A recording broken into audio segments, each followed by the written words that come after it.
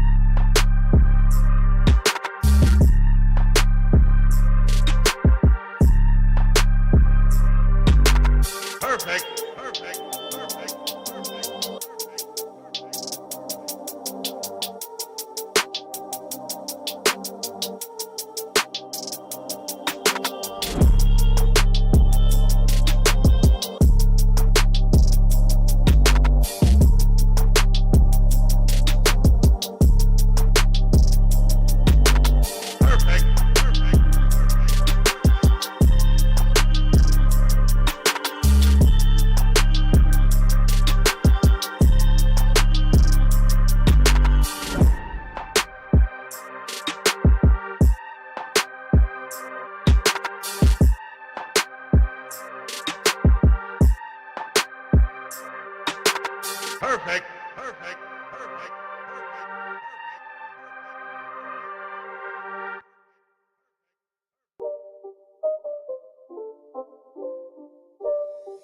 It's not a game, it's a rich thing.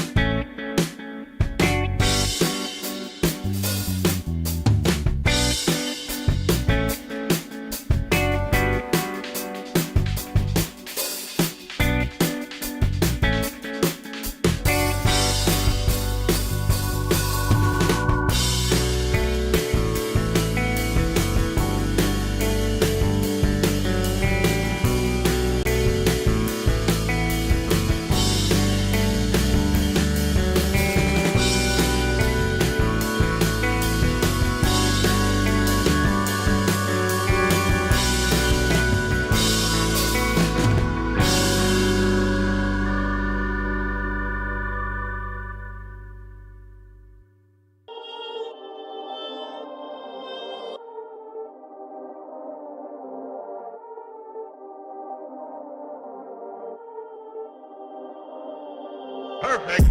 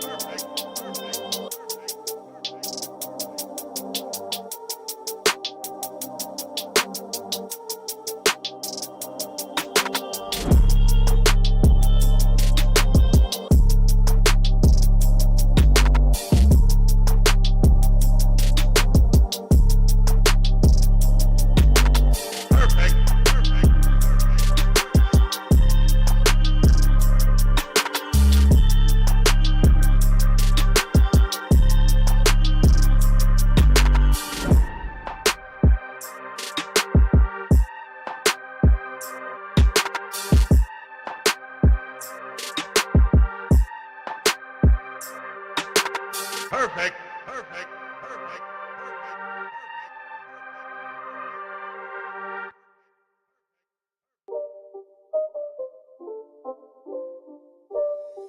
It's not a game, it's a rich thing.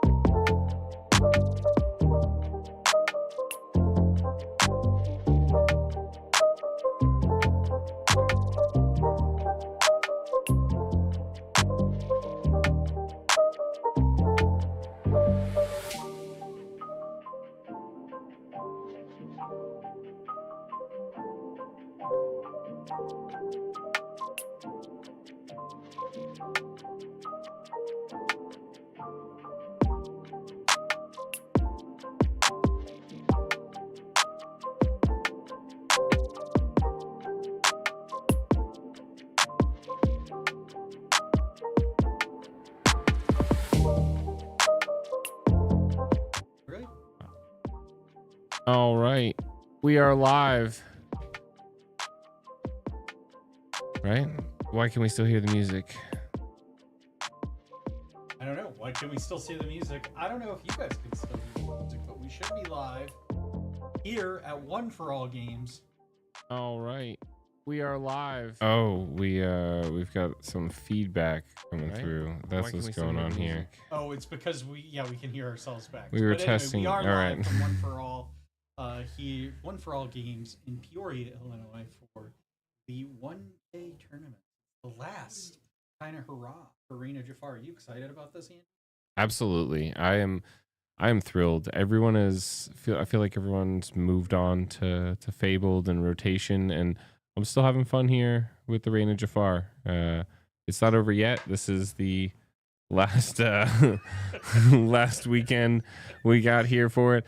We've got an amazing turnout, some of the best players in the area. This is the One for All Games 1K tournament here in Peoria, Illinois. Big shout out to One for All Games for putting this on. Yeah. And they got a nice setup. So I'm actually here physically this time. Last time I was not. Last time I was doing this from the comfort of my office while Andy was doing all the heavy work, and you had to haul everything. But they've quite upgraded their setup since last time. So kudos to them. Yes. And what a great space this is. So we've been talking about this tournament on our channel for the past few weeks.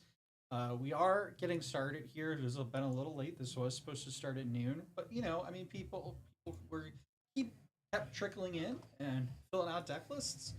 Well, we can't be saying no to folks that want to come play Lorcana and finish out Reign of Jafar. They want to use all of their cards because in a week's time, that's not going to be the case anymore. Absolutely. You're going to lose a whole lot of them. I think they're still going through announcements out there. Yes. But we are going to have, I believe, we are going to have local fan favorite Alex, the Illuminator of Fortune, with whatever spice he brought to the tournament, joining us for round one on the feature table. We have requested it. You all have requested it. We know it needed to happen. So we made that come through. And honestly, if things, yes, I know. Okay, listen, it knocked off the table. Don't give me that look, Andy. I'm trying to get it back on the table here. But and I honestly, I don't think if any indication is in the past, it probably won't be the last time we see Alex on the. Absolutely. His very creative decks, which I'm sure whatever deck he's got, we're going to be talking a lot about, and also guaranteed there will probably be a video on his channel. Absolutely. To discuss exactly what it is. So you should check him out. He's a content creator that goes by Illuminator of Fortune. Yes, we'll try to get a link in chat here. So Andy, you're not playing in it. Your wife is playing in it, a fellow team member, Kirsten. Correct. We've got the mayor himself playing. Yes. So we don't want to spoil yet what those individuals are playing just yet, but I want to know what you would have chosen to play had you been in this event. That is a really good question. Probably would have ended up playing some sort of Ruby Sapphire. It's the most fun. I have the Tamatoa enchanted, so that makes it even more fun. But the bunch of our teammates are also here. We got Reckless and Britt and Kristen and Ace and a lot of friends of the podcast, Chip, everyone hanging out, Eddie, and we were all kind of like talking about like, oh, what do we think we're gonna see the most of? What do we think's gonna do the best? And basically everyone said everything, right? So it was like, yeah, I think we're seeing a lot of Amber Steel aggro. Yeah, but Ruby Sapphire is gonna be a lot of that. I think there might be discard here too. Just everything. It's gonna be a real fun showing for sure. So my answer to that, I think, would have been Blurple. I think I would. Oh, Blurple, yeah. Because as we talked about on the podcast, if you haven't listened to, don't go right now because you want to stay for the hot action you're about to see. But you should go check that out on our YouTube channel right after this is over. But we talked about how Blurple kind of like fits into, it's like a really great overall meta because it's really only bad into a handful of decks, like one or two. And then there's some challenging but still good. Whereas I feel like everything else we talk about has some really obvious kind of flaws, as far as the deck.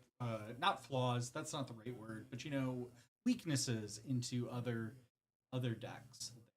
So you talk about Ruby Sapphire. My question is would you? I think probably leaned into the Manor version, which is what you played each other a few weekends ago at Gamers Bazaar. Would you try to maybe gamble and go for the items? Yeah, I tend to like the Manor version. Items is a little too much of a gamble, especially with how much uh, Ruby Sapphire, or not Ruby Sapphire, Amber Steel aggro we've been seeing, and how well that's been doing. I've also been practicing a bunch. If you guys watch us on Deck Test Tuesday, myself and my wife Kirsten will practice a whole bunch, and items usually loses to anything that isn't like another Sapphire list. It is really hard to pilot as well. It's a lot of fun, but I just think the meta is a little bit too fast for that to work out here. Yeah, I think that's probably right. I think the Manor version is definitely a more consistent and less kind of gambly, I would say. Not that I think it's no. Of course, I don't think Ruby Sapphire items is near as gambly as say Oswald Emerald Sapphire items, which you really are just straight up gambling on Oswald to give you items to play for free. Uh, That is but true. I do think you are playing a little bit into the cards because really the Ruby Sapphire item really needs to get its draw package established. It's Maurice's workshop in order to kind of have a strong shot at the game and then still being able to get the Pirate's Life to slow down your opponent to kind of reestablish things like compared to the Sisu, which is really going to be interesting because this is the last time we're going to talk about some of these cards. I mean, of course, Pirate's Life is getting reprinted. Sisu prepared the Manor. We're not going to see cards or constructed at least for a little while. They're taking a break. They're on vacation. That they are, for sure. I'm struggling with this these controls here. Too much stuff. We've got the mayor. The mayor's here. Are we getting started? Player meeting's over. We're about to start. About to start. All right. Everyone say hi to the mayor. What up? Wish him good luck. Wish him luck. Hope the puppies suit you well, Brad. Do we need to give instructions I'm to joking. the? Yeah, we should probably go give instructions. As usual, Vince's mic is really low, or he needs to lean into the mic. Killing me. Yeah, that's better. That's what you needed. Much better. In fact, now you're probably too loud. I can never be too loud. I don't know about that. All right. So, yeah. So you want to go let them know what's going on, and I'll be right back for you guys. And I will hang out here with everyone. Thank you all for joining us. We are getting started. We're gonna find out how many still can't hear him. Okay. Well, he's gone now, so we'll make sure that works when we get into the next scene when we're casting here. But we are gonna get the link to the Ravensburger Play Hub where we will follow along with the tournament. We're also going to look at getting all the information for you, number of rounds, standings in between rounds, all that good stuff. Vince is getting our first pairing set up here. Tap on his mic. It's just, you know what? I think I told Vince. I think I know the problem. If we go to properties here, we want it to be this one. Hello, I'm Vince. Now I'm probably too loud.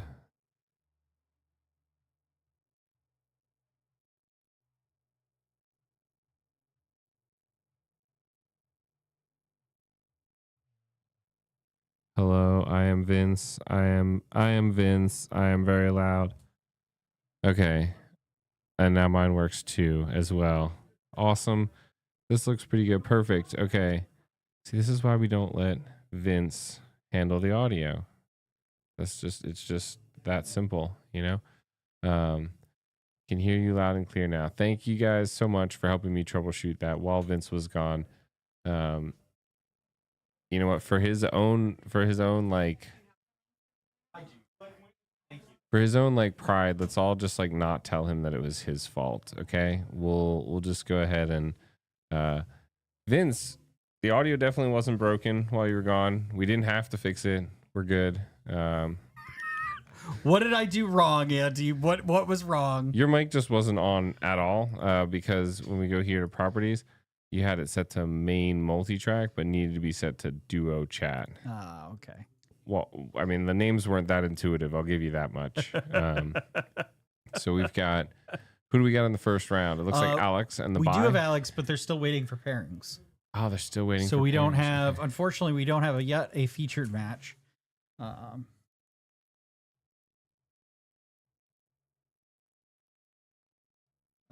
going to pull up. All right, they're working through the pairings now. Vince is going to pull up the play hub, right? I am. That way we can get some pairing information for you, total number of players, all that good jazz. For some reason, the colors, Vince told me they'd fix themselves. The colors are still yellow, Vince. It's gonna bother me, but we'll figure it out. Ooh. We all We good? good? Yeah. Yeah. We got table one. Alex, then. I did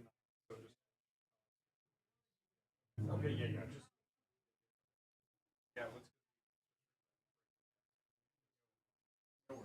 All right, they are just getting the tables switched up here, so we have Alex and his opponent on the table for round one. You guys know him, you love him, the Illuminator of Fortune. I'm excited. I'm excited for the spice that we'll be seeing here in game one. It is always a treat. Always a treat. They are laying out their playmats. I can see it. You guys can't yet. We are just waiting here. You know what? Let's just send it over there for you guys. Here we are. It's Brad and not Brad. They're still setting up their names. We will get the ink colors set up when they play them so that we know what they are. We won't ask that they do that.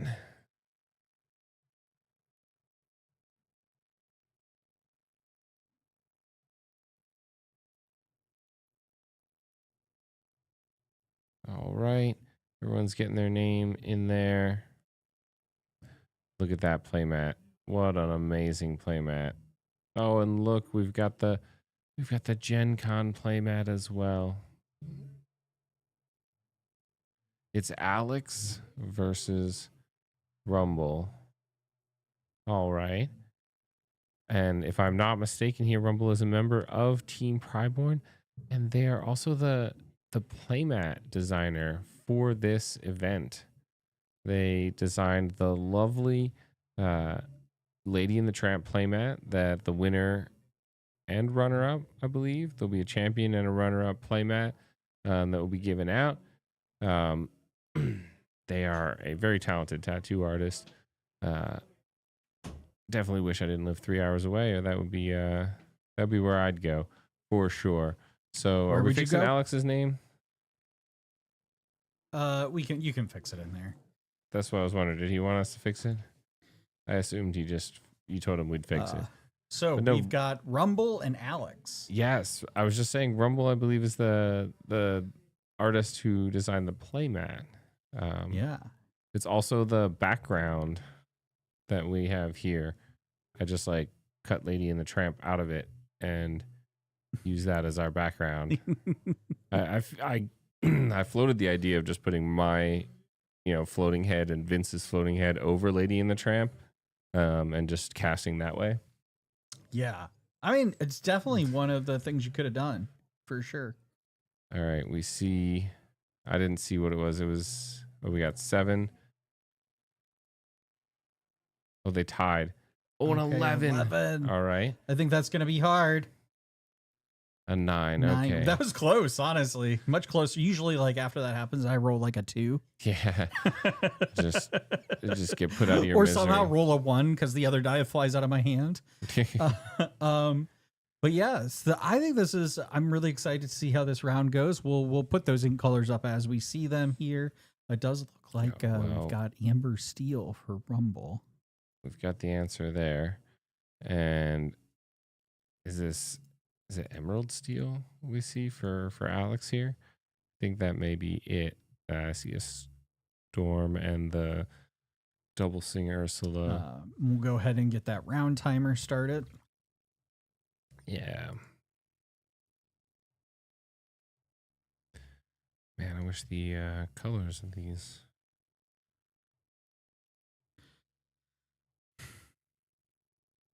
Oh, look, now they're back to yellow. That's probably why. Oh, yeah, that is probably why. They reset themselves on here. There it goes. And then as soon as I put it in here, it changed this one away from reset yellow to that too. one, yep. Well, Inkwell All right. overlay, folks. There's a bug for you. We got a rhino. No target on this rhino. Yeah, I don't think that matters too much, especially Yeah, if we're we got setting a up for that. bigger rhino boy coming later. So we see the turn 1 Robin Hood. I haven't seen that in a while. So does that indicate to you that potentially we're running the champion of Sherwood? Yeah, I would think so. I think you'd have to. Notably, this rhino or this Robin Hood is not being reprinted. Although the champion of Sherwood is. So we see the rhino come down and they sing "Let the Storm Rage On" to take out that Robin Hood. Said, you know what? I don't want to let you shift that. And there we see that shift. Of course, it's Sudden chill. Inked instead. The sudden chill comes down, trying to deplete the hand of Rumble here. So we see a Calhoun go away. They calculate, okay, we don't see a lot of aggro coming down, so we won't need the Calhoun to keep that in check. So we ink a storm. Or no, I'm sorry, strength. Ooh, we play a lady. And what is coming off the lady? And piglet? the piglet. Oh my goodness. And we're going to quest for 2. This puts... get on the board. Oh, so you know, every time I see that piglet now, I'm going to quest with my pirate friends. Okay, so I think notably we saw the storm in Alex's hand here. However, he chooses to wait and risk the Ursula surviving or not in order to get a little extra value off of this. So we see Rumble empty their entire hand with a lady and a daisy. Oh, this is brutal. This is disgusting. This is what you don't want to see when you're playing against Amber Steel. Okay, so we take the piglet because that's questing for a lot of lore there. Go for that lady. We'll get another draw. That'll go on the bottom. We've still got 4 ink here. What can we do? We can... Looks like, is that maybe a Zeus? And I don't think he has not. We haven't inked for turn yet. Yeah, that's a... We don't talk about Bruno. No, it isn't a Long Cane Zeus. Oh, wait. Okay, so we're seeing develop a Diablo, developing a Robin Hood on the board. Going to 15 is not... Oh, the Pete is going to be actions. Brutal. So we quest for 4 there. He gets John. And there is a Pete, no actions. This is going to be very, very difficult to deal with. I think we see an Anna in hand from Alex. So we see the Prince John. Prince John, we have to trade. We send them both into the Daisy. 5 would take him to 18. Still very, very dangerous territory. I then have to have an answer to everything. I don't know that I would have played that Prince John there. I'm not sure what that gets you. Okay. Quest Diablo. And we pass the turn. Now we're questing to 18, playing the Cindy here. Yep, I think that's the play. Go Yep. to 18. The Robin Hood in hand. Alex is backed into a corner here. This is not great. A lot of Because aggro we on have the to board. take everything except for the Cindy out here. Yep, we need all of it to be gone. We can. Not a lot of rush options available in Emerald Steel, although there are some. So we see the Zeus come down on the Rhino. Yep. That absolutely needed to happen. But do we have a way to buff or do anything else? Play the Robin Hood. And we So need to be able putting to the sing Robin Hood out, songs. he's got a strength in hand. Okay. But how do we deal with the Daisy?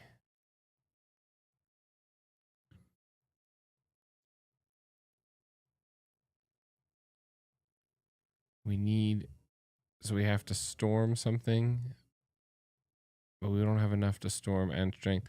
We The almost problem need is the that impossibility, he can take out the Daisy or the Pete, but not both. but not both. Well, I mean, Yeah. he can take out basically One or the other. one or the other.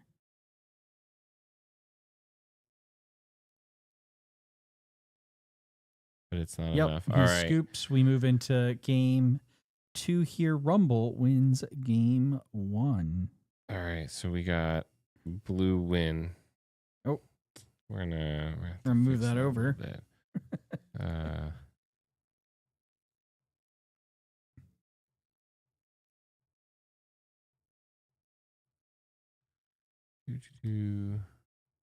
Probably need to make it a little smaller too. Yeah, probably. That looks probably pretty good, right? Yeah, that looks good to me And then we'll deal with the red one when that when that comes up. yeah, that's a future problem. Maybe the red player never wins. And then we never have to deal with it. All right. So still plenty of time left. That first game only took 7 minutes. That Amber Steel took no time to get going. And Honestly, it's just hard when you get. I mean, that really what has sealed the deal there was when Rumble was able to play that lady and the Daisy on that turn. yeah, Lady And Piglet followed by Lady Daisy just put so much pressure on the board at that point. When you, like you said, you already had another lady and yeah. Piglet on the board and the Rhino. I wonder if I think he had the Anna in hand as well.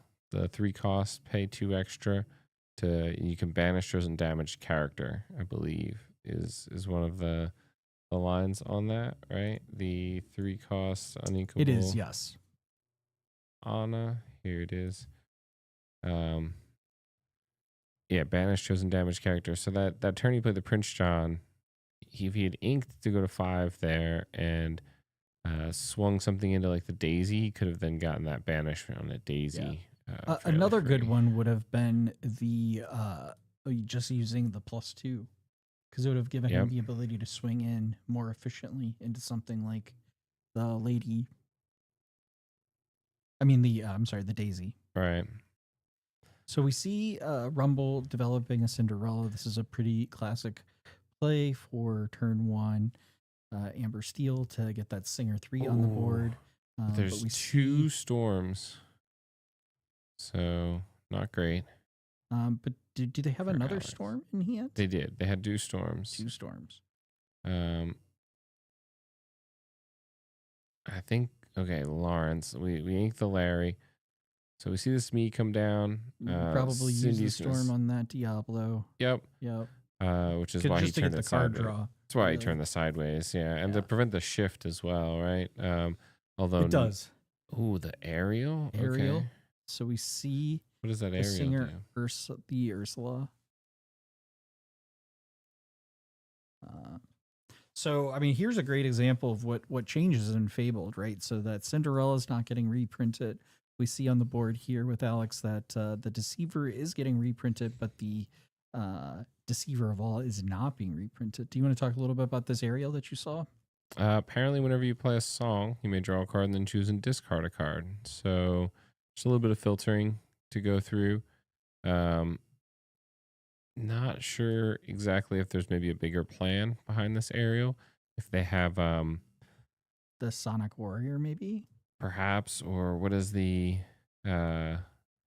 is it a Sheriff of Nottingham that when you discard deal 1 damage to everything or Yeah. to something, or I don't remember what that is, but I'm not sure if there's a larger plan behind this. But we do see a Piglet Daisy on from turn 3. Looks so- like Smee is getting exerted. And Is takes no damage because correct. that Pooh, Pooh Pirate Captain. So we're gonna double sing. To oh my and the goodness! muses to double bounce. Wow. What a big play that That's was. so And we great. did see the Sonic Warrior as well, just sent into the inkwell. Also, he decided. So he does have that. Yep. I imagine probably maybe a 1, 2 of, maybe 2 of. I doubt a 4 of. it's not a bad shift target to have for it. But we see the Lady Piglet. Lady Daisy Piglet's play. Wow. And now, I mean, there's only 1 card now, 2 obviously from Is that the Chip. Chip? Yep. So we got Chip, but basically it was, you could say a risky play, but essentially Rumble knew that, look, you have 1 card in hand, you're about to get 1 more. So 2 cards to choose from. It has to be a song, and it has to be one that can remove one of my characters. Otherwise, otherwise I just, if you have it, I lose, or it's really, really punishing because they can do the same thing. Alex can do the same thing again, right? Where they double sing with the Ursula, double bounce with the muses. But now Rumble just saying, well, you have to have that.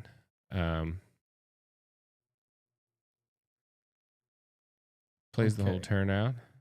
Decides we're just gonna turn quest things sideways. 4 to go to 9. Taking the lead in lore, telling Rumble, well, look, if you're not going to quest and allow me to gain access to your characters and remove them from the board, well, then I'm just going to quest instead. And your characters are, don't trade as favorably as mine. I wonder, do we think there is a Rapunzel in hand for Rumble? Oh, to try, to Hit the chip? Nope. Okay, we're gonna. Oh, we there are. is. We put the one on the muses instead of the chip. So we trade 1 draw. Right, so the chip would have allowed us to draw 3. But putting a damage on the muses potentially allows you to actually take out the muses by swinging in Cindy and Lady. We're going to quest for 3. Threaten some more lore pressure here. Go to 6.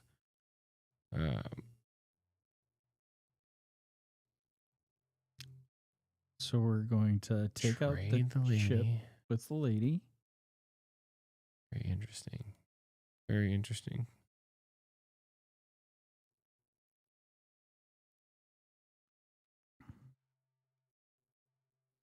All right, we're going to quest with that tough Cinderella moment. and we're All right. passing. So probably didn't get any songs, I guess, off those 2 cards. Oh, but we Oh. see the Robin Hood shift, which is big. Oh, That's That's going huge. to take out that Piglet, for Piglet, sure and gain 2 gain 2 lore. So we go to lore. 11. Now, do we see? I think you just continue. Oh, so we both are taking out Daisy. Okay. I think he doesn't want her board to get super. Take or out Cinderella. Quest for 1. Yep. Wants to manage the board size because she now has cards. Rumble has cards in hand. And Alex is going to get even more cards in hand given the Diablo on the board. But a peak comes down to stop actions. So while it won't stop Alex's advances towards gaining 20 lore, and it won't stop Alex from really controlling this board by just having a much wider, wider board with a lot more characters on it. It will help prevent like the total lockout that he can achieve with that double singer Ursula and that Muses on board. That's right. So we are seeing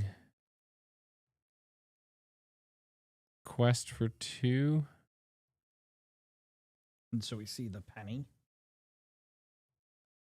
Did we put one more on the Muses? Is that what happened? I'm not sure exactly what happened. Oh, we did. We put one more on the Muses, and we quested then we challenged.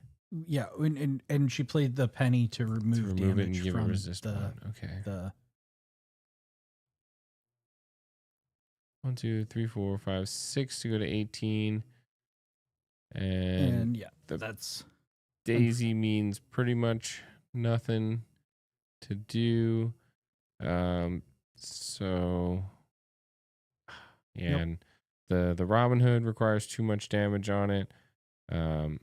And the Diablo can't be gotten to. So Rumble does the math, decides to scoop, and we are headed to game 3. That's right.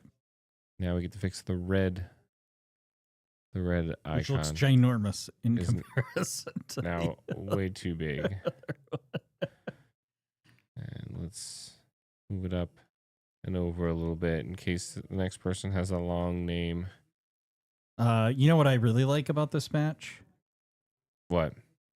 The playmat that Rumble's playing on. That is a really nice playmat. It is. So Andy, Do you what have do I one need of to those? do? Do you have one of those, Vince? No, but Wow, you I don't? believe you've got Wow. a second one. Wow, and those are so easy to and get. I That's crazy. You don't have it's one. like totally sealed too. Like you haven't even opened it. I mean, I'm gonna open both of them. I'm gonna lick them, and then they're mine. I can't believe you didn't win one, Vince. They're so easy to I'm win. just saying, what do I need to do? What is it that needs to happen? That playmat becomes my playmat. I think Kirsten decided that she needs to get the Maleficent playmat, and so we're gonna maybe hold on and use it as leverage to make sure we get one of those Maleficent mats. If we don't win, maybe we'll trade someone for a Maleficent mat because we decided we don't like Jafar as much. Because you were gonna trade for the Jafar. We were thinking about trading for Jafar for one of our friends who maybe won 2 of them and didn't need an extra, but that didn't happen. But that didn't happen because all of my friends are terrible at this game. No, I'm joking. I'm joking. But they so we'll maybe probably just try and do the same thing. So if you happen to win 2 Maleficent mats, hit me up. We'll trade you. No, that offer is only good to Vince Hayden here. So Rumble's gonna be on the play. We're going to play that Daisy. Get that right on the board there, and we see Alex play the Robin Hood, Which we know is going to be safe and hopefully will remain as such. Looks like quest for 2. Quest for 2. Let's see what we get off the top. We do get Ursula, that Ursula Deceiver of All. Huge. That is big for Alex here. So he draws. We see that Ariel in hand. I wonder if we'll see it go That's into gonna get Inkwell. inked, Yep. That is We gone. see this This Deceiver. Ursula to try and rip a song. Ooh, so both of them take out the Robin Hood. I think you probably pulled the Storm to Has to be prevent the the draw. draw. Yep. That's definitely, I think, the right move here.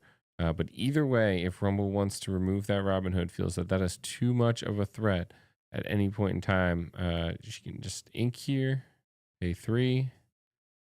And yep, that is what we're going to do. We do not want to see the big Robin Hood come down. We'll gain 4 lore to go to 6. Daisy trigger. A storm to the bottom. Oof. Not sure what kind of songs we're looking at in Alex's hand, but that probably looks would have like been he pulled nice. a Bruno. Well, it would have been nice with that double sing Ursula that he got off the top from the Daisy, the last. So we see a quest. Deceiver going. I think imagine we're probably going to develop the Deceiver of All here. Do we just quest with the Ursula? I think he's considering Deceiver, or does singing he the think sudden about- chill. That is really dangerous. A lady ink plus lady and a 2-drop just means no hand left for Rumble, and all of the value of something like a sudden chill is gone. Discard into this aggro is very difficult. All right, Yep, so we look at see a that. lady into a daisy. Quest for 4, We're go to quest 10. for 4, and we're just we get a chip in hand. So now we can cleanly trade that Ursula in for the Mr. Smee, which is probably pretty helpful for Alex here. But he does have still the Daisy to deal with, as well as now another Daisy and a lady. So he says, okay, sudden chill is not needed, but the chip will do. Yep, because it accomplishes the same thing that he would need that to do. Looks like So, we've got a storm. I think you need to double storm one of the daisies. No, maybe the lady. Okay, we do a daisy first. He draws. What does he see? He drew. I didn't see it, but it allows him the decision if you want to do lady and then 2 on a daisy. But that plays into a Rapunzel a little too much, I think. Yeah.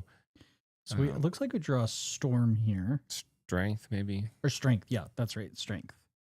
Which is not too helpful, although it can be hard casted on that chip, which definitely which would take the chip out. yes, it would take the chip out and would definitely help keep Rumble's characters on the board. So we are going to see we're going to see both of them use to take out that double sing Ursula. You know what? That's probably a smarter move. Yep. They're probably You don't want to keep that on the board. there's a reason they're out there and we're in here. Yeah. All right, so top deck of the Diablo is not really exactly what you need, but we will go ahead and storm the dog, the lady dog. We'll play a Diablo. We'll ink the double sing Ursula. Yeah, We'll then we're just take gonna out finish that. the daisy and pass the turn. Oh, so And it didn't have enough ink to play it. Oh, Brutal. That's rough. So 12 lore is not really where you want to be when you're No. playing an aggro deck and you're staring down an opponent that has a hand full of cards. We see the Rapunzel come down with no effect. But now something like a storm can be sung by Chip. Oh, the Bruno. Bruno. Okay. Yeah. Diablo. So we're questing for. I mean, this is just now you're watching the game get away from you because there really isn't anything to do here. Yeah. Because And- even at this point, something like a Pete only slows down something like actions. You still got board presence, and you have no board presence. And it looked like whatever Rumble drew, they could not play. Or they did not want to play because any card, even a sudden chill, which now makes them discard. Oh, the strength is not the card you needed for sure. So we do see the arrow get to come into play. But we will quest out 1, 2, 3, 4, 5, 6, 7 to go to 11. You draw, I draw. The dot comes down. That's okay, but he double draws off the Diablo. Yeah, double draws off the Diablo, Oof. right? This is rough. 1, 2, 3, 4, 5, 6, 7, 8, 9, 10. We had the shift. We had double Bruno. So Alex takes it. We have our first winner here on the table this afternoon here at One for All Games in the 1K tournament, and is Alex with this Emerald Steel deck. Honestly, I was expecting something a little more spicy. We'll have to ask him about some of his decisions. Why? Maybe, maybe he's already moved on to Fabled, and he's just like, well, we had this lying around. Whatever it was, he piloted it very, very well. Not exactly the typical Diablo, Prince John, discard, Emerald Steel that you're used to seeing, but definitely has some familiar cards in it. He is pulling out some cards. Maybe he's pulling out the spice for us. Oh, he's got a Tinkerbell. What is that one? When will my life be? He had the Rapunzel. He had the honey lemon. A lot of ones that he never saw in here. So we see the honey lemon for the discard, I believe. So these are all I think just his one ofs. These are all one ofs. Interesting. When will my life begin? I think is one of these. Chosen character can't challenge during your next turn, draw a card. So that's probably pretty helpful against like amethyst decks that have like a genie in play, right? You can shift Diablo, sing When Will My Life Begin on the genie, who can now not challenge you the following turn. Yeah. The judge taking a look at the deck here. The judge is looking at the deck, giving him the old deck check. Let's bring it back over here to the caster Cam. Yeah. So that was a pretty interesting match. I agree. I was definitely an interesting Emerald steel build, but overall had the bones of what you might consider a pretty stock standard deck, but with a little bit of spice thrown in there. Very reasonable.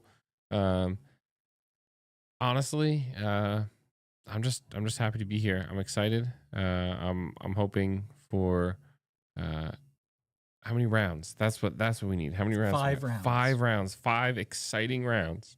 Do a top 8 cut, followed by then 3 more amazing rounds. Last time we were out here, we had such a great time. Some amazing Disney Lorcana. It's almost like one of those interesting metas, right? Yep. Like the Toronto meta, where you could argue like, oh, well, Bucky was errata, and the new set was already basically there. So it had like this interesting, only going to be played in this event kind of meta. And while obviously Reign of Jafar has been developing in its meta this entire time, his reign is coming to an end. it is. It like being the last event, it just like you have this one last chance to try and win this, vacuum. There is no like, oh, we'll see how I do against this deck, and then next weekend I can, tech my deck for that. You gotta bring the right cards. So. Yeah. Well, and I mean, I think we're less than a week out. It releases next Friday in your local game stores. So if you haven't pre-ordered, you should go to your local game store and do that. Good luck. It'll be in your local game store. Everyone's allowed 1 card from a pack. The store opens their 1 pack allotment and then gives everyone 1 single card. They do basically, they sell like as a draft pack. I'm joking, obviously. Do you get in that system? Do you get to determine where you are? Like, do you pay more and less? Like, I just want commons. Yeah, I want the commons. You buy like a spot, and then like the real gambly is the foil slot. Cost twice as much. All right, so we still have 22 minutes left in the round. We've got about just as many people hanging out here watching the event with us. How many people showed up to this tournament, Vince? It's a good question. Let me take a look. They gave you like admin privileges, didn't they? But I won't abuse them like they did with the like they did with the stress test yesterday. The stress test. Oh, you think that's a Lorcana conspiracy theory. Lorcana conspiracy theory. The head judge of Atlanta wins stress test DLC. Sus. Okay, so we have 26 players. 26 players. Someone's walking home with $1,000. Well, $1,000 is being given out to some of the players based on performance. I don't know what the exact payout here is. I think last time the top 4 split, so everyone walked away with like $250. But they played it out because of the mat. Right. They split the cash and then played it out for the mat. the playmat is awesome. Do I have a picture of that? I can't remember if I did. If I brought one of those. One for games. I don't have the playmat. We'll have to find it. But we still have a bunch of tables still going on. Out of the 13, it looks like 5 have been reported. I will be happy to know, though, that the mayor did win his first round. The mayor won his first round. Do we got any spicy other matchups that we're monitoring here? No spicy matches, although unfortunately at table 2 we did have a pairing of team members Oh no. of Kirsten and Kristen. No. That is rough. You never want to see it, but better to happen earlier though than later. Probably, yeah. In some cases. I mean, unless you're there to hang out and intentionally draw, right? But then it becomes harder actually, because we had that problem a few weeks ago when we were at Wild Growth. Yeah. Where like as we were trying to figure out how to ID, because we were all in that bubble to ID, it meant that if we did that, somebody else outside that bubble would have been able potentially to potentially. We it. couldn't secure it, so did you get it? And we have Kirsten is here reporting that she beat teammate Kristen, which was really sad. We were just talking about how unfortunate that is to travel 3 hours just to play someone that you played last night at locals. So that is unfortunate there, but we were just talking about a bit better earlier than later, right? Now everyone still has a chance. We got 5 rounds here, 26 players cut to top 8. Let's I'm gonna plug in the math here. Top cut calculator, and I think this one is probably pretty good. So we got top 8. You said 26 players and 5 rounds. We calculate. We'll exclude draws for here, so we'll have 1 5-0 player.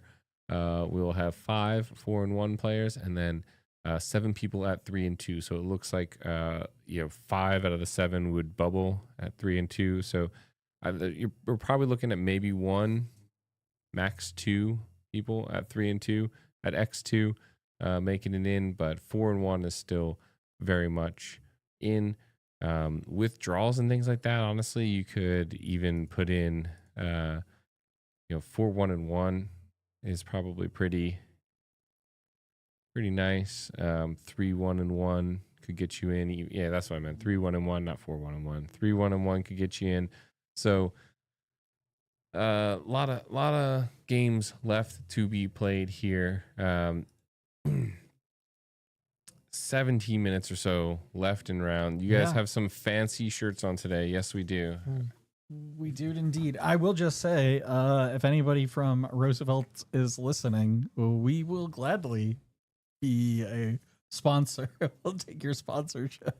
Yeah, I need free shirts. These are too expensive for my budget. Great quality, but a little too expensive. I do think they are worth it, though. They're nice. That's what I said. They're good quality. I was like shimmying in it earlier. I was like, ooh, it feels really nice. Got my Bobby shirt. The leaning you got tower the Bobby. of Cheese. I got the power line. Nice. I bought this and I bought a Pixar one. Pixar one. Okay. Nice. I've got this one and just like a generic Disney one as well. Yeah, Ryan Miller got it after us, actually. Yeah. He saw us wearing it and was like... I mean, speaking of swag, though, the shirt that... I like how the mayor enters the chat as a the mayor one, and too. he's like, the mayor one. He's speaking in third person. he may be letting Mrs. Mayor he is know. Letting Mrs. Mayor We see the yay and the hearts come in. Mrs. Mayor is number 1. Our number 1 chatter and fan. But I was gonna shout out if you're really interested in swag that the sweater that Alex, the Lumineer of Fortune, Yes. is wearing. He also sells a bunch of He those. does have some of those. We'll also have to try and get that link. I'm And, speaking as the podcast. Yeah, he's the narrator, is what he wants you to believe. He wants you to believe it's the narrator.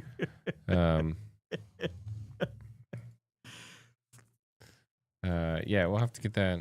Let's get that link in the chat here. Thank you again to Rumble and Alex for being on stream. Amazing games. Oh no. Do I need to go?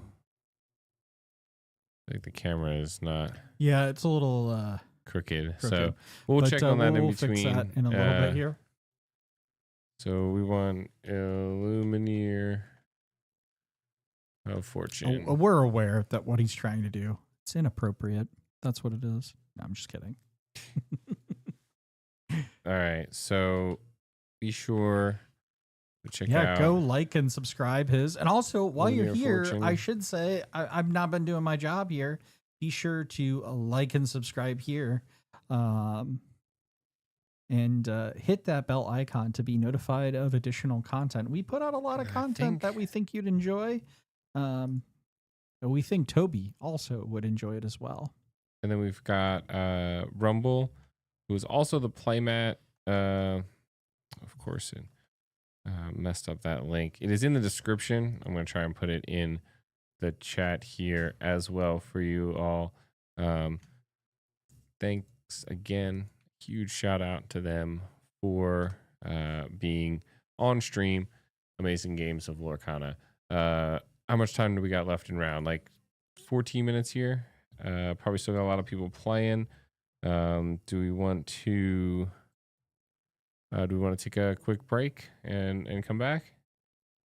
Well, let's take a look and see how many rounds are going.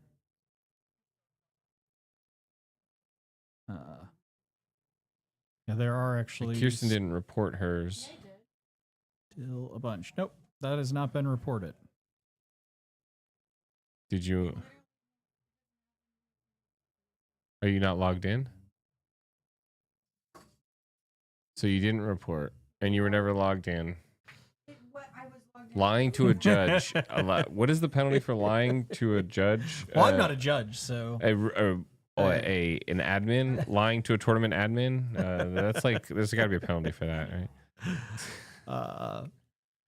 ROV tats when we have them Yes. actually. You can get them. They do not last forever though. Should put They them- last for We like should put some on our faces. few for the few stream. hours at a time. Yes. No, I mean they can last overnight. You know, Yeah. if you just like don't wash yourself, basically. I hear they get you noticed when you go to Walmart with a face tattoo. Oh, who did that? Ryan. Ryan did that. Yeah, Ryan Nice, did that. nice catch up, Ryan. But yeah, I mean, in theory, you could like put the temporary tattoo on, right, and then get that the clear bandage that you put on an actual tattoo once you get one, and then you like can shower with it on and stuff like that. So you like put the temporary tattoo on, then you put that bandage on every time you shower, so that you can, preserve it. You can make it last a while, Vince. These don't stop selling our temporary tattoos short. I mean, we do have to get lore pip tattoos though. Like We actual do. tattoos. Actual hey, I'm down. What are we doing after this?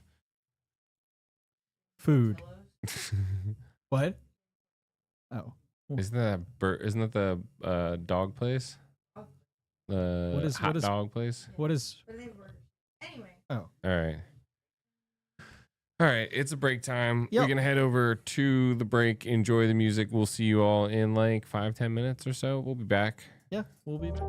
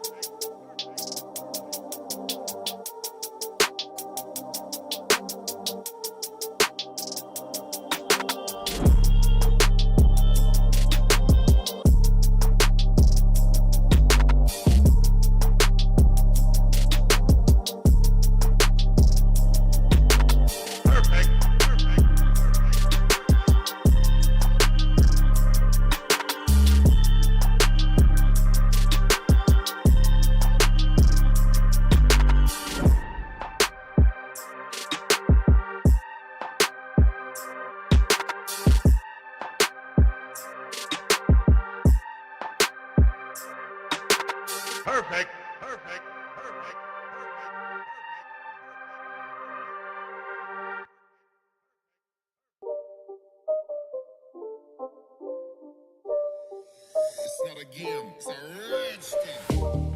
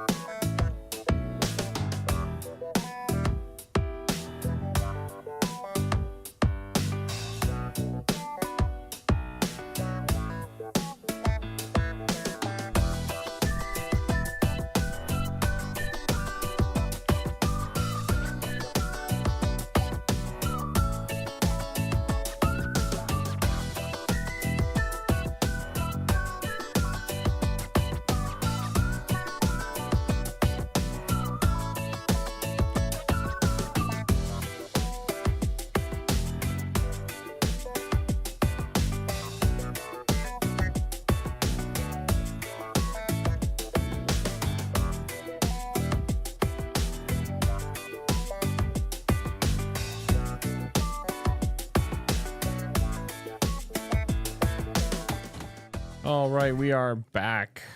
Are we? Are we back? We're back. That is time and round. The last games are finishing up. They're going to turns. Do we have some results here for everyone? Yeah, let's take a look at the standings. Well, actually, let's see where we are, because I know some matches are still going. So it looks like we have 2 matches still ongoing, which are in turns. I just heard the judge a few minutes ago announce the turns.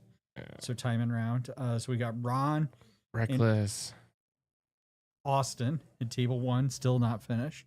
We got Adam and Ryan on table 4, still not finished.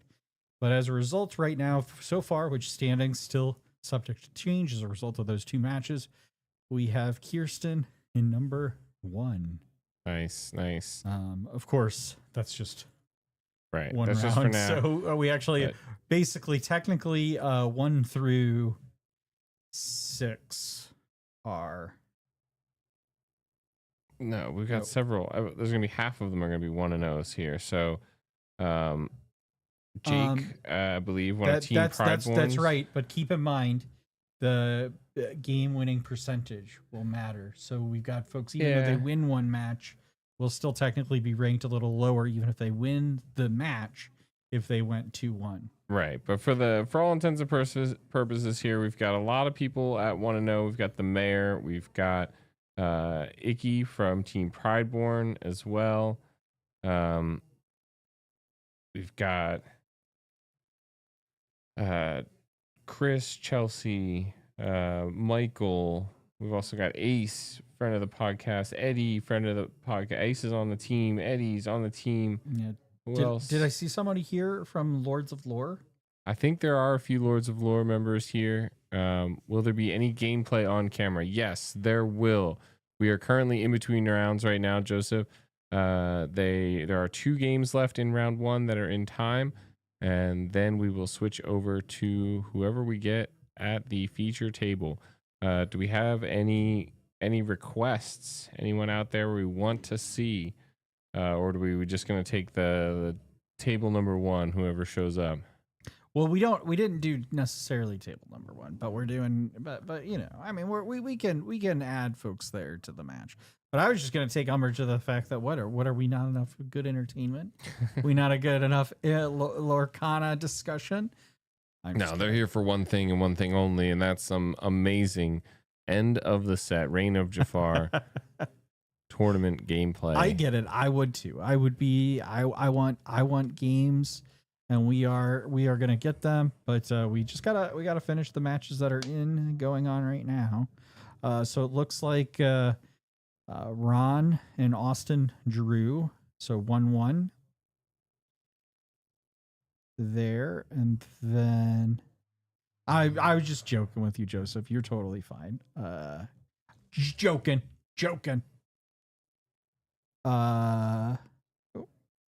Let's see.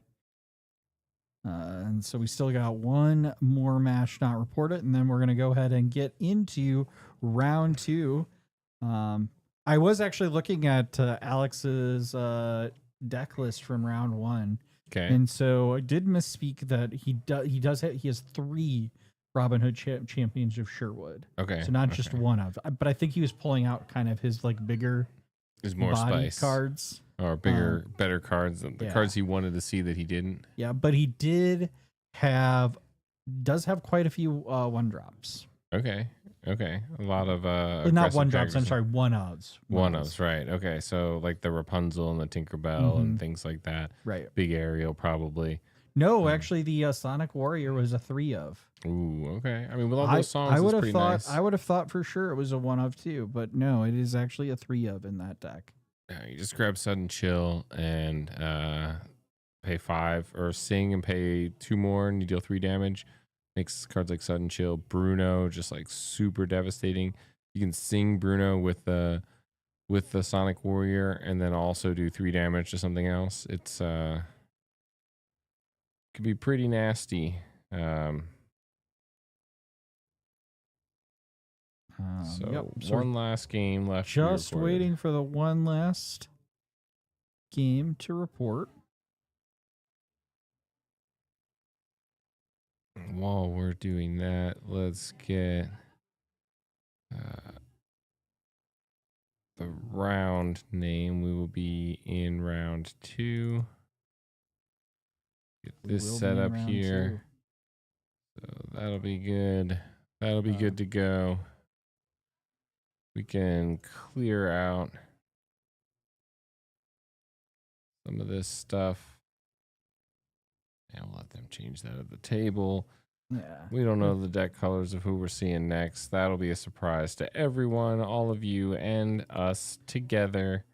Although if you do have questions, I do have the deck list, so I can look through them if I need to. Yeah, we probably shouldn't though, for the integrity, right? What if people out there are watching our stream, and now they're seeing like the specific cards.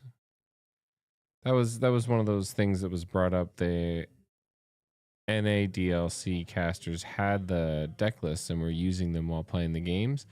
And even on a couple hour delay, there was talks of whether that was That is right, because we aren't on a delay. competitive. Right. We are not on a delay, but even if we were on like a several hour delay, like finding out that in round 1, Joe Schmo played these spicy cards in their deck and now I'm playing them in round 7, at a DLC, that can be pretty important. So you just, I mean, to be fair, there is kind of a disadvantage just being on a little bit, the stream because you've got. you can go back and look at it. But to be fair, I didn't pay attention at all who was on stream when. Yeah, but also, I I was mean, in like you DLC. can walk up to anyone's match and see it, so it's not that much of a difference between just you're playing your games in public, but you're right, it is streamed, so they do have the opportunity to go back and you could go back and look at the results of something or see some cards that are in the deck. But I mean, that is like that's some top tier crazy stuff. All right, we are just about to publish round 2 pairings. All right. Can we see the pairings already? No, not yet. Oh, well, maybe actually we can. If you go to round 2. Come on in. Yeah, you're good. We're fine with whoever you put. Yeah, over table the top one, yeah, table. that's It's fine. fine. All right, Awesome. great, thanks. These can't be the right. This can't. What do you mean? Because those are the people who just Oh, played. Yeah, so it's not showing round 2 matches yet. There.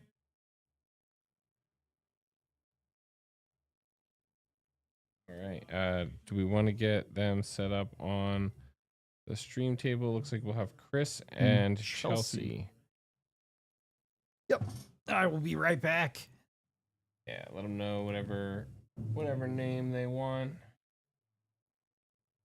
Alex v. Alex. The Alexes are playing each other.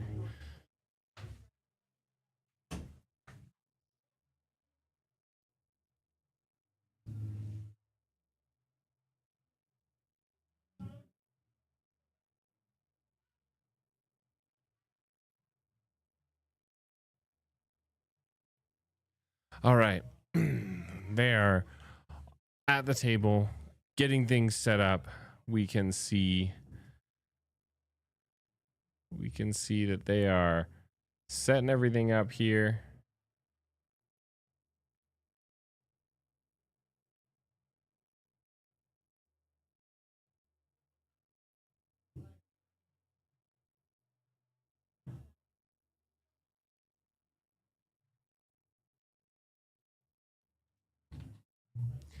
We're getting everyone's name put in here. We've got Chris C versus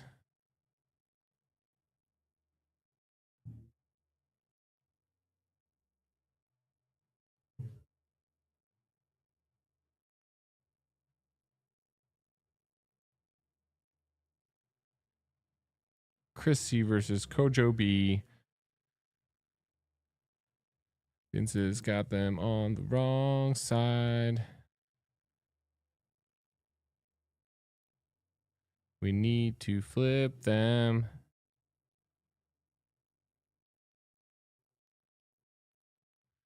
All right. So they are going through their deck, getting everything set up here.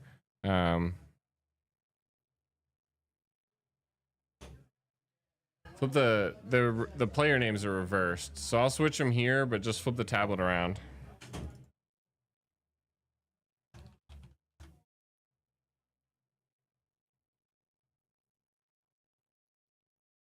All right. So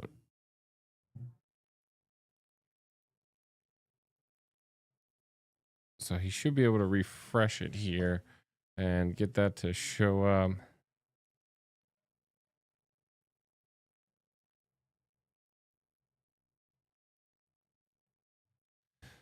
We are just about to get into round 2 here. We've got 2 of the 1-0 players going against each other. It looks like they are both 20 Lore Pro fans, 20 Lore Pro aficionados. They've both got these amazing playmats here. The Hunter Burton Memorial 2024 20 Lore Pro playmat. It's gorgeous. Looks good. You fix their name. Yeah, it's. I couldn't do it on It just didn't sync, I guess. I switched them here is what I was saying. I gotcha. But once it switched them here, I knew it was gonna mean that they were like updating each other's score or whatever. All right, so let's head over to the game. We've got this all set up here. We've got Chris C on the left, the blue player, versus Kojo B on the right, the red player. And we don't know yet what they're playing, so you're gonna find out. But they are playing on these 20 Lore Pro mats. Yes. Chris says, look at my mat. It has a lamp on it. That's it right here. No, they're probably talking about deciding who goes first, etc. Looks like maybe they already rolled the dice and we missed that part. But yes, both very, very nice playmats here from 20 Lore Pro. I think you usually got to go travel to some of these events that they host in order to get some of these. So pretty cool, pretty well-versed players, I'm guessing here. Yeah. Looks like there was a Hunter something memorial. Hunter Burton Memorial 2024. I want to say that was in Texas, but I could be wrong. Okay. So don't quote me on that. If anyone knows, go ahead and throw it in the chat. I'm gonna quote you on it. But So we see Kojo B alter a few here from hand. Did Chris decide to keep? That would be a very interesting decision. It looks like he Chris will go goes first. and looks like we're on to what I would imagine here is Steel Song, but we don't know that for sure yet. Very interesting deck placement. What do you think about that, Vince? Keeping the deck basically where most players would put their inkwell. Don't love it. I'm gonna be honest with you. If I'm gonna be real honest, I don't love it. But it could be like a dexterity thing, so I'm just gonna, I don't know the full reason. I just feel like it adds like a little bit of confusion. I mean, if anyone's doing anything different than what I'm doing, I'm confused. That's for sure. But you're always confused. We are gonna see a mirror match. It looks like here. So, Piglet comes down. Cindy sings the storm on the rhino, clearing the board, saying, "Nope, we're not gonna let you develop that into a big rhino. We're gonna force you." Play something else here on turn 2. So we see the Ursula come down. Okay, so typically Ursula is going to be a sign that this is a much more control oriented, much more song oriented steel song list. Something that would maybe have Whole New World, something that might have big aerial, regular aerial. Whereas the Piglet, and certainly something like a Shenpo going to the discard, kind of indicates, I'm going a little faster. Yeah. I am trying to, So we're gonna run this quest game for down. 4 here, because that Piglet poo pirate captain So we see in Larry. his poo pirate ship. We see the Larry come down, which is a clean answer to that Ursula if it were to turn sideways here and maybe try and take out this Piglet. So we'll have to see what Kojo B decides to do. Although, again, with this potentially more song-oriented list, they have the opportunity to Okay. play something like an aerial and find a song first, but we had it already in hand. So we see the storm come down, take out the piglet, biggest threat on the board. Yeah, Now you what you do want we do to here? prevent that 3-quester from going. So we're gonna ink a Rapunzel here, and we're probably gonna play. Oh, okay. So we're Our gonna play a own Larry. Lawrence here. Okay, so what this kind of sets up is it means you have to have, Chris has to have the Rapunzel here in order to swing Larry into Ursula. If he doesn't, then the Kojo B gets to cleanly take out the Larry and not even need a Rapunzel of their own, as we saw it go into the Inkwell last turn. So it'll be interesting to see. So we do Okay. take out the Ursula. Kind of indicates they have a Rapunzel in hand. I'm wondering if they're just not too happy about what they have to. Okay, putting 2 damage onto that. Oh, they're gonna put Oh. another 2. They just had Okay, so they just song had after removal. song. They just had the removal option then there. That also does work here. So we see the Rhino go down into the Inkwell. A Daisy played. Daisy comes. Oof. Continue threatening this board. We do see 1 damage still on this Lawrence, though. So something And like it looks like Chris only has 1 card in hand now. So Joby definitely does have quite a few cards in hand here. Honestly, in some ways, I'm not. I think in some ways, Joby might actually be okay with that because Chris had to use a lot of his ink to play those songs and wasn't able to like develop his board more. And so this is still relatively like a definitely more manageable board. When we see Kajobi there play the lady and the troubadour then there for free off of the lady. So we see a Calhoun come down. so we're gonna quest for 2. We see- Daisy brings a Daisy to the party. And with that Calhoun, it makes it really difficult for any sort of response here. Characters like this damaged Lawrence and this Daisy don't really swing back for very much. It doesn't feel great, but you could certainly swing Lady Troubadour into that Lawrence and clear that up. But now you can't, right? Now you really can't do that because this Calhoun is too threatening, honestly. I think Turtle Boy is the only character you can really comfortably turn sideways at this point. Yeah, because of that, whenever this character banishes another character in a challenge, gain 2 lore. So that Calhoun not only threatening to take out a character here and also really not take a lot of damage in return because of the resist, is also threatening the lore pressure here when Chris is leading this game here, 9 lore to 0. Yeah, that is the other looming problem in the back of your mind if you're Kojo B here, that you are way behind, and there are no mechanics in this steel song that is going to help you reduce their lore, right? So we see strength done on the Calhoun. Ooh, that is good. That is pretty good. It's about as good as it gets. We can now freely take out the Cinderella if we so choose, or we can just hard cast. do that.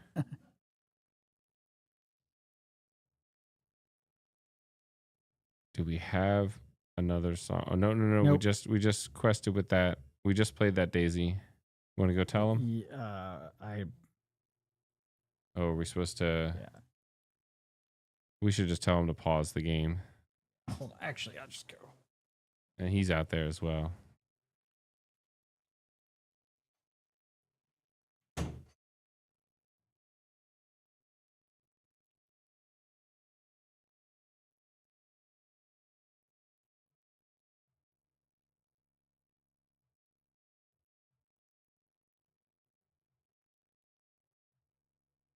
All right. So Vince is going to go let him know. Is the judge handling it? Okay. Helps the tables like right there. Yeah. So they're just going to draw the card that they would have drawn anyway. So we're just going to rewind it basically. maybe the judge is talking to them here. We'll go ahead and jump back to us here while the judges figure this out. We had an erroneous daisy trigger. So that's what it was. That went to hand, and then they also drew that card for turn. So that card would have been... That's the order. So, okay, so maybe we are putting the cards back in a different order, perhaps. But they'll figure it out. I mean, this is what we have judges for, and we have a great Yeah. judge here, actually. yeah, big shout out to Speedy. Yep, Speedy, who was a DLC judge in Seattle, I believe. But ultimately, I think what they'll do here is just basically rewind the play as though that trigger didn't occur off of the daisy. So he will draw the lady, and that card will just stay on the top, even though he gained the knowledge of it. So they may have him shuffle it in. Okay. Well, generally, you don't want to do that, though, because you want to still keep the... Sometimes they put it to the bottom. I don't know what the... that wouldn't generally be the right... I mean, according to Lorcana's kind of rules, you wouldn't want to do that. Yeah. Correction, guys, you want to take the path of the least... a shuffle and then start the turn, so he gets neither of them. Yeah, that you wouldn't do that. That would definitely not be what you would do. That's okay. And the reason for that is you want to leave the game state as intact as possible. And so Lorcana's rules don't want you to do as much to like change the overall game state. So we do see Okay, so yeah, let's go back. Yep, we are back. Sorry. So we're back to the gameplay. They played the Lawrence, which is presumably the card they had in their hand already. They keeping the lady. The daisy triggers and pulled off a large rhino. And it also looks like we are just questing with the Lawrence as well. So we moved up the lore here to 13 now for Chris. And in a game that looked very much in control for Chris, maybe now that is not so much the case. We've established a board for Kojo B here, and we've got some big questers, some singers, and a handful of cards. 4 cards to 1. Got to have cards to play cards. So let's see how this turn develops out here. So we've got the Troubadour seeing strength. So we have a strength to finish the Lawrence. Okay, I like that. Yep. Do we have another song maybe to sing with the lady? We're gonna ink the Okay, we're gonna ink Troubadour, that's the rhino. Probably the one we got off of the daisy trigger. We're gonna play a storm on the Lawrence. We draw a card off that. Oh, Is so that they got another one? another storm. Is that another storm? That would be crazy. A dock. Dock. No, so it was wasn't. a dock. It was okay. it was Draw is that 2. a Sven? Yeah, Sven. So we see the dock, draw 2. We'll quest for 4 this time. Now There's we the got daisy trigger. Oh, that's so devastating. That's so rough. And honestly, I will just say, like, I don't really have any, this is no criticism of thing, but this is one of the reasons why generally you'll see a lot of players when they're going to quest with the daisy will quest with the daisy before they take out any other action to see what their opponent draws. And so see here now you have Chris play that Rapunzel, heals the Lawrence, draws 2 cards, and now he's able to kind of, expand the board. Oh, out. and another And daisy. Another daisy comes right on the board. These cards are very, very difficult for Steel Song to remove. You need something like a Zeus. And so the daisy does hit on, looks like Another daisy. Another daisy? Yep. Okay. But the lure is now up to 17 for Chris. So and he's got 3 of those 4 cards need to be removed.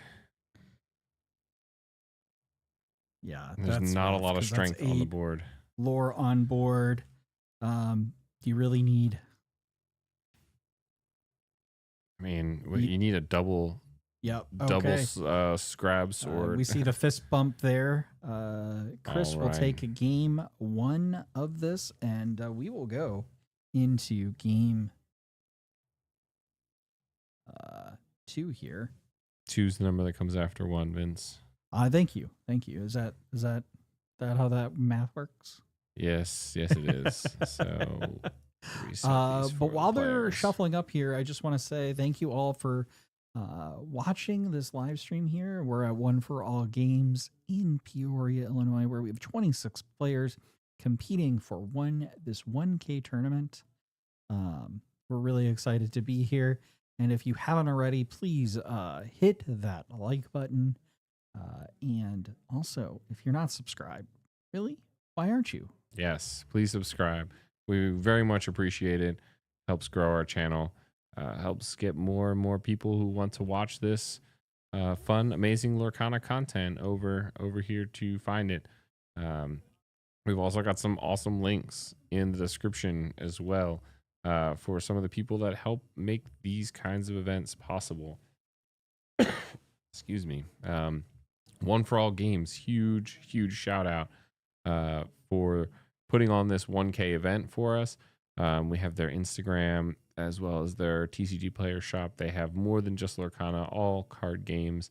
We also have Cheyenne Rumble Tattoo, the artist who designed the playmat, as well as who we saw in the round 1 Yep. is also a Lorcana player. very skilled Lorcana player and an amazing artist as well. As well as our affiliate links, Ravensburger affiliate link, the TCG player affiliate link, as well as all of our socials, Discord. Come hang out with us. Enjoy it. We're Discord, Facebook, Twitter, Instagram, Blue Sky, and as of late, TikTok. Yes. Yeah, TikTok is where Beard Watch officially ended. If you happen to be on TikTok when Vince decided he was finally going to start using it, you would have seen the end of Beard Watch spoiled live. The live end of Beard Watch. We didn't actually even talk about that all on our episode this past week. I think Brad was just a little too upset. We didn't want to, stir up any tumultuous moments for him. But yeah, so that was our game 1. Gantu, all hail. Let's go, Gantu into the inkwell. See the And Daisy come down. A very strong start. Daisy. Do you want to hear something really, really controversial? What's that? Do you know I've never seen Lilo and Stitch? You've never seen I've Lilo and never Stitch? seen Lilo and That's Stitch. crazy. It's such a good movie. Not even the live action? No, not even the live action. Well, the animation is much better, so definitely go watch that one first. I mean, I've seen I feel like I've through clips I know the movie, but I just have never actually sat down and watched it all. So Smee. Daisy Smee, we get a Cinderella off of the Daisy trigger. All right. Let's see. Do we have something like the Calhoun for Chris? Something that would very much threaten the board here. Be really, really rough for Kojo B if that was the case.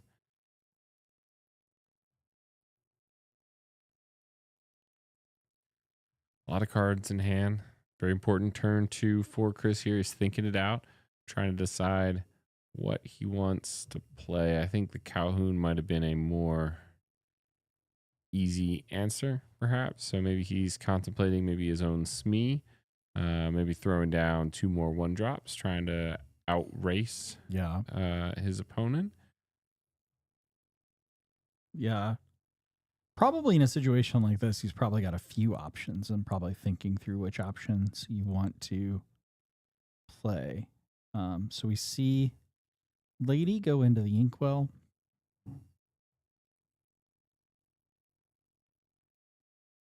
And we see a Daisy. Do we see another Daisy? Oh, we see the And the Cinderella. Cindy that we got that we off saw of- off the triggers. So, So we do go double 1-drops. I imagine setting up that Cinderella for singing purposes, probably potentially a strength or bare minimum, definitely a storm to get that extra card draw off. We're gonna. so we're not pass going the to. turn. Yeah, we're definitely setting that board up. I think, for likely at this point, what I would expect is a strength. Yeah, that would be big here. Because you get one more card. You can sing strength with that Cindy. You So if can you're- remove that Daisy. If you're Kojo B here and you have a storm or a strength, do you just hard cast it and take out the Cindy, remove that threat? Absolutely. I think she says no. I'm gonna play two more very imposing characters. So we're gonna quest. So we see the So Pete come Pete. down. That's pretty good. So we go up to 6 here. And pass the turn. All right. So 1 damage on the Smee. So now, I mean, like, okay, cool. You've set up the ability to play strength and remove the Smee cleanly. Or play one more character and then sing a strength, get rid of the Daisy.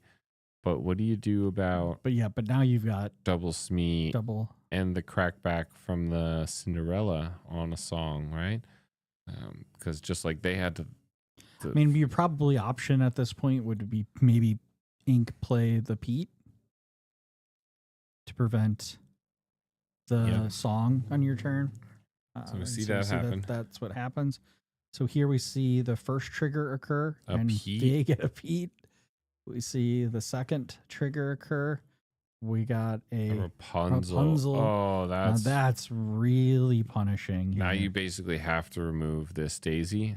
So we're questing for 1. Wow. Interesting. Very, very interesting choice. Think something maybe like a Rhino here, or just 2 plus more characters is what I would probably look to do. You do have your own Pete as an option. I mean, I just think sort of stall here the game you- out a little further. You probably wouldn't you just challenge the Smee into the Cinderella, and then play Rapunzel. Rapunzel, or Get does she 2 have enough ink to cards. play the Rapunzel? She would have to ink 1 more card. So we're gonna take out Daisy with Smee and Cindy. Okay. Okay. Are we going to see Quest for for 2. two. So we see a trigger. We a see Smee. Chris gets his Smee.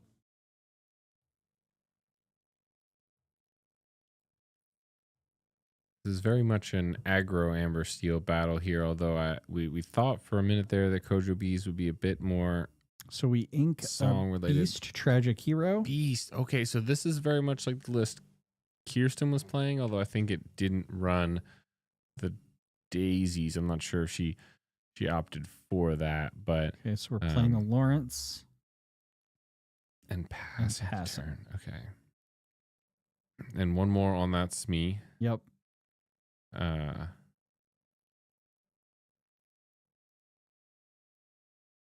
Yep, there we go. So we recognized it. So we got the 1 more on the Smee. That's good. The other Smee does not take a damage because it is not exerted. So I think he just scooped internally. Yeah, it is rough. Still a lot of cards in hand though. So we ink a Piglet here.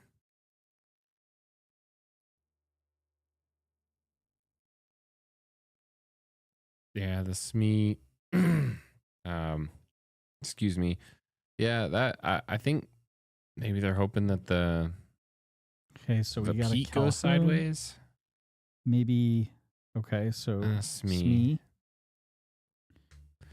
Still very, very early on in a game where a lot of lore can be traded very, very quickly, or gained very, very quickly. But the Smee Calhoun is definitely a very strong turn 4 play. Definitely brings up brings a lot of pressure to the board. So we're gonna see the Pete swing into the Cindy. Man, that Right, so we see a trigger.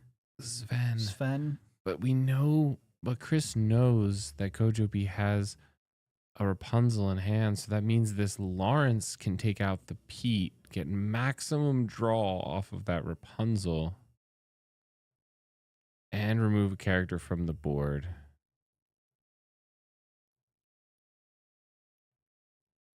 Man, that is a very, That's a punishing play. there. very much so. And you're then threatening another 2 lore with that Rapunzel that comes down. Follow that up the next turn with something like a lady and something for free, with some even more characters because you've got a full hand. Oh, we take out the Laurens. So we still have the option to swing the Daisy in and heal it. Are we just going to take one card off of the Larry? Because you kind of want a full strength Larry. My question though is do you take the Pete? I think only has 1 damage on it, right? Yes, correct. So the Daisy wouldn't even. I mean, I guess you're saying you would do the 1 damage, get 3, so you get maximum value off the Rapunzel. Yeah, that makes sense. Right. Yep. We could also see a strength come down and take out this Calhoun. It's still an option. Oh, so we see the Storm to take out. Draws a Looks like card. another Storm off the top. So now we are going to. I think we've decided that we are going to let Calhoun take out this Larry for free. A little disappointing, but we do still have the opportunity to potentially get 4 lore here. Bring our total up to 12. Continue to stay in the lead. So we are going to quest for 4. We see a Pete taken off of the Daisy there. Another damage on the Smee, and we're passing the turn. Okay. All right. So 5 ink for So we see Chris. Pete come down, We will say no actions. all right. Just as suspected. The Yep. free banishment to lore. Trading Smees, saying, okay, well, I value board presence a little bit more than the lore total at this moment, given that they are behind just a little bit. But still a lot of cards in hand for Kojo B.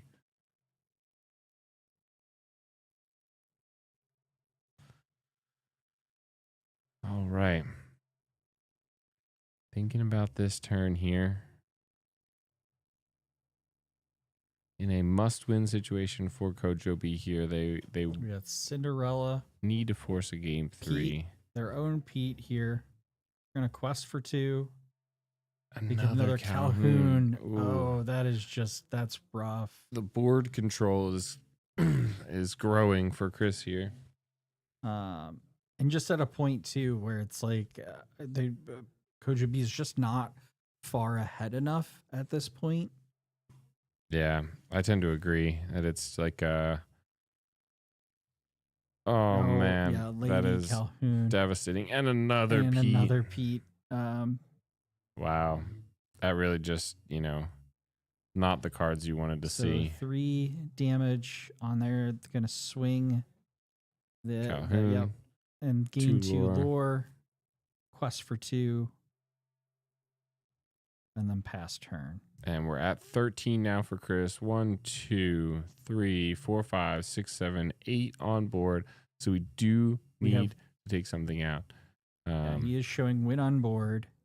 Lorthal, if you will. So we can trade the Calhoun with the Pete. We could potentially trade the Calhoun with the Smee. 1, 2, 3, 4, 5, 6. So 5, 6, 7. So yeah, you have to take out that Smee. You can't afford to take out the Calhoun here. And you can't turn that, Cindy sideways. Not that you really wanted to anyway. Because there's no songs to be sung, no actions to be had this turn. Because of the Pete. Pete, Pete stops all actions at this point, so you can't even really sing your way out Stinky of it. Pete. You know,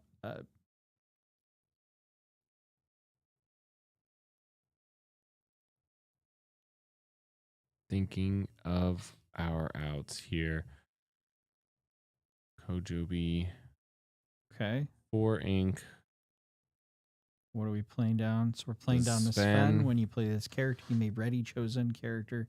They can't quest or challenge for the rest of this turn. So we could have gotten one lore off of that Cindy if we wanted, but it doesn't really threaten too much, unless of course we know Oh, we have. and there we go. We got Chris playing his own Rapunzel to draw. Here, plays a Mr. Smee. I mean, this Smee. is now we're just It's a bit excessive. yeah. We're gonna sing a song. It looks like to get rid of the Sven. Yeah, I mean you can't win this turn. And 1, 2, 3, 4, 5. So with a Yeah, so we're gonna Darling do Deer? strength on the Sven. then.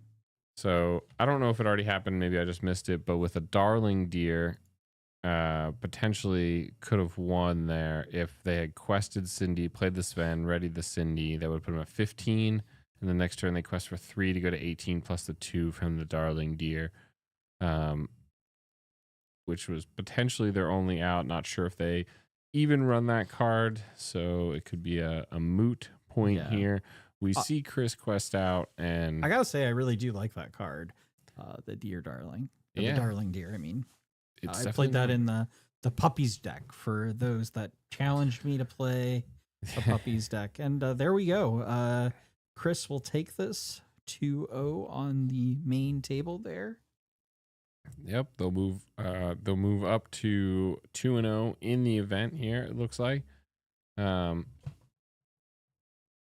So 20 minutes left in round. We'll see how some of these games are going. Let's head over back to the caster cam here. All right, so let's We've take a look here. heard from the mayor. Unfortunately, it did not go in his favor. He's not out yet. He may be down, but it not out. I still believe. And unfortunately, it looks like Alex of Illuminator of Fortune, he did not win his Oh. game. He lost 2-0 as well. That's a brutal one too, because it's Alex v. Alex. I know they're buddies. Yeah. And Britt won her game. Britt won her game. Rumble, unfortunately, did not win her game against Father of Fortune. I bet that is Alex's dad. Makes sense, right? Illuminator of Fortune. Yeah. I wasn't putting 2 and 2 together. Yeah, that's probably what that is. Yeah, and then a lot of games still left to play. A lot of Lorcana going on there. A lot of Lorcana going on. Looks like Eddie's still playing his match. Kirsten is still playing her match. Kristen is still playing her. Kristen and Ron. Oh no, Kristen had to play Kirsten round 1, and now Kristen is having to play Ron round 2. This is not why we drive 3 hours across the state. But it gets even worse. Is that Kirsten is playing Ace. Yeah, so she's had double teammates in a row. So double teammates. Unfortunate. Hey, it happens. All right. That's right, because now we have. You're just looking that's new for us for our first stream, because we hit 500 subscribers. We now have the ability to get super chats. Super chats, but I don't know how they work. So people pay to like make their chat super. Honestly, you don't have to pay anything. Everyone's chat is super in this stream.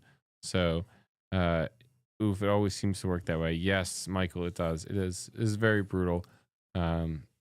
We I think we've said it before, but when we went to Gen Con, my wife and I, Kirsten, had to play Icky from Team Prideborn probably 5 times throughout the weekend there between the two of us. It was unnecessary, very much unnecessary to travel 5 hours away and play someone that is 2 hours from you normally, that you see at tournaments all the time. Yeah, this is the home of This Team is Prideborn, isn't it? yes, it is. We got the we got the Andy, There it is. There we Andy's go. pointing at the it. logo on the stream here for Team Prideborn, And then and below is Rumble as well. Rumble. And then we've got One for All Games, the gracious host of this event. Yeah, and then we've got us. Oh, right here, there. Yes, exactly there. But you guys know our logo. You've seen it. You love it. Ruby, she's the best. The Amethyst Dragon. Do you think Ruby Amethyst will make a comeback in Fabled? I don't know. One of our friends of the podcast, Captain Inkswell, certainly is going to try. He seems to think so. So yeah, let us know what you're excited about when it comes Ruby to Amethyst is a dead ink pair. Fabled. It'll never be played again. No one. It'll never see the light of day. Let us know in the comments. What are you excited to see to play in Fabled? We can do a Q&A, answer viewer questions live. Don't really know how that works, but I don't know how any of that works. all right. 15 minutes left. Quite a few rounds still going. What are you guys doing on this Saturday, this last Reign of Jafar Saturday? Are you hanging out at home? You sorting your cards, getting ready for Fabled? Hope you got your pre-orders in. I hear they're going to be going for $15 a pack. This set, impossible He's just to joking. find. That's a joke. Joking. I'm joking. Going to every LGS and buying them all and selling them at a flea market for 10x the price. It does seem like this product is coming in waves. So if you miss out on that first week, don't be disappointed. There'll be more coming as the weeks go on, both in your LGS and in wide store release. You're going to be able to find Fabled, I think, pretty much everywhere. Yeah, for sure. Because it is for new and existing fans alike. So it's a great entry point if you're just joining Lorcana or you've been with Lorcana since the beginning, or who knows, maybe you came somewhere along the way. We're all really excited. And I'm really excited to see those epic cards Iconics. in hand. You think you'll ever see an iconic in your hands, Vince? Yeah, so actually Brad and I were talking about this. You already have one? On Is the that what way you're up. Yeah. No. We're talking about what we think the odds are between getting a epic or say like a very specific enchanted, like getting Elsa. What do you mean? Like, I mean, Like are the It would be harder to get Elsa. an iconic versus a specific. Two iconic, So, I mean, but they all share the same. you'd have to, so the math is basically, if it's 1 in 96 packs, right, then what is your percentage per pack? But I think ultimately we've seen that it's an enchanted is essentially 23.6% chance per box, which, then if you say like, okay, if an iconic is 1 every 3 cases, so now we're looking at, 1 every, or their box percentages, something like 6%, right? Because there's 12, there'll be 12 boxes in 3 cases. yeah. So we look at like 6%. Is that what 6 times 12 is 100? No, it isn't. No. Yeah. So then what's 12 times something to get to 100? 100 What's evenly. close? 96. Like 8. Okay, so it's like 8% chance ish. But a specific enchanted, you have a 22% chance. But then if it's first chapter, There were only 12 there was only enchanted. 12 enchanteds, right? So you're a 1 in 12, which again is like 8% chance. And so you need a 22% chance followed by a 8% chance, which is it's like that math where when you flip a coin, it's a 50-50 shot, heads or tails. But then if you get heads or whatever you get, to get heads twice, right? You don't need to, it's not 50-50 odds to get heads twice. It's 50-50 twice. You have to win. And so like I can't do the actual math. So the but- the exponential math ends up being something Yes. like 1 lot. in like 1100 to pull a specific enchanted in the first chapter. Yeah. So by those odds, actually, because there are so few iconics, you might actually have better odds of getting. So if we could use hypergeometric math here, right? So if we have how many packs we need a regular calculator here for some of the regular math. We're that doing we're the math doing. live here, folks. So so if you're joining, If we have 24 packs, yep, and that is one enchant is every 4 packs, so 24 times 4. So an enchanted one in case, one of every 4 case, right? yeah. So that's 96 packs. Yeah. So we say our sample size is 96, and there is 1 pack that has the enchanted. And you get 1, and you like to go. So you have a 1% chance of getting an enchanted per Yeah. pack. Yeah, just that a makes little sense. over So 1%. yeah, 1.04% chance. So now you have to Kirsten won. That's good. So now how do I translate this to the next Brad? Get the this is riveting. You know what would be more riveting? Brad winning and then joining us on stream and being happy and jovial and not grouchy in the corner hating on our hypergeometric calculations. Be nice to Brad. He didn't get a lot of sleep.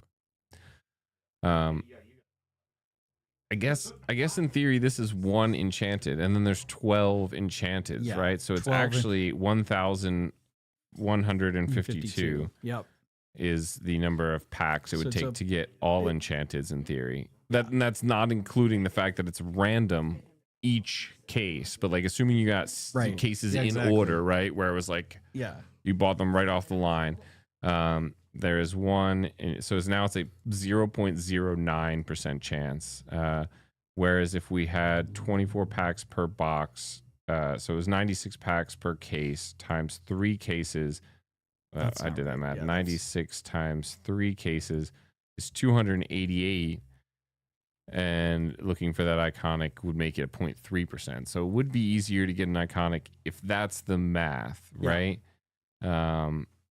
But what if it's like, 1 in 4 cases? I mean, I guess it would have to be, so what was it, 1,115? 52 divided by 96. So that's like 12 cases. So it'd have to be 1 in 12 cases for an iconic to be as rare as a particular enchanted. But Yeah. all right. So yeah, the math is really weird. So ultimately, what this leads me to actually believe is that my original prediction, which is that the iconics were going to be fairly expensive cards. Now based on what we know thus far about what we theorize potentially the commonality will be, which we don't know yet for sure. Yeah. Is that it does actually seem to paradoxically be more likely to get than any one individual. Right. Then the Enchanted. one that you want, then the Yeah. one you're hunting for. Yeah. Paul says to throw a wrench in your math. We know that some cases don't have an enchanted. Yeah. So that doesn't change the probability.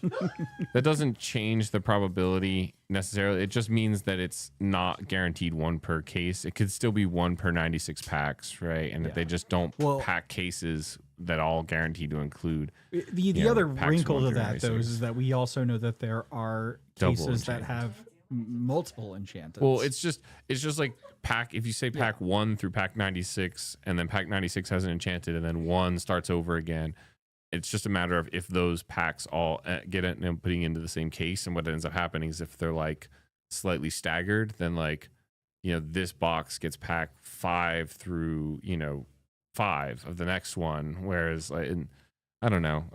I don't think we'll ever get the hit rates. If you want more accurate hit rates, you got to go to Asia where they've got those printed on the packs. Yeah, I'm gonna head out. I gotta use the restroom. all right. Is We're Brad gonna come hang take a out? break and we'll Oh, be. I'm gonna take over. Brad's Oh. gonna come hang out. All right. Okay. All right. I didn't know. Unless you need a break. No. He's. Um, It's all good. Just don't turn the computer off. Yeah. I think you can get it, Brad. Just be careful of the wheels. I'm not gonna touch anything. We got the mayor in the house. Oh, my hair's in the background. I love that Andy's bill as well. I was watching it on the video. You can't see because of the green screen. It's Oh, awesome. you can't see the. Yeah. Well, don't tell them. Don't tell them that it's a green. There is no green screen. They can't. There is no green screen. Yeah, they don't know. That's what I I'm was saying. crazy. You're talking about a green screen. Listen, and I'm like, here to stop what- talking about numbers. what I green was falling asleep over there and listen to all these numbers. No, I'm just messing. I don't know. It was actually kind of interesting. I just can't keep up with all those percentages. Like it's like I get it. I'm not gonna pull them, but I'm happy to You that don't you're know so, that. You don't know Yeah. that. And at least if you're gonna open a box, you're gonna get the epics. You're Yeah, gonna get I'm an excited epic. for that. I'm really excited for our I reveal. feel like that got an epic. Yeah, I really want to get that one. That Yeah. one and Be King Undisputed are my two I epics figured that I'm chasing. Yeah, it's King, got to be. It was gonna be one of your big ones for sure. Yeah, That is definitely a like if, which we don't know they will or not in the future reprint. Be prepared if they make that an enchanted or an epic. I could definitely see that being a chase card for yeah. you for sure. I feel like it's only gone for a set, maybe two. We'll see what happens this set without it, and then I'm sure it's planned ahead when it's coming back, but it's definitely good data to see how's the meta look without a board wipe. It's worth looking at, but I don't know how fun it's going to be to play against a lot of wide boards. It's going to be a lot of challenge heavy circumstances, and like when can I turn sideways the most efficiently? Yeah. But- So we got a question here from Michael. What's your guys' sleeper card that's going to shine now? That rotation is hitting. Mine's a 7-drop genie in purple that lets you draw a card when you play a card. Now that B prep isn't a thing. I've played around with that card. I like that card a lot. I had that as a one of in my blurple at one point in the last couple of sets. A lot of cards that are one. Well, yeah, I experiment with them. I feel like this card is spicy. Sorcerer Yeah, was a one up. that's actually a good answer. We were talking about that on the way here. It's not frustrated sorcerer. It's something. But the Donald Duck that makes the game extend to 25 lore for your opponent. I think that card with the lack of removal might stick around on the board a little bit longer. Be a strategic play in the late Amethyst games. That genie is fun. I like that genie. I like is the 5-cost legendary genie coming back? I don't remember what set that was, but the one that whenever it's exerted, the opponent can't ready their characters. No, that was set. Is this one? That's the one he's talking about. Okay. And then I'm talking about that one. Yeah, this is set 5. Yeah, so it's perfect. still I legal. like that genie Well, a this lot character too. is exerted. Opposing characters can't ready. He's at not the 5. start. He's a 7-cost. I'm silly. Sorry. Feels like 5 when you play Blurble. And then what was it? We were looking. And he points out here that genie is strong in purple since steel since there's not many shift targets for it, or so many. Listen, guys, I just got my butt kicked by a Ruby Sapphire Shark deck, and I am not all mentally here. Oh my god, this card! I will say, this I think is my chase card. This The set. Enchanted the Bell. Enchanted Bell Accomplished Mystic. Yeah, it's a beautiful card. There's so many good enchanteds. Like of course, my number one has to be Scar, but I love that bell. I play that bell. And, any Amethyst deck, I think, coming up is going to be playing that bell. The Beast looks good, so if I get that bell, I want the Beast as well. I think this Bell Accomplished Mystic might be one of those cards that ends up being like the Enchanted Elsa first chapter. Yeah, 'Cause it is gorgeous. So gorgeous. And it's a very popular princess. Yep. And on top of it, it's a really good playable card. Oh, for sure. I mean, for instance, we see it like a songs, which generally don't tend to hold their value at, like, not that Ravensburger cares about the secondary market, but like if you're trying to be a collector of these things, you I don't know how to change it. try to be. The songs don't seem to hold their value, right, as enchanteds, but we see that happening with Into the Unknown. Yeah, I've been telling Andy since that dropped that, like, the Elsa effect. Like, I think maybe not all of the Frozen enchanteds, but the Elsa ones, especially the ones that feature her, seem to be higher value. I mean, that first Elsa is everybody's chase for every set. People are still opening first packs trying to find that Elsa. But I mean, that Elsa I think is like almost $300 on the secondary market. You mean Into the Unknown? Yeah. No, the Elsa's like $800 or something like that. That fluctuates between like 7,000 and 1K depending on. It fluctuates in values that do not interest me because I will not pay for it. But you did open your box. I can't believe you cracked it open. I had the itch. I was like, I want to know what's in it. Mostly because I knew I was going to Bodax that night, and I wanted to. I'm going to hopefully buy that foil Rapunzel eventually, and I'm like, I'm going to be really salty if I buy that foil Rapunzel at Bodax and it's actually in this box. So I was like, let's make a thing out of it. That's how it happens. Yeah, That's always, honestly, I remember that happened in the first chapter a lot. Like I would, need to like buy a single, and then I would buy a pack the next day after getting the single, and I would get the single that I needed. It's always It's like that. It happened with Rapunzel. It happened with Hades. It happened with the Maleficent Monsters Dragon. I remember specifically the Queen, Jealous Beauty, or whatever the Amethyst Queen is. A couple sets ago, I bought one from Grapes, the single, to play with, so I could have a 2 of. And then I bought a couple packs just because I always like to support the store that I'm playing at. And there was one in there, so I'm like, oh, now I have 3 of them. Great. All right. We were just informed that the round is over, so I will be leaving you here in just a second to see who I am going to get my butt kicked from next time. Oh. Looks like there's one match that hasn't reported yet. They just finished, so they should be reporting. But who do we want to see? Maybe.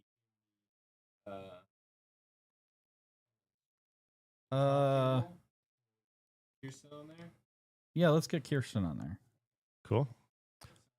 All right, everybody. Hope you enjoy the rest of the day. Hope Andy and Vince are keeping you entertained and you see some really, really good Lorcana being played. I mean, don't you worry. We're going to get right back into hypergeometric. Oh, no, math. please. Might be time for the mute button. See you later, guys. All right, thanks. No, it really is interesting. Nice. I know. Out of here with hitting any chords. I'll scooch. All right, I'll scooch in here. The worst part is you're all leaving them with me here, and you know what I like to talk about when it's just me. Hamilton. Not Hamilton. Oh. I was saying Formula One, of course. Come on, but I'm not all there today. That's all right. But yeah, we look like we're gonna get right in here to round 3 in just a second. I'm gonna do some things, but yeah, feel free to ask questions here. I think that question was great from Michael. I'm trying to think of a card. We talked about a bunch on our podcast, but I really think like anything that fits the like 3 to 5 kind of strength characters.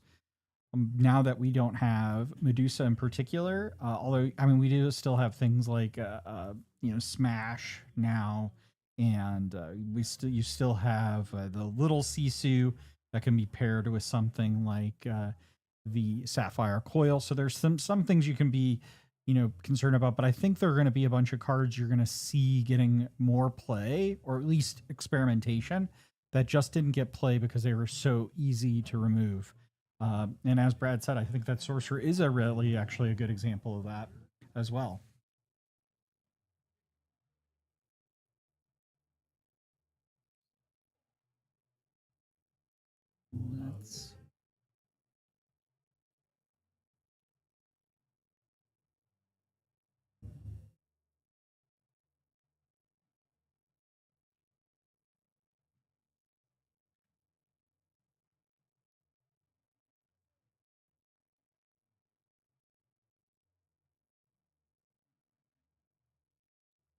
We're getting everything set up, and you'll see that we have ROV Kirsten is going to be on our stream playing on this gorgeous 2025 convention playmat. And I believe we're actually going to play against another Rules of Villainy kind of a team member or member of the clan, if you will, in Eddie. there were a lot of us that came up here from St. Louis to Peoria. And again, I really thank you so much for joining us here. We are playing 5 rounds, so we're just a little, after this, we'll be a little over halfway done with our Swiss rounds before we get into a top 8 top cut. As players will be playing for these gorgeous playmat done by Rumble. I always want to say Bumble, and it's Rumble. They're also great Lorcana player. They're also in this match here. We have a lot of great people here as they get their last hurrah of Reign of Jafar. Not only Reign of Jafar, it's going to be the first set before rotation happens, and I'm excited about rotation, but I'm also sad to see that this is the end of kind of an era as we move on to a new chapter with the Fabled. And I'm excited, but it's also a little bittersweet since I've been with Lorcana since the beginning of the first chapter, and I am interested to see how the metagame evolves as we move on. But before we get into that, we do have this match right in front of us as Andy joins. I'm back. Let's go. As your hat kind of disappears. Yeah, look, it looks like the leaves are like, kind of hanging over top of me. Get this leaf out of my face. You know, the leaves kind of remind me though of this, like the leaves drop down reminds me. It's a very reminiscent of Princess and the Frog. Okay. Which that I have seen. That would be 9 for Kirsten, 7 for Eddie. See, these are the dice that we need to get. Yes. For the stream.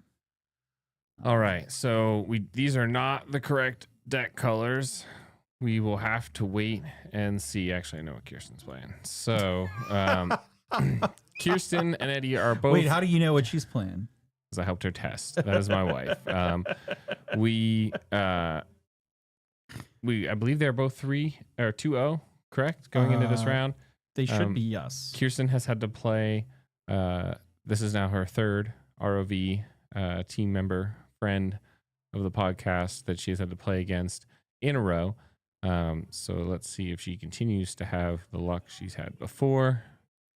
See the altars go 2, go back for Eddie, and 3 for Kirsten. They are both 2-0. Okay, all right.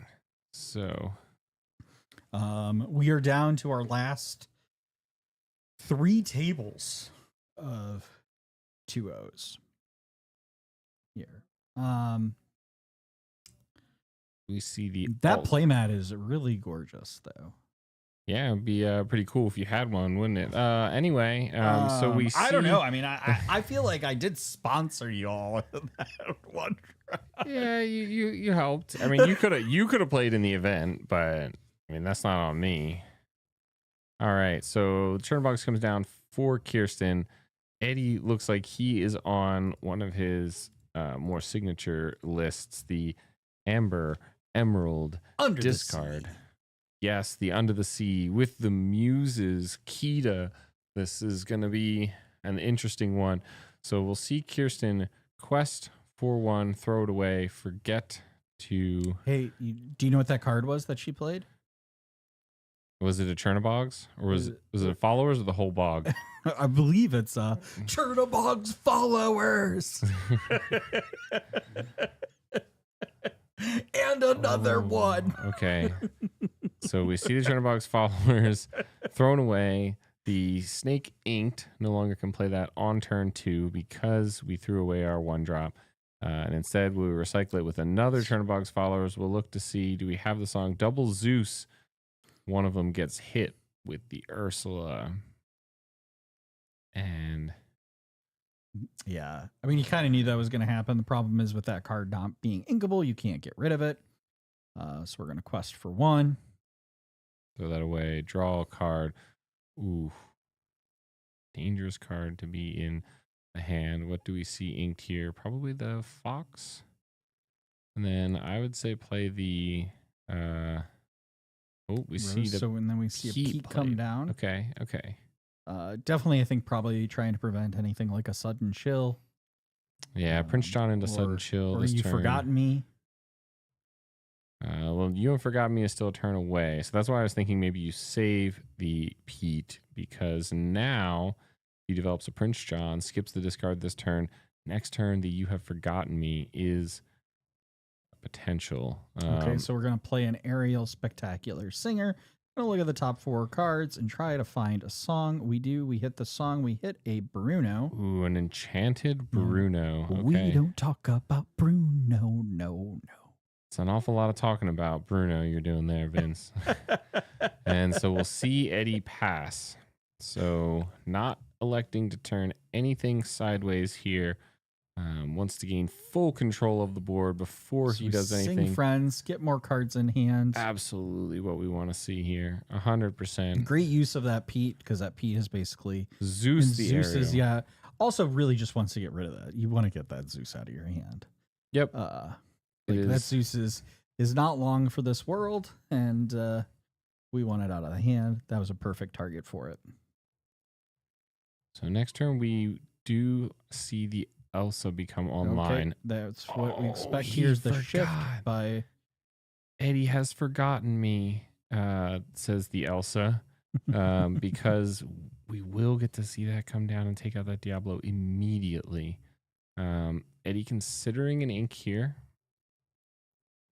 Notably just remove 2 cards from hand. We'll see the quest from the Diablo go to 1 get on the board, and passes. and we'll pass the turn. So we But both you're right. draw here. You see, Hate to see it if you're on Eddie's side here, but we're gonna see a fox get inked. and we're gonna see that Elsa come down, takes out the Easy. Diablo. Quest for 1, getting some mileage on that Pete there. Absolutely. Running a little low on cards for Kirsten. We would love to see some more cards in hand. Something like a Friends. Does it have a rabbit? Does a rabbit in this deck? Rabbit is in this deck. So something like a Rabbit developed to be very nice. Is the genie in this as well or no?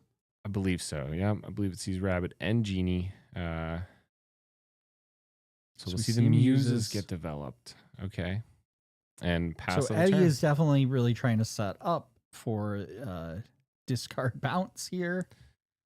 Yeah, well, at this point now, he has 7, 8, 9. So he can do an Under the Sea. So we're going to quest for 2. Go to 5. But Under the Sea will only hit the Elsa. Bounce the Pete.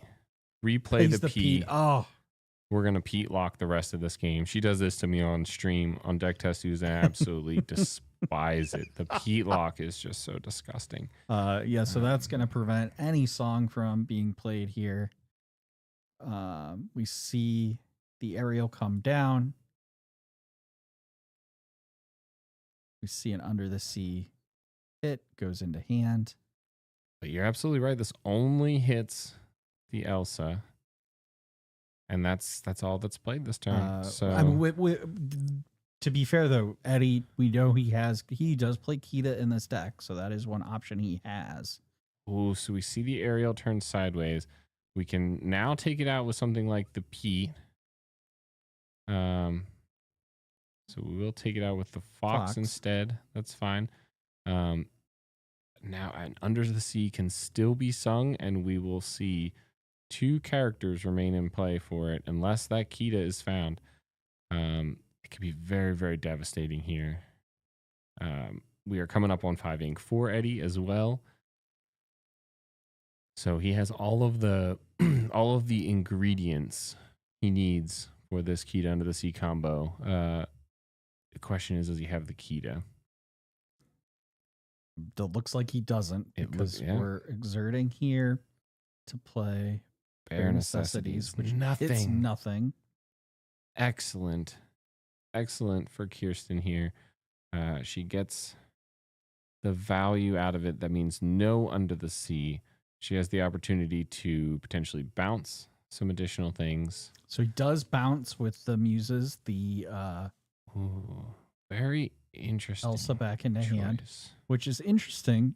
I don't know that I would have elected to do that, but Because now she knows the Under the Sea's there, and she just never has to play that Elsa. She keeps it in hand for when a Diablo is needed.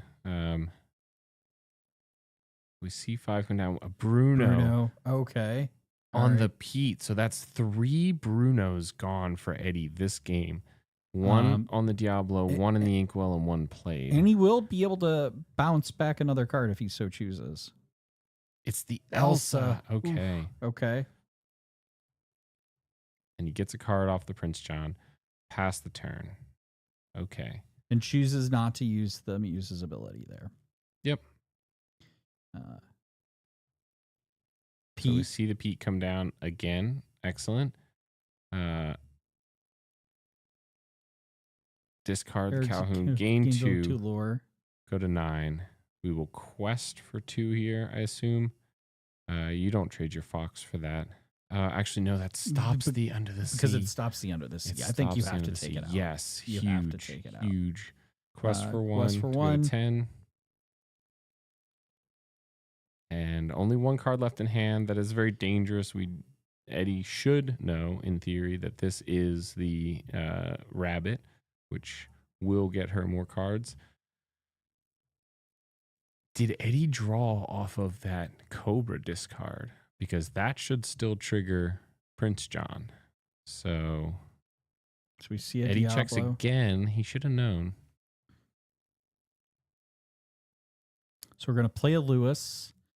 And we're going to give something reckless here. Probably the Elsa? Oh, no, the Pete. Okay. Okay, yeah. I mean, you can just trade the Louis and keep your Pete alive. With Genie and a Rabbit, it looks like. So we're going to play the... Okay, The Genie. I don't know that I would have done that, given the fact that we know Under the Sea is in the hand and can be played now with the 4, 5, 6, 7, 8 that they have exerted on board. Yeah, pushing the lore. I mean, really trying to push the envelope on the lore here. But yeah, I agree. I don't know.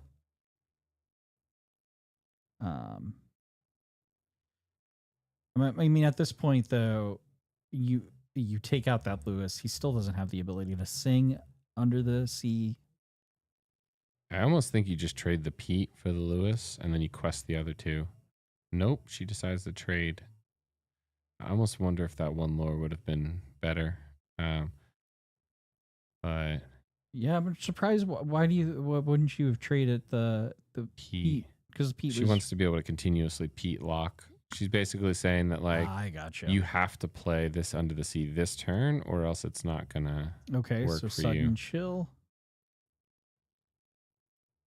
It's the Elsa. Elsa draws off the Prince John. That Prince John really getting value for Eddie here. Yeah, he loses the ability. I mean, the Prince John definitely goes, though, if they sing Under the Sea, obviously, right?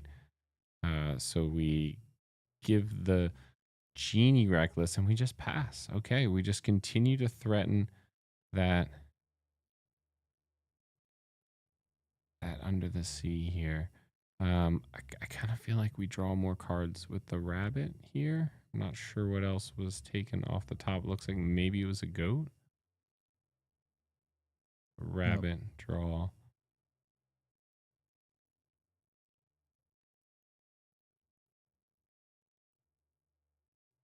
Nothing to discard. She was a little disappointed there that she had nothing to discard, but she wants to get the cards on the board. I think that's right. I think you now trade that Pete right into Lewis. Yeah. Then you lose everything but the Cobra on the Under the Sea here. But he still can't play it. He can. He can sing it with those 6 or 7. It's 4, 3, and 1, so that's 8 total. That's enough to sing. On the Under the Sea. Yeah. So we are gonna see a card. Kirsten is gonna get a card off of that rabbit. That is pretty brutal here. That's brutal. Oh, is it a strength? But you've got a Friends. Friends is pretty good. Friends is really good here. Oh, is that a... Oh, double Smee. Okay. Pass the turn. Is it one card left in hand for Eddie? So very far away from another key to Under the Sea combo. We are going to see Kirsten most likely make it out to 16 here with those two Smees. Eddie does have the board to deal with it, although it won't be very clean. So all Kirsten would need here, off the top, is something like maybe a goat.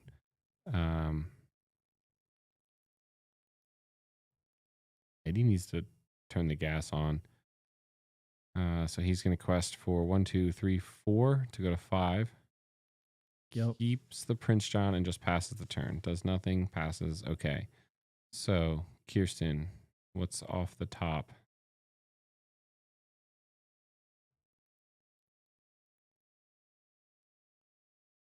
Broom. Quest for 4 goes to 16. All right. Can she finish it out here? Boy, that's just such a we're down in like a very tight match here because Incredibly tight. so we see a Ursula, Ursula nothing in come hand. down, no targets here because Kirsten has no cards in hand. But we are going to see a lot of lore erased in exchange for. Oh, he didn't need to do that. He did not need to run both of those in. Quests 2. That is a misplay for sure from Eddie. Kirsten just needs a character off the top. That's all she wanted. Quest for 1, 1. 17. Play something. Banish. Play it Oh, again. play it again. Okay. All right. 17 goes to 18, 19 next turn. Just needs a goat. He's down 3 Brunos. Purple Steel ain't leaving anything in hand. And if she swings into it, that takes away 2 more. Yep. You quest the Prince John here 100%. I agree. And it looks like he did as well. So 1, 2, 3, 4, 5, 6 to go to 13. So we're still 2 turns away. Oh, so he sings the Sudden chill to bounce. on the muses. The Louis on the Mim. We quest 2 to go to 9 And he and doesn't. pass the turn. Very interesting. What do we have in hand here? It looks like maybe a strength and the broom.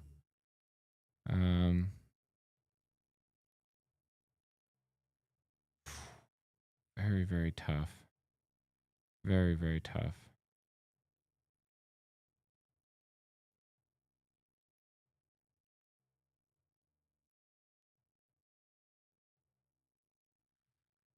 So we will see this have to get traded here. I mean, we take out the Kita though. That is very nice. Yeah. Very nice to be able to do that. She should be at 17 though. So I'm going to go ahead and, oh, she just recognized it. Sometimes it seems like she can hear us. I hope they can't. I hope they can't hear us. I don't think we're that loud. Bare necessities to be able to bounce that with the muses. And then Play sudden some chill it chills it to away. be able to draw a card. Oh no. That's rough. And the Diablo. Quest Okay, for 4 Yep. So we're catching up here. to 13. All right. What do we get? Oh no. That's just when you're top decking and you're getting these low value characters. This is just where it's really, really brutal and bouncing. Oh, the bounce. So He played the Painting the Roses red and bounced the card and then drew off the Painting the Roses. Yeah. He goes to 16.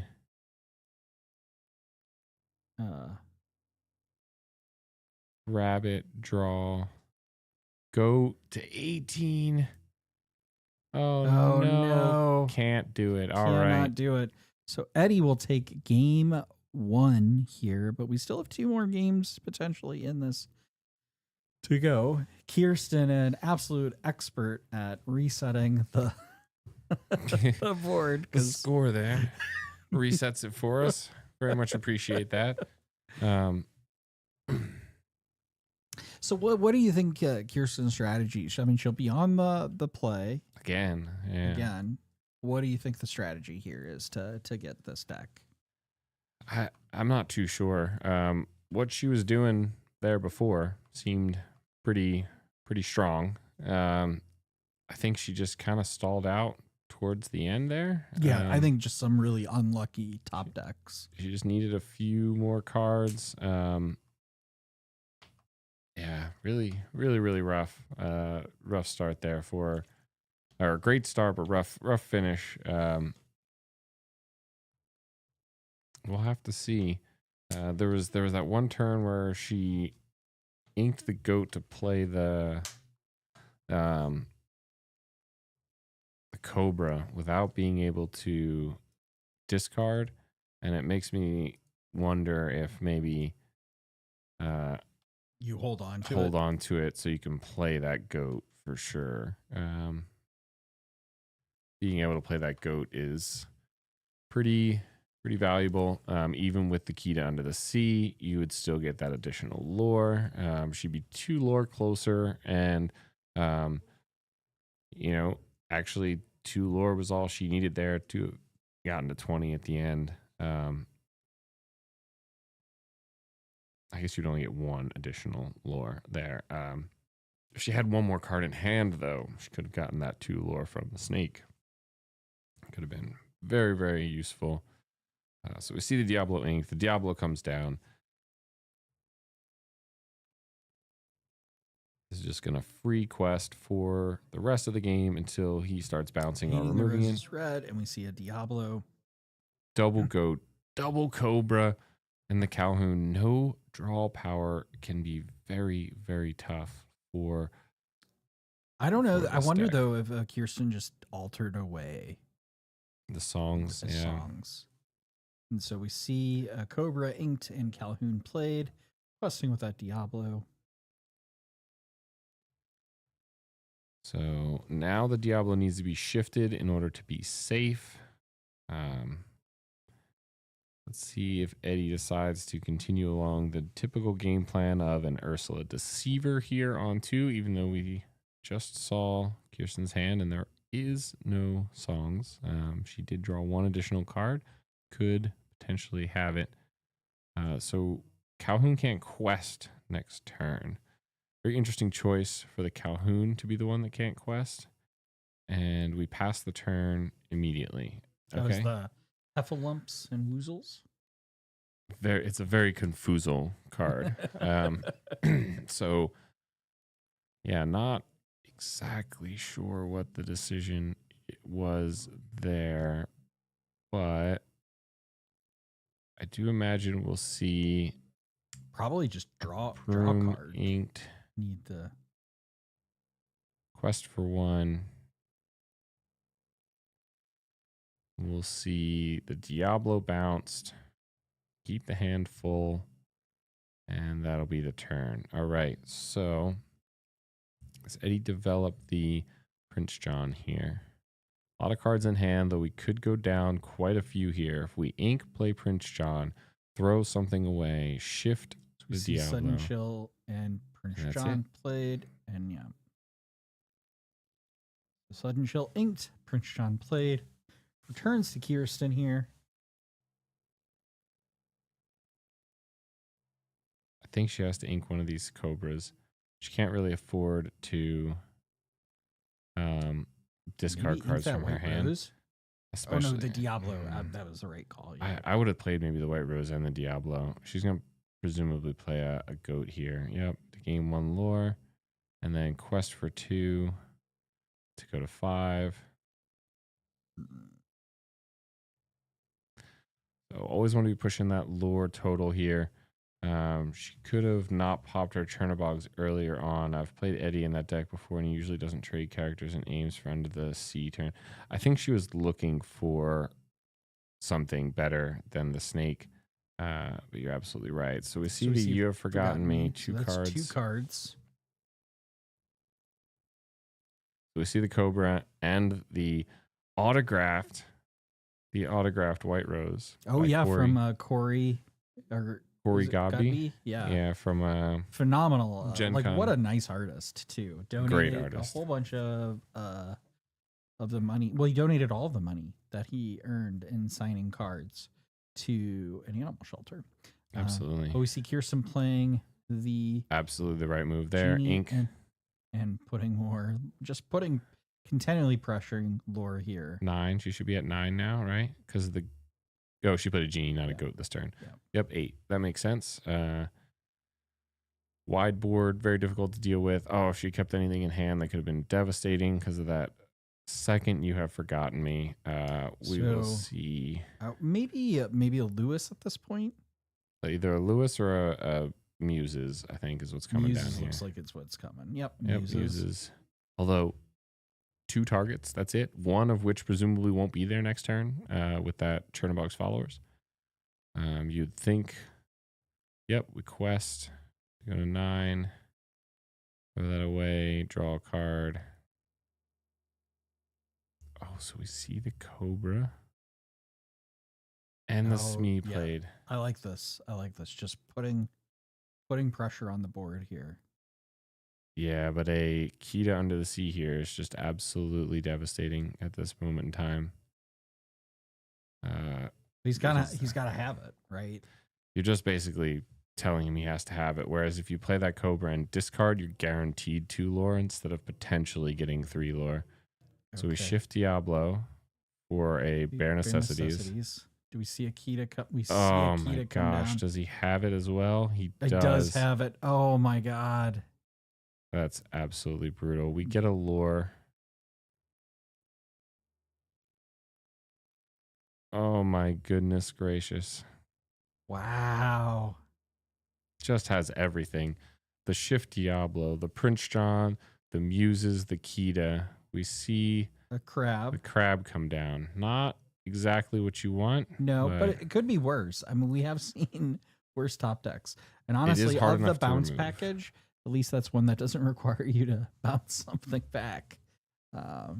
Yep, and it also doesn't. It also notoriously can't be hit by these Muses, unless, of course, there's a Lost in the Woods, which would allow him to bounce it back. It seems like quite a lot to do just to bounce back a single crab. I think you want to save that for later. But Most maybe not. likely. Well, it works along with another. Oh, and a second Diablo. Yeah, this is rough. 3 to go to 3.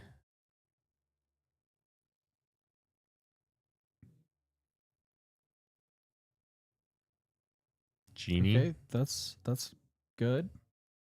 Probably won't get to quest, but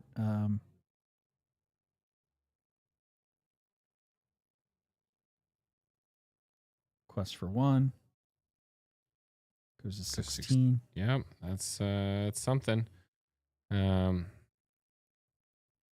2, 3, 4, 5, 6, 7, 8 to go to 11.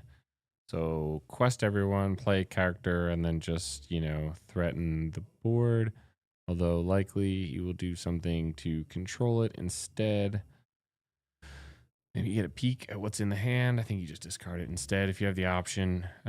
So we see Strike a good match. So we'll draw 2 and discard 1.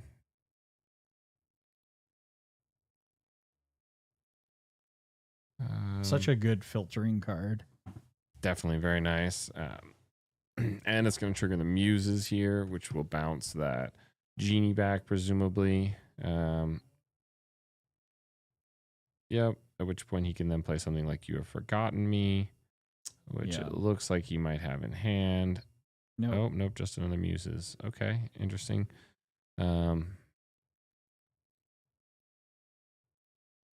okay, Takes the crab. and Goes for 6. yep. So To it goes to 9. 9 here.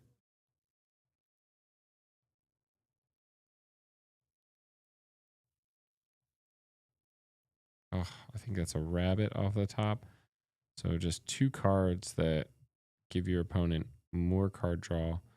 The rabbit's probably slightly better because when it's bounced with the muses, you get an additional card. But again, just like You Have Forgotten Me would be absolutely brutal here.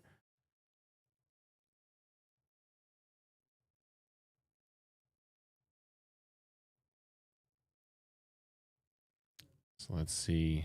Looks like maybe an Elsa. Oh, nope. The genie comes down. Oh, there's the strength. Ink the strength. We pay 2 to play something else. Oh, She is not having a good happy. time. Yeah. Not having a good time. It is not looking great. So -1 on the genie and then bounces it. And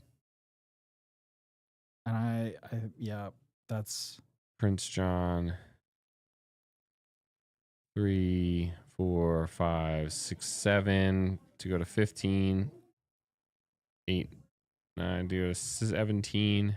yeah, that's it.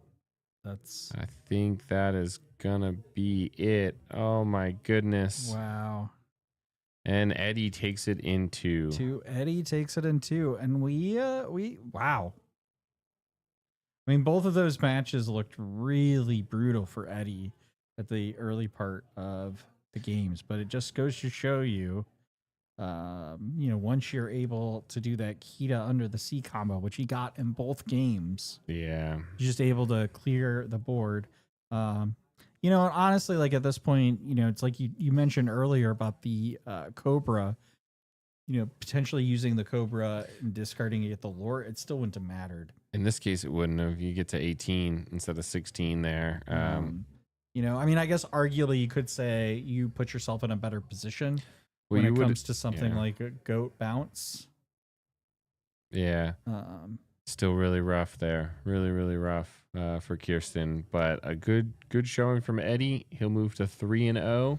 Kirsten at 2-1, still very, very much in this. As we said earlier, X1 will almost certainly make top cut, whereas even X2, 3-2 in this 5-round event could potentially land you a spot in the top cut.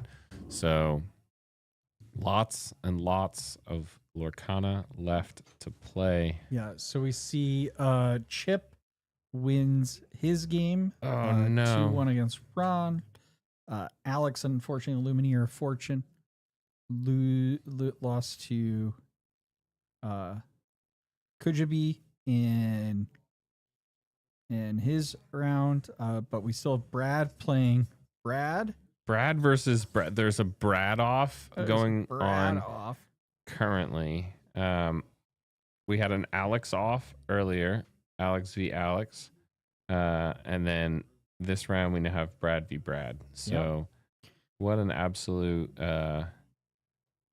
honestly, like, people fault the Play Hub for various things. What is with these pairings, Play Hub? What's with these pairings? Kirsten into 3 ROV players in a row. Ron has had multiple of them. Double Alexes, double Brads. It's just a little nonsense, if you ask me. Yeah. But I think at this point, we've got a little bit of time before round 4 will start. And so I think we're going to take a little quick break here. Yeah, I'm going to try and find a snack. Right back in a few minutes. See you soon.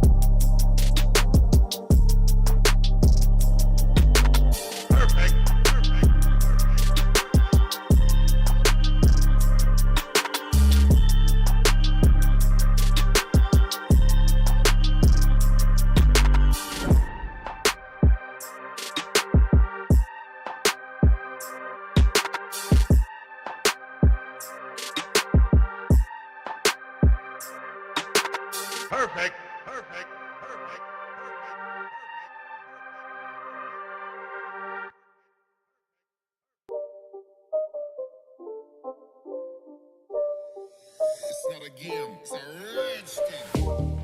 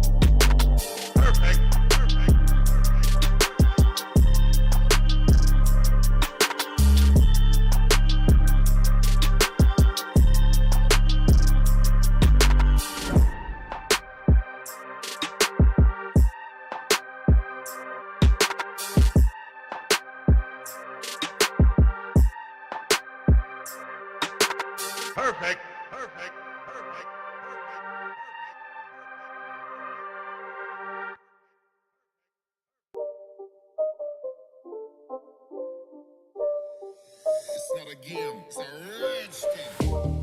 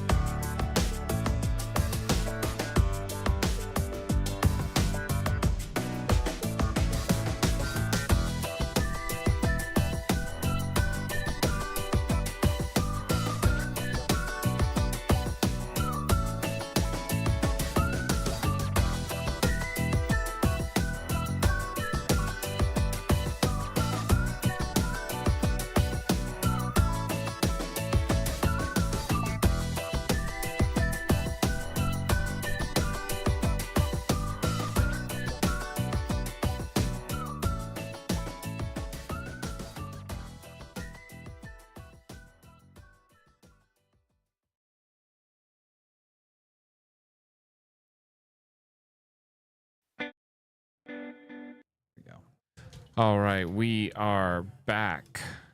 Are we back? We are back here. We had a bit of a hiccup in the play hub, but it seems to be resolved. We got some matches. We had to talk to the players to find out who was playing this round and who was not. And we found two of the top players, Icky, aka my Gen Con nightmare, good friend, Team Prideborn player as well, if I'm not mistaken. He's a what? Team Prideborn player. Oh, okay. So a local here to Peoria. And then we've also got Chip P, who friends of the podcast and longtime viewers will know that he is the one who won the raffle for that amazing Ryan Miller signed Sorcerer Mickey, right? So He did. I believe he also got it graded. and it came back. It had some pocket wear on it. So it was a PSA 9, I believe, is what he ended up getting. I mean, because- honestly, given that it came out of the pocket yes, of you just of here you go. Ryan Miller, I feel like actually that should be a PSA 10 Yeah, because it came out Genuine. of the pocket of pocket. It's a genuine pocket pocket PSA. wear. pocket of- essay. But I do think they authenticated the signature. Though, too. Yes, yep. They So, authenticate the signature as well. So let's head over to the game. Actually, here we see the I think we should players. do it.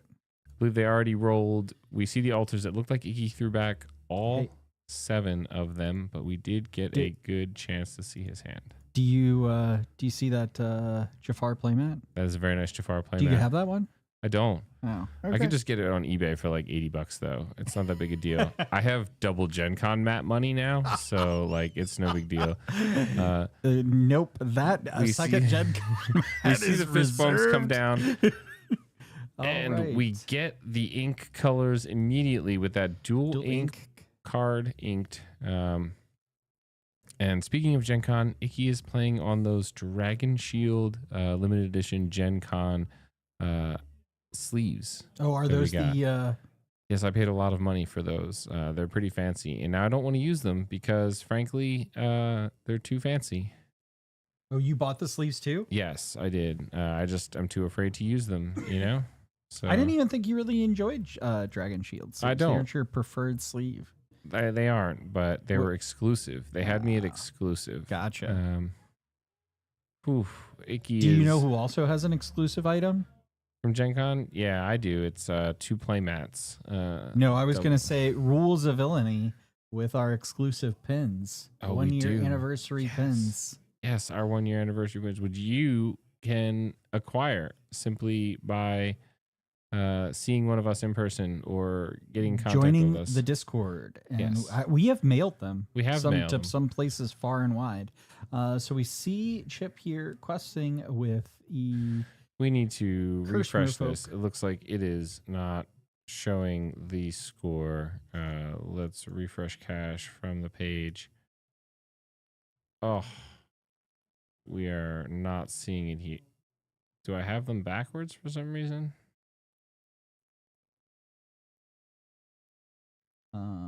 Chip should be blue score 1. Chip should be at 6. well, I'll let you figure that out and try to pay attention to the match here. So we see we're going to just hard sing how far I'll go. One card will go into hand, one card into the inkwell.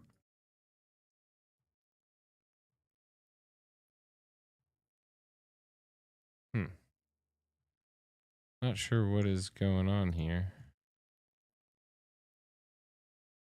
They have to be backwards here for some reason now. That's not weird. sure how they got switched around. So We'll we have see to Chip here Fix questing that. for 1, 2, 3, 4, 5.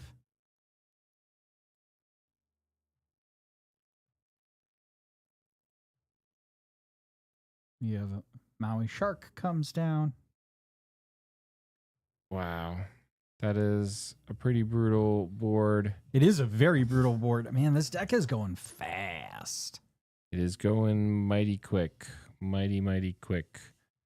And, Pegasus, Flynn. it looks like we only have 2 cards on hand for Icky. Friends. And Chip's like, I'm just going to draw more cards because I think drawing cards is fun. Which, you know what? I agree.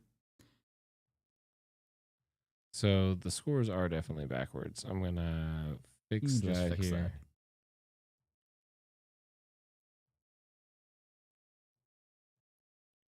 Did I just sit them in the wrong spot?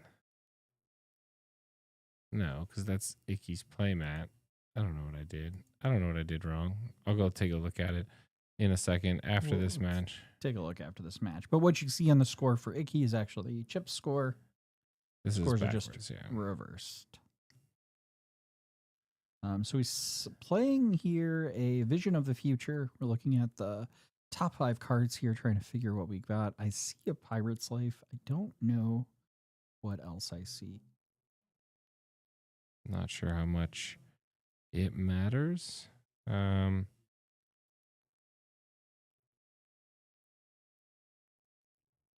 wonder if there is a Be Prepared that is in those 5 cards as well that he's considering.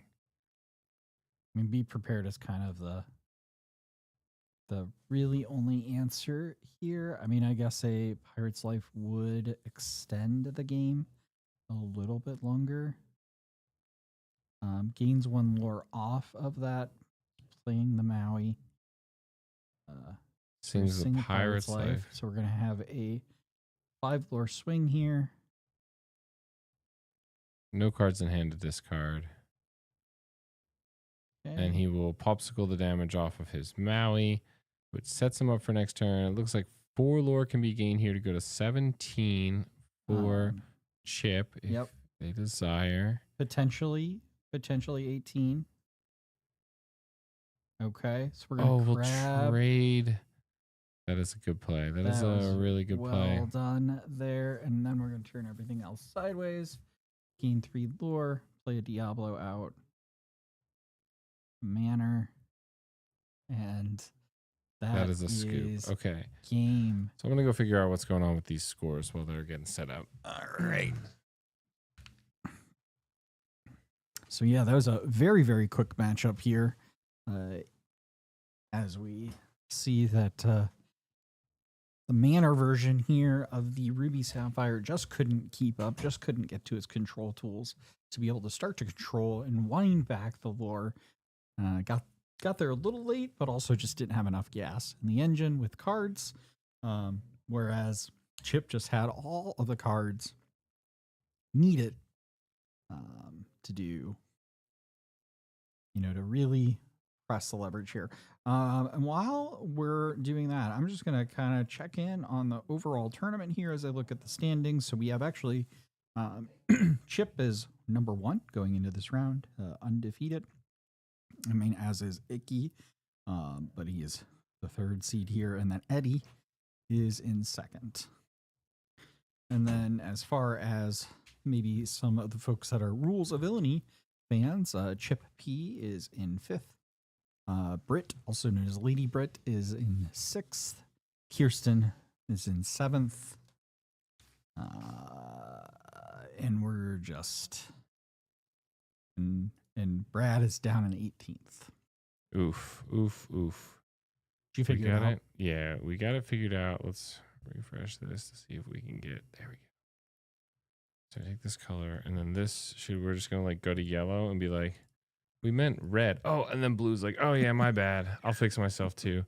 The problem was it rotated. The screen decided to rotate, which flipped.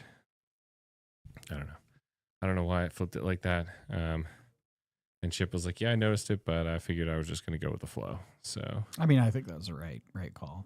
yeah.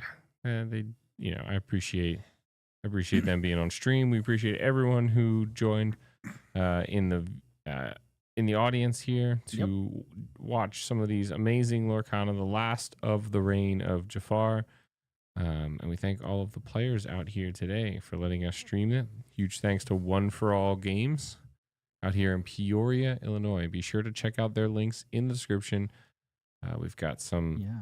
store links, some Instagram links. They do, I believe they also do Whatnot streams. That's what a large part of Twitch, this Twitter. setup is. Facebook, Yes. TikTok. As we get in the match here, we see Icky, I believe, played a develop. Was that Yes, develop your off brain. of the I'm Beautiful Baby? Yep, and we'll see the Cricky inked Pegasus play that has got to be the best possible play in Icky's favor here. We have John in the chat says, let's go Ruby Sapphire. So the Ruby Sapphire is absolutely ecstatic All right, that so the Pegasus we, was played over play anything a else. Tipo, baby Tipo, and we get to put another card into our inkwell. You know what I love about Tipo, and it's actually my preferred, I think, card over Sail, even though you get to draw a card with Sail, is just the ability to be able to ink in an inkable card. That is very nice. So what do we see go into the inkwell here for Icky? Not sure what he drew off the top. However, losing that how far I'll go to the Ursula was very devastating. So, Okay, so we see a vision. looks like we're going to play the vision first. See if maybe we can get something like a sail here. Yeah. Um, So we see a manor in here. I didn't see what got pulled. If you're really wanting, okay, so we see the half shark and we see the sail. sail that you were talking about. We draw and then Ink we're a going to ink a brawl. brawl. and pass the turn. Okay. So we're definitely heavily ramping here, trying to get to our high value, very impactful enter the board effect cards. And so we see Chip emptying his hand here by playing the Cursed Merfolk and the Flynn Rider. But I was gonna say, if you really want to play these Dragon Shield cards, sleeves, I don't know if you know this, but Dragon Shield makes an oversleeve that They fits do. perfectly of their sleeves. Are you getting paid to say that, Vince? I would love to get paid to say that. So, Dragon Shield, hit us up. We got friends.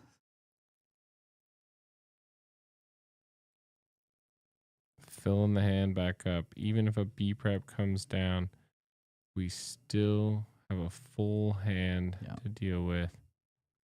Ink the Manor Manor. and Hades Hades. the Flynn. okay. Do we value the card in our hand? Can we take out the Cursed Merfolk? Oh, so we're just gonna quest. We're going to quest. We say we need this card in our hand. Perhaps a big Sisu or something very So we're powerful. questing all here. 13. I see a genie come comes down. And a Pegasus. All right. Absolutely. Question is, what was so impactful that we did not want to risk discarding? B prep? It was Yep, the B B prep.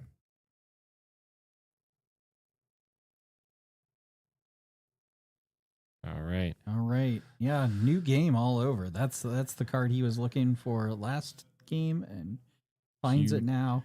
Huge hand disparity though for between Chip and Icky here. Chip does have, I'll give him the blue win here. Chip does have considerably more cards in hand, something like 3 to Icky's. So we see a 1, develop getting 2. played He here. has 2.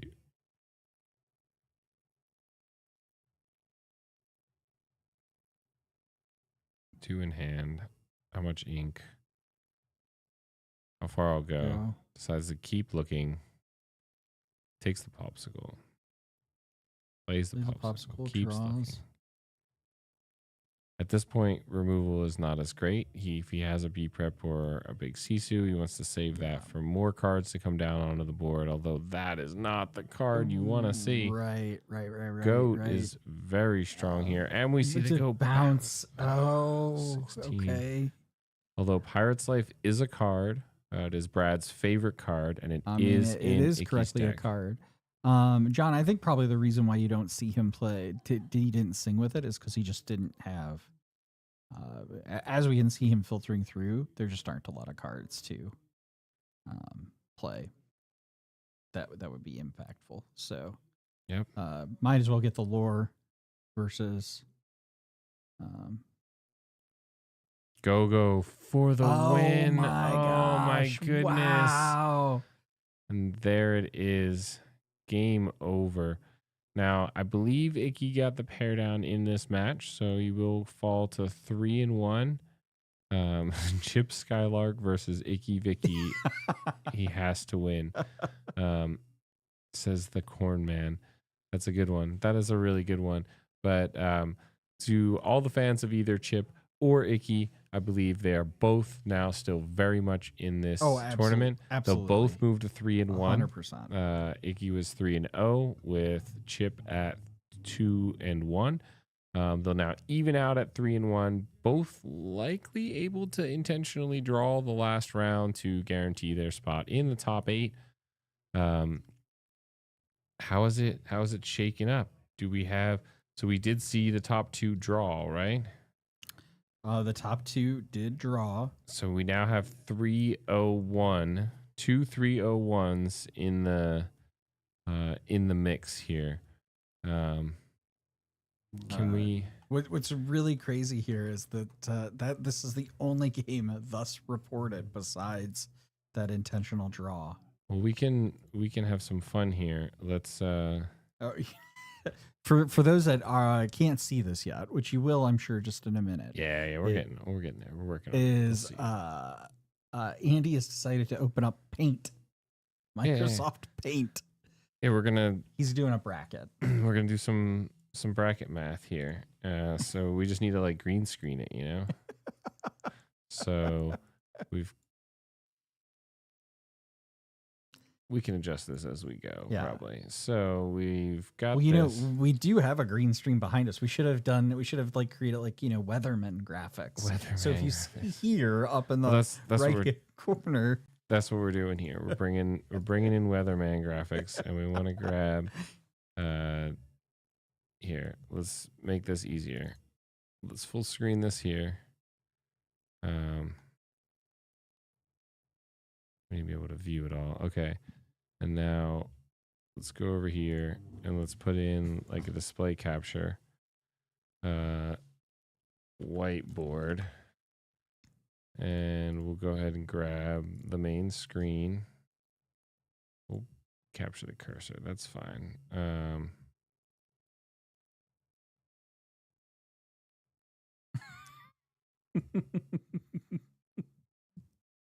Trust, Vince. This is gonna work. Oh, I have a full faith. I have full faith on where this is going. We go filters.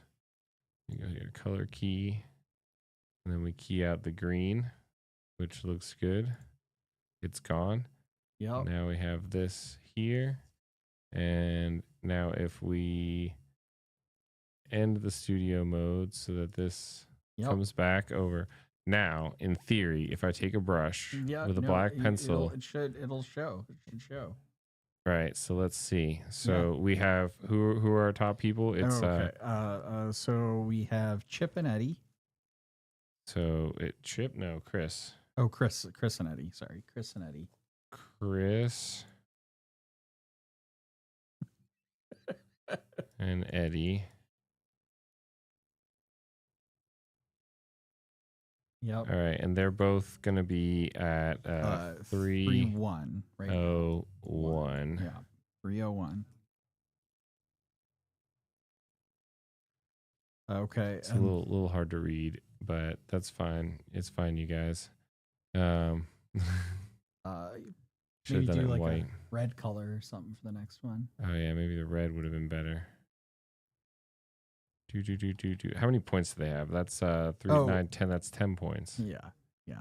10 points. All right.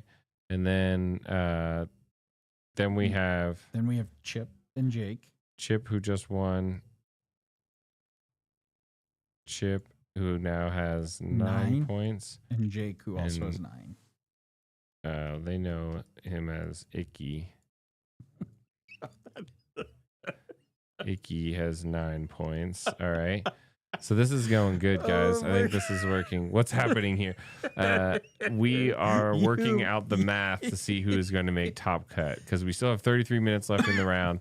You can blame Chip for winning so fast. Yeah. So we have, and then below that, but these rounds aren't done yet. Rounds so, aren't done. So how many 2-and-1s still do we have playing right now? 1, 2, 3, 4, 5, 6, 7, 8. 8 of them. So there's going to be 4 more people here, right? At 9. Well, 1, potentially. 2, 3, unless they tie. Because you give ties. 5, 6, 7, 8, and so that's 8.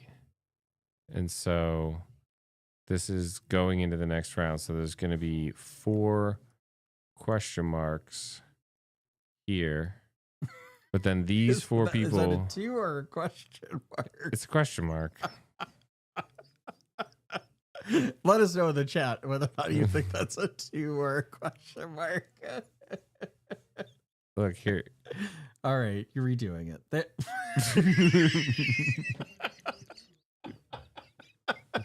This is a perfectly good question mark. There you go. The inmates have taken over the asylum. How's Bradley doing? Unfortunately, the mayor is, I believe, fighting for his life. He is 1 and 2. I believe he is 1 and 2, unfortunately. So he will need to win all of the rest of his matches here in order to make top cut. He has 1, 2, and 18th. Yeah, so he'll need to get 2 more wins to go to 3 and 2. Now it's a 3. Okay, It's fine. It's a question mark. We're just gonna go with it. So Please pretend it's a question mark. These are the people that we've got sort of mathematically figured out here. Chris and Eddie are in black because I hadn't gotten the red Sharpie out yet. And then we've got 4 unknowns here. Who are playing for those unknown those 2-and-1 slots here? We've got. All right, so we've got Adam C and Kirsten. Okay, So let's RV go, Kirsten. Adam's cool too, probably, but that's my wife, Kirsten. Let's go. We have Chelsea and Britt, which is Kojo B and Lady Britt. And then we have. All right, another rules villainy. We have The other Brad. Another Brad, and then Michael The Brad M. who beat our Brad. And then the last one is Alex D, Dax, and Marauding Map. Marauding Map and Dax. Okay, Dax is the other Alex that beat the Alex that we saw in round 1 during the Alex battle. Yeah. Brad lost the Brad off, apparently. And so Alex lost the Alex. And the off. Alex lost. But we also know Alex. We know Dax as well. He's a friend of the podcast as well. So Friend of the pod. no matter what, one of the Alexes was going down. So we could see, but then here's the thing, right? All of this happens, right? We can copy all of this, and then, but then if we erase all this, Yep. Erase the board. now we've erased the board. Okay. Now if we go back to our red marker here, so now what that means is those 2 top players have already played each other. Yep. So we're going to end up seeing Chris and versus either, like Icky or someone like that. Yep. So Chris versus someone. And then we're going to see not Chip. The other person is Eddie. Ed. We don't want to get him confused with Lorcana Ed. Versus someone else. And will they draw? So that would bring So an they would be 11 at pointer 11. and a Yep. 10 pointer, Yep. an 11 pointer and a 10 pointer. But then we're going to have Yep. how many others? So we'll have 4. Well, I think 4 round more. 4 is a hard round to draw in, especially if you're trying to fight for top seed. But then we have Icky and another one, Right. and then Chip and another one. So those are the remaining ones at 9 points. If they all draw, they'll go to 10. And then the next best thing that anyone has here would be 2 wins, which means a third would get them to 9. 1, 2, 4, 5, 6, 7, 8. So is this just on lock? Is this just locked in then? Is If no, it wouldn't be locked in, right? because we're still missing because we we're missing 4 to we're gonna have We- 4 people at 9 points here.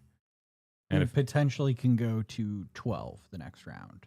they could go to 12, but they could also just go to 10 and then no one else could get to 9.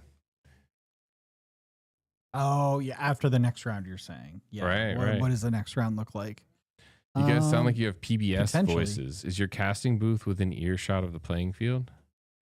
Kind of. It shouldn't be. We're behind a door and a wall, and there's music playing outside.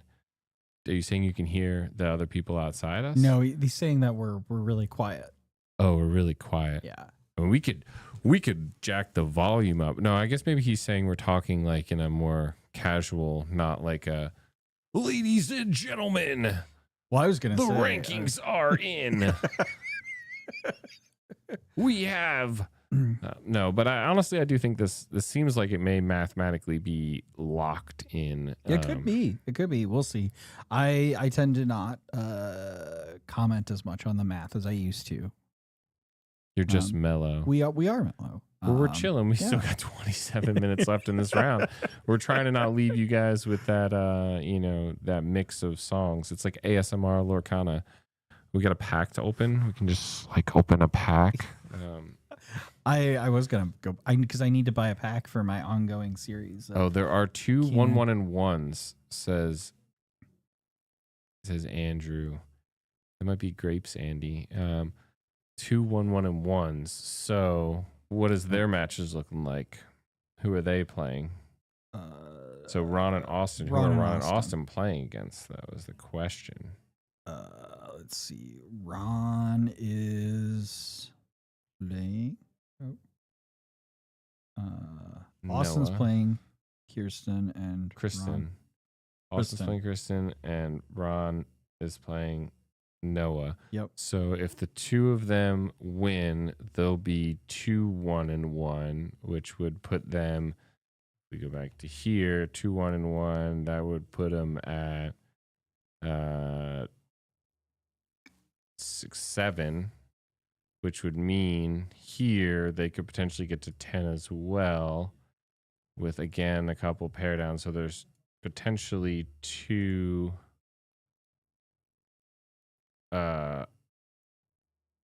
There's like up to 2 people at that could also get 10 here, right? Because they would be at 7 the round before. That's right. And then if And they they won bubble. again, then they could get So to 10. the question it is, would then go to some tiebreakers. there are 5 players that should get to 9 points after this round. Vince made it sound like there were more. Though they're not 6. I assumed we had. Oh, whoops. No, he's saying that there are 5 players that should get to 9 points after this round. 1, 2, 3, 4, 5, 6. I thought there would be 6 though, because we saw 2 go to 9 this round, and then there are 2 more pairs of 2 and 1s playing right now. Right. Yeah, so we have Chris and Eddie, who ID'd, so they're at 10. Right. And then we have Jake and Chip, who Chip won. Jake was already at 9 points. And then we have and then Kirsten and Adam. One of those is going to go to I think. 9 or tie. Right. I mean, then tie. Yeah, shall- they wouldn't tie. but Could yeah. it be in Lady Brett? Well, it could go to time, but Oh, that's right. unlikely. So then, but yeah, Mr. We have 1, 2, 3, 4 people. 5. And we just got our 6. next 9.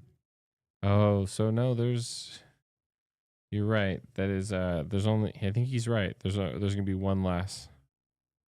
There's only, because right now I'm only seeing, I don't know.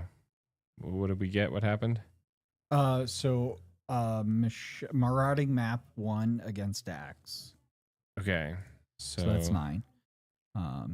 Then we know. And I just want to say, we couldn't do this without the support of viewers like you. So map. The M- writing on this is just M cracking map. me up. M map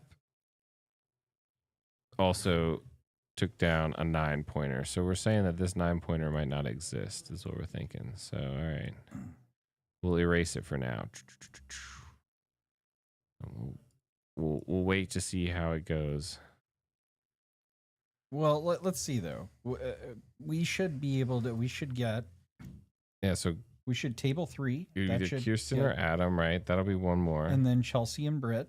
That'll be another one here. And then Brad and Michael M. Are Brad and Michael M both? They're 2-1. Yeah, Michael is 2-1, and Brad, the other Brad. Yeah, not the mayor. What is their? This isn't Riftbound. Chameleon. I I don't know. I can't. I'm not saying that. don't see. Oh, here it is. Yeah, 2-1. They're also 2-1. Okay. So that would be 3 players. That would be at least 3. So now we're definitely ending with 6 people at 9. Yeah. Schrodinger's 9-point player. Yeah. So we have 6 people. We found We him. found them. So I Yeah. think, other than, as Andy pointed out here, the 2 players who are 1, 1, and 1, one of which is ROV teammate Reckless. So we definitely don't want to count them out. If they win out, they will also be on that bubble at 10 points. That's assuming everyone decides here to intentionally draw, right? They may look at the chance of bubbling as well and say, I would like to play for a higher seed, right? Or even if they feel confident that they're not going to bubble out, they might just say, look, all I need to do is win one of these matches. We have our next one. We have our next 9. Brad B. All right. We're gonna put put Camel. I don't know. we're gonna do, whoa, that's a thick point pen there. We're gonna do Brad. I'm curious as to why 2. you don't use the like texting. Like you could just type it. Yeah, this is more authentic. More authentic. Yeah, I got it's a it. little All more right. authentic. All right. So Brad all right. 2 We're is doing, also now a 9-pointer. We're doing very much like the painting. Yes. It's like, just a happy little 9. Happy little. Just put a little happy little 9 over here. It's okay. Let's see. So Lumineer Fortune won his last match. Nice. So he is 2-2. So one more and could potentially, I guess actually we've realized that mathematically they can't be in contention. Although, no, I mean, so if any of these people decide to play out, that will mean that the person who loses in these matches is now 9-pointer as well. Yeah, that's right. So, that's right. Which could very well mean that Could they be a don't bubble. make, right, they Yep, then hit could the be- bubble. Could be a bubble. Brad won his match. He's 2-2. Excellent. Fighting for that bubble. Let's So go. Fighting for the bubble. So matches are starting to come in.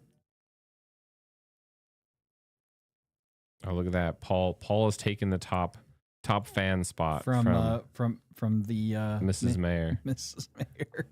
Man, things have fallen off.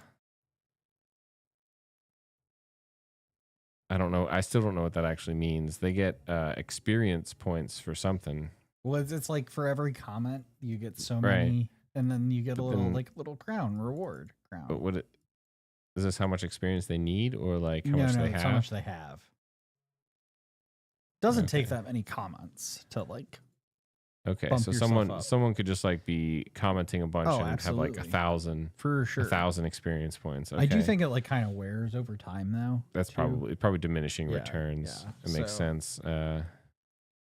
So this is what we got. We got Chris, Eddie, Chip, Icky, marauding map, and Brad too. How much do we got Jesse testing this out here? Oh wow, he is skyrocketing up. He's now at 5th place. 75 experience points. Although I don't know. He looks like he's not gaining anymore now at this point. It is diminishing returns. You've maxed out your experience How much points. You probably do got to I spread them out a little longer. Yeah, I think you need some like engagement, right? Right, And right. Stuff. There needs to be some The like back. and YouTube forth. AI can tell when we answer your questions live on stream, and that's when it gives you the experience points. You know what? You know what, Vince? Can you hand me that pink bag over there? Okay. Excellent, because we haven't eaten anything all day in a while, and I've got some crackers, I thought you were about to pull out some cheese whiz, Uncrustables, but you're bringing Cheese Whiz. cheese whiz, Cheese because I'm Whiz. wearing the Bobby.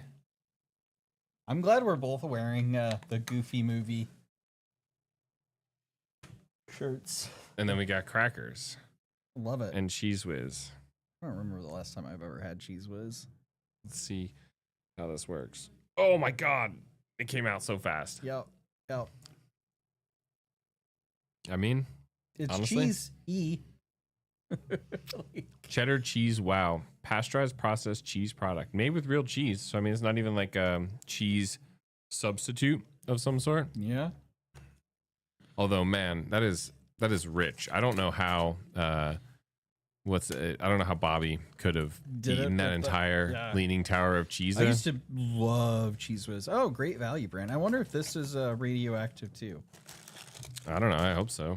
Give me Did you see superpowers. that? The shrimp being radioactive. Shrimp? Radioactive yeah, shrimp? radioactive shrimp. That's crazy. We got crackers here, little pouches of crackers. They can probably hear that. It's probably noisy. I'm sorry. It's okay.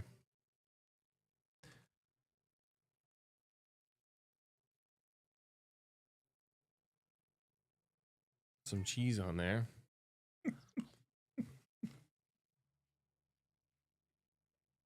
I don't know. I was at the Walmart the other day and I saw the cheese and I was like, it matches my shirt. And you're Let's like, do it. I'm gonna get some Cheese Whiz. Make a giant tower. Look at that. Did you see they've got like a little photo thing down at Epcot? I think where you can like hold it. hold That's it. so cool. Yeah. It's like one of those magical moments. You have to have the people follow you around and take your picture from Disney World, and then Yeah. they like CGI it in. It's pretty crazy. But yeah, really well. We got anyone else? Let's see what we got. We are hearing the rumblings outside. No. No, Still none of the key players have finished. Right? no, we have. We're looking at Austin and Kristen, Ron and someone. Those are our two Ron and Noah. Those are our two 1-1 and 1s. Mm-hmm. And then we're waiting for Brittany and Kirsten's match. Not against each other, but Because they've already played each other, right? no, Brittany and No. Kirsten have not played each other. It was Kristen and Brittany. Kirsten. Yeah. And then Kirsten and I forget who she played. It's like, oh, Ace, and then Kirsten and Eddie, and now finally Kirsten is playing someone not from Rules of Villainy. All right, let's give this a try. Let's see. Mm-hmm. You know, I think this is how you become known for something because you know now we're just gonna be known as the Cheese Whiz guys. Cheese Whiz guys. No, it's just topical to my shirt. Wonder how much cheese whiz I could get on a single cracker. That's probably a problem. That's probably a mistake. Yeah, but I'm sure that JDZ wasn't trying to become the Crustables guy. I don't know. He might have been working for him. I think he might be in like a what do you call it? A shill? Oh yeah, Like for a hidden shill. Uncrustables. Yeah, paid actor. He's a paid Uncrustable actor. Now I need a drink. I left it all the way over there. It's a mistake. It's a mistake. Mistakes were made. It's okay. You want to send them to be right back and go see what's going on in these rounds? Let's see what we got. Let's see if there's anything else has come up, and if so, we will put. We've the timer is a little wrong. We've got. I think. Well, they don't see the timer. Yeah, Anymore. they don't see the timer. How much time do we actually have? We have a little under 10 minutes left in round. 9:54. Okay, so like we can set this for like 9 minutes. Yep. Let's we'll take a break. You get a break. Yeah, go everyone grab some crackers and Cheese Whiz. Yeah. And honestly, if you live close enough to a grocery store, you can go run and grab one. yeah, you got don't have 9 it. minutes. You got 9 minutes. All right. We'll see you shortly. Cool. All right. Hold on, let me get the timer working.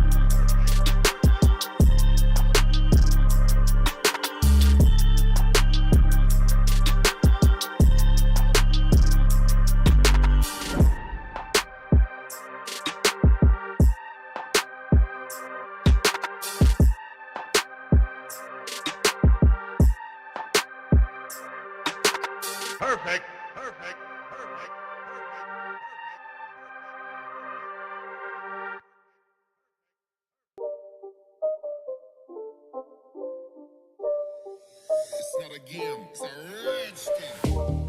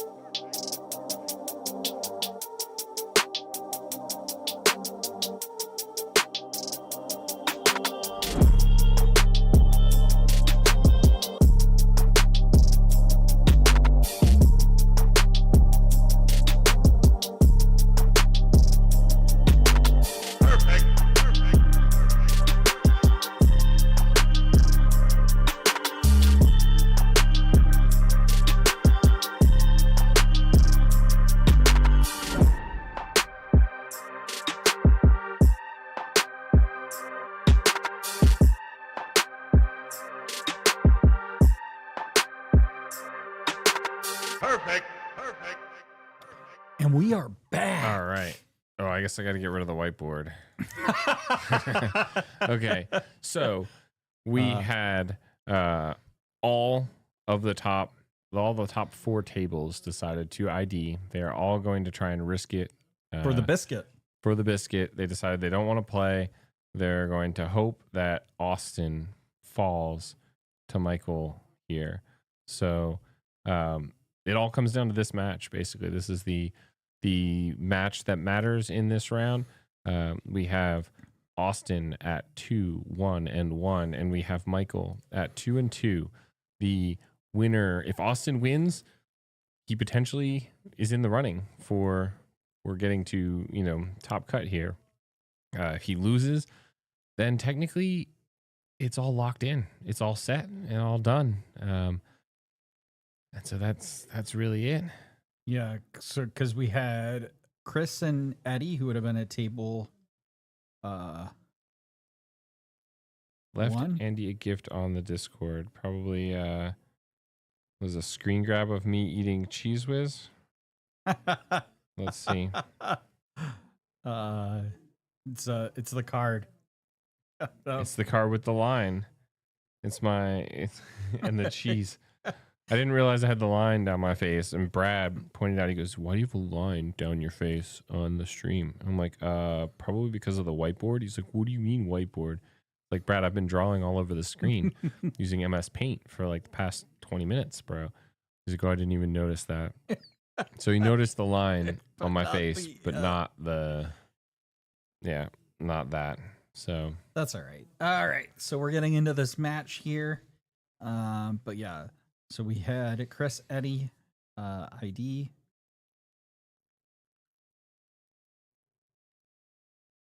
okay, so we do not know their ink colors. Although I hold on. see I'm looking at the wrong. looks like maybe blurple for Austin. I'm gonna go ahead and predict the blurps for Austin. I almost think he might be on the Jaflurps. Jaflurps? Jaflurps. Jaflurps. So, and then Michael, actually, I already know the answer to this. It is his Yeah. favorite and signature ink pairing. Let's actually head over to the scene so you guys can see what they we weren't see. seeing it. No. They weren't. It's fine. It's okay. We're new to this whole casting thing. We've done it once before. I swear. I need more cheese whiz. That's what I need. So we see. All right, so we see the Baymax go into the inkwell and a popsicle plate. Bell. And the bell move. So if there is a Friends in Austin Sand, there's nothing Michael can do about this. He's going to go down in tempo quite a bit. He sees a popsicle of his own. He passes the turn. Certainly hope looking there's at a Friends for here because Austin? that's It looks like there is. Yep, there we go. Wow, what a start for Blurple. They love to see that. That is such a great opening move there. Then we're going to get to play the sail. Draw another card. Ink one more.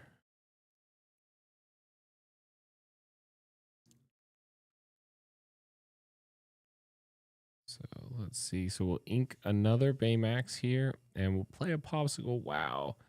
As efficient as it possibly could be. The only thing that would be crazier would be like another bell. But I don't even know if you'd want to play that at this point.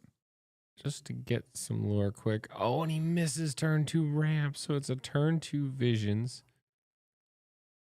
Looking at the top 5, finds the ramp there. Yeah. Really stinks, though, to have to take that ramp off of something like a visions and have to throw back all of those other cards that you kind of wish you could play here. A shark. It looks like maybe a maleficent dragon, a hideaway. Yeah, there's a lot in there. That was not ideal. That was definitely the... Wow. So we 2 see the beat hand preps from and, Michael. A big Sisu. At least we know if he can get up to that lore, he'll be able to We're going to quest do for something 1. about it. We see the genie come down. I really like this genie, honestly. Yeah. I played this a bit, especially when discard was more prevalent, because it obviously can't be hit by something like Ursula, and it threatens three cards back to your hand. So it's like a super Chernobog's followers, which is really, really nice. And it's kind of hard to remove too. I mean, you need something like a coil or an ice block to brawl it. Medusa would need to be played, which it hasn't been for a little while.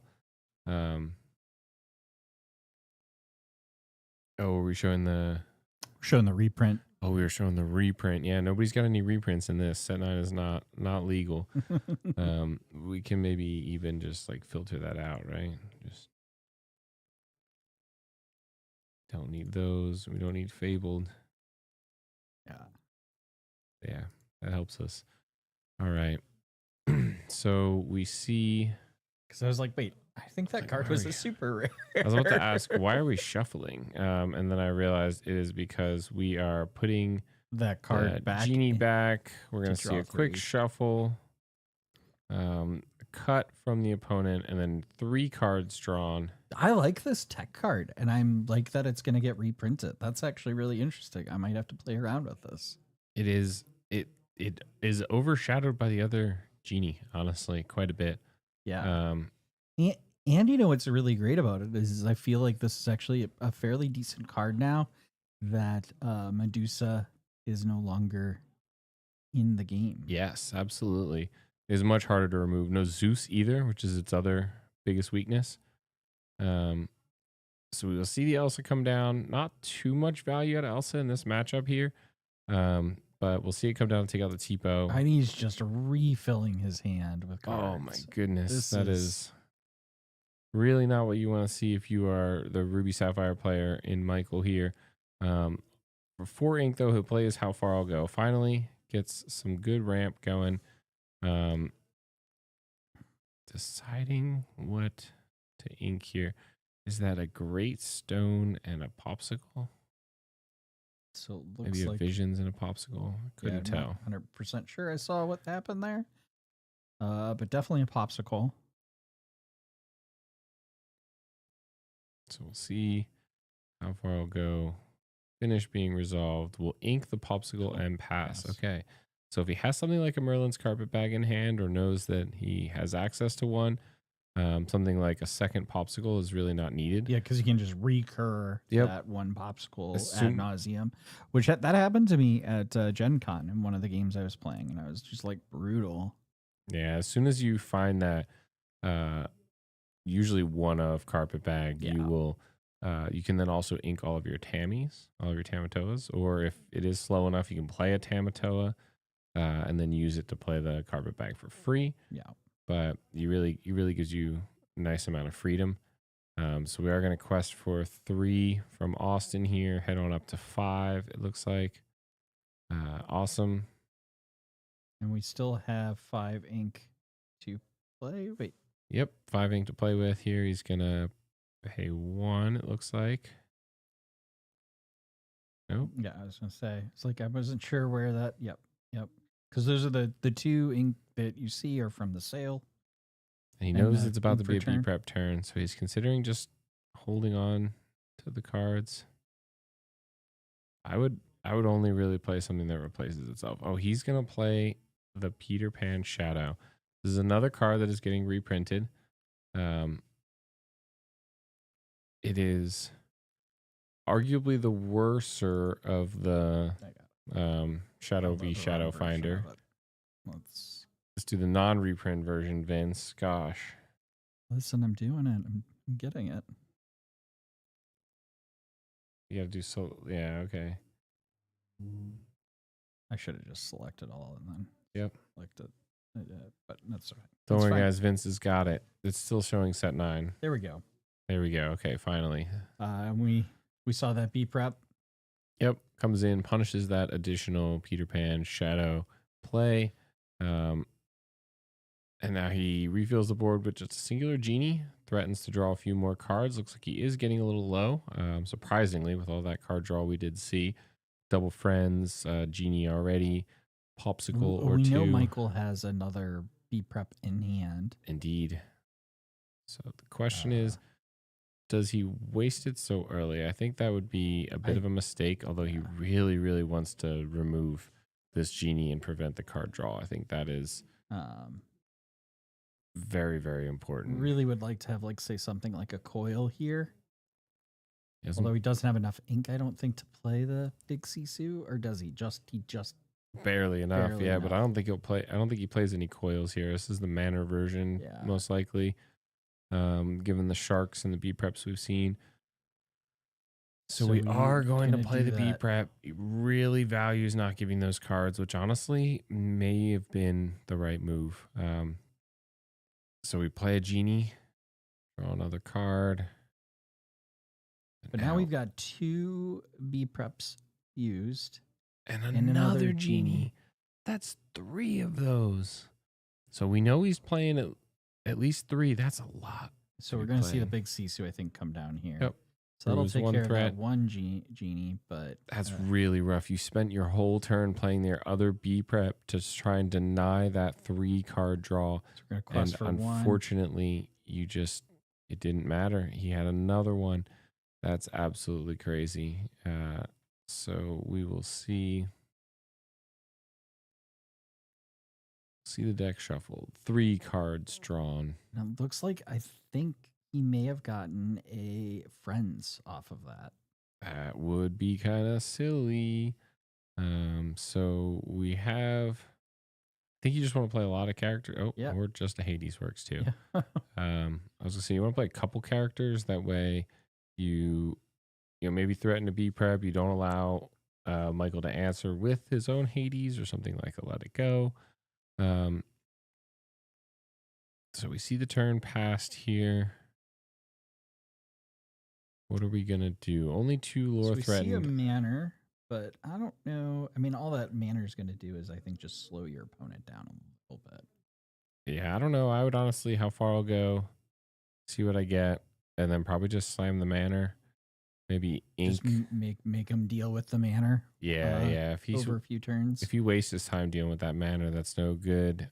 that's like good for you, but it's not great for Austin. And then if he doesn't waste his time with the manor, and then all you have to do is B prep eventually or remove his board, and now the manor just becomes a huge problem. I mean, the most punishing play would be something like Crab Fox on the Hades. Can we also talk about how many uninkables are in this list?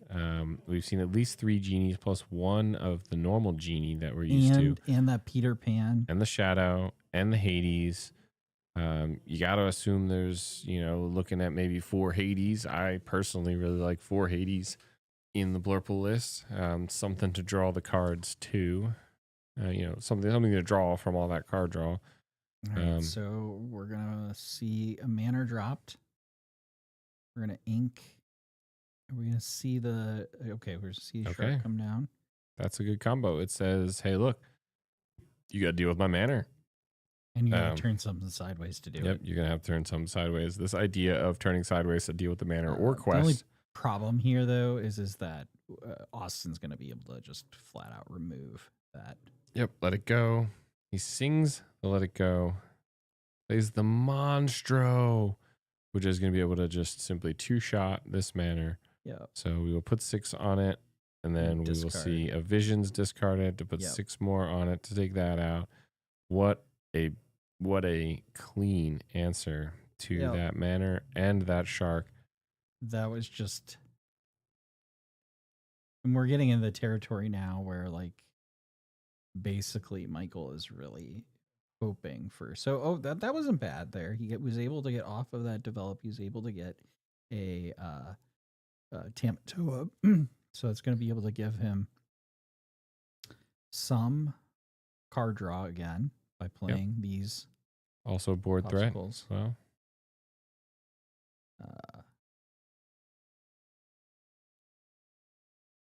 All right, not sure what we saw drawn here. A Visions, it looks like. Okay. So what do we Mm. see? Ooh, the carpet We bag got is the carpet so bag. important I think here. The carpet bag has to be brought, right? That is the one you grab. Yeah, Yep, and it that's gives you exactly what he infinite draw grabs. forever. Yeah. Your opponent is only down to 3 cards in hand, so I mean that's critical for that. Basically, is your entire draw engine for this deck. yep. It is. I mean, it is your infinite draw engine, essentially. All of the rest of your draw engines are relatively inefficient and not forever. The carpet bag is forever. Or, until they play Cusco or Hideaway or something like that. So we'll see. Quest for 4, go to 10. We also have access to these Elsas. It looks like. That looks like an Anna in hand. We're going to play. Oh. Oh, the Anna. This Anna, I think, is the one that exerts all opposing characters. And then we discard, ready, and take out the Tamatoa. That's huge. Oh, and then we were going to popsicle 2 of the damage off to put it at 2. Pass the turn. Is that now 3 how far all goes in hand? It's at least 2. Hades Sail. We take the Hades. Man, a lot of Turn the- uninkables in so Austin's deck. It seems like it, right? This is This is another one. wow. Exert all opposing characters. That is pretty nice. We're gonna see the Hades come down on the Monstro. Pretty big. This Anna is no scrub either, though. Questing for 2 at a 4/5 body Yeah. will certainly pose a threat to Michael and the Ruby Sapphire here. Not sure what we have in hand. I think we have another How Far I'll Go and a Popsicle as well. We'll have to see if it's enough. Another Genie. genie. Now, do we overcommit here? Finders, keepers. Wow, we don't. Instead, we say, you know what? I just want to draw a few more cards. Quest for for 4. Yep. Sorry, yeah, for 4. get as So we're gonna much 14. value as we can in case a beat Uh, prep comes down. And we're very close to showing lethal on the board. Michael top decks a Tipo and says, "Curse you, Tipo. Curse you." That little boy Um, not need it right now. Do the popsicle first. That's fine. What did we find? Oh, we found the it's- B prep. We found the B prep. So now we can do whatever we want and then sing the B prep with the Hades. So we do something. I think we just set ourselves up. We play a bunch of How Far All Goes here. And we look for some stuff to do post B prep. Maybe even a manor. He has a Pirate's Life also in hand too. Are you sure? I'm pretty sure he's got a Pirate's Life. I think it's Tipo 2 How Far All Goes and a B You think prep. it's a B prep instead? And there's 6 set aside. So maybe it is a Pirate's Life. We know 3 of the cards for certain. Oh no, one's the carpet bag. Yeah, Yeah, so no okay. Pirate's Life then. It's just Tipo How Far I'll Go and B prep left in hand now. The popsicle back. Play the popsicle. Draw Draw. a card. What was it? Not a manor. That's really what he probably wanted. Manor would probably be pretty nice to be able to start clawing back into this game. 14 is a lot of lore. He plays the How Far I'll Go. Oh, he decides to get rid of the Pirate's Life and instead takes. I don't know Yep, what. there you're right. So we Swings the B had prep. the B prep. Yep. Found that off the popsicle. Passes the turn. All right.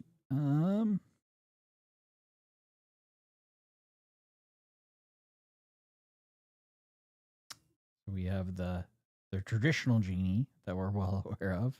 Yes, the double Double of of them. them. So, I mean, that's 3 now that we've seen, plus 3 of the other genie. We're We see inking a Finder's Keepers to play a Friends. Hard cast Friends. Just continually refreshing his hand here. Knowing that there's probably not another big C-suit, right? These manor lists generally they only run one. Yeah. Maybe yeah. 2.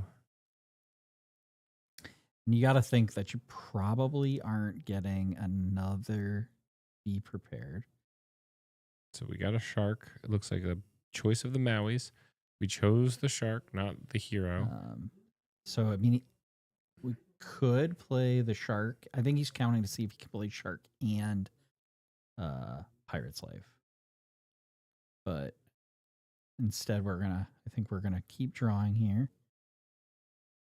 Got a manor. Would have really, I think, liked to see that last turn. Yeah, still pretty scary. What's that? Letting him get to 18 lore here, letting these 2 genies quest, makes you really want to have to play that Pirate's Life, but you have to put the shark on the board so that it can start doing shark things, but then like a Hades is just incredibly punishing. So I think we will see The shark come down. shark come down. See, I would just maybe skip the manor and try and get more cards. So we're going to play the Okay. manor. Okay.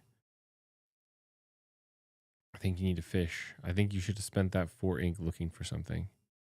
Looking for the next card like an answer to one of these genies, right? Because a Hades What was he just gonna absolutely. fish with? He doesn't. He does has a have- Tala in hand, I Oh, he has a believe. Tala. And He I did thought have he a had a Tala, yeah. develop.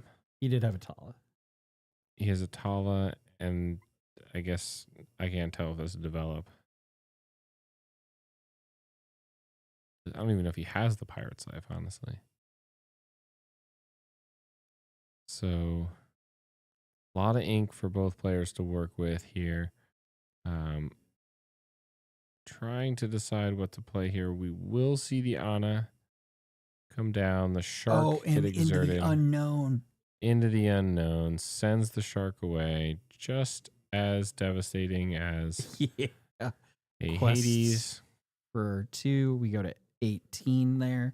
And quite frankly, I think Be Prepared is the only answer at this point to even stay in the game. You have a few opportunities to You draw. could do though. Pirate's Life to extend the game, but actually that wouldn't even work in this scenario here. Nope.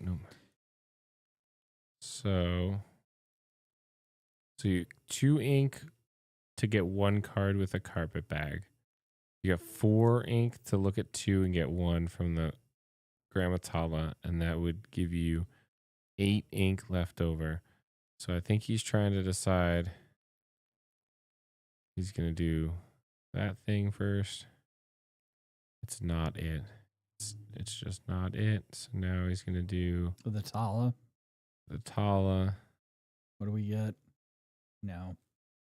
So a develop would still work here. A visions would also still work here. Visions would be the key for sure. We had to throw the shark back, it looks like here. Yeah. And I think he pulled the And he vision, got the right? vision. Okay. And he has a Tipo. Oh, it's a sale. Oh, it was a One last sale. chance before. And it's just a Maui. It looks And like. it is not the Maui he wanted. He had the super goof in hand, All and right, there is so the scoop. Austin will take game 1. Oh yeah, of we this. forgot the lore pip. So Oh. it looked like Michael had won already, right? 'Cause that was game 1. It was game 1. Yeah, and our timer is not going either. How much time we got left in round?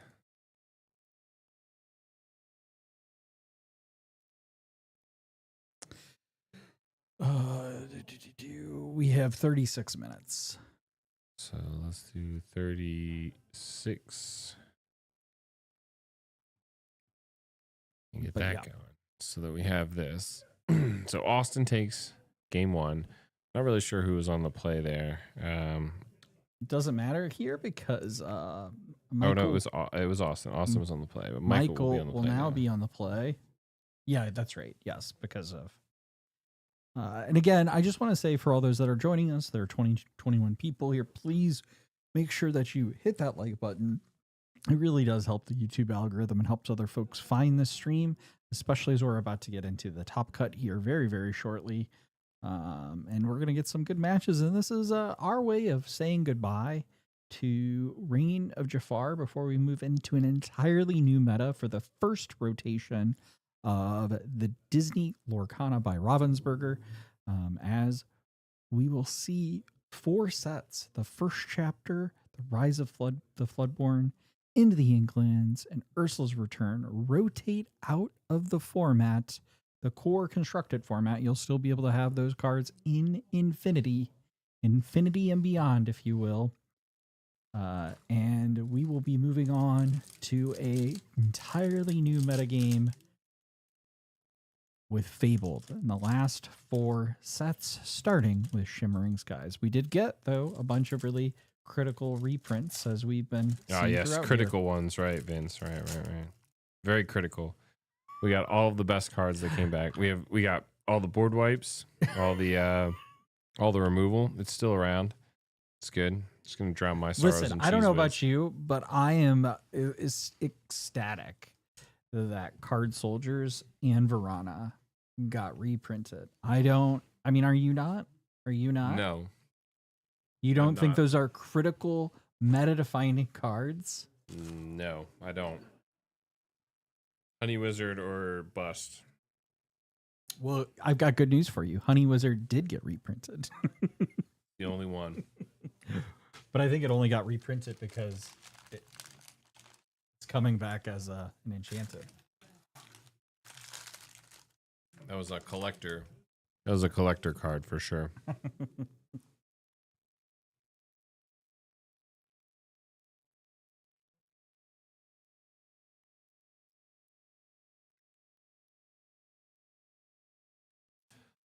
So we see the bell, turn 1 bell pop. We see the the sale hit. The friends will be sung by the bell 2 games in a row. Nails the combo. Easy. Like, it's super easy. I don't care that I have like 100 uninkables in my deck. Plays the sale so he gets his turn 2 combo, but Michael also got his turn 2. So certainly helpful there.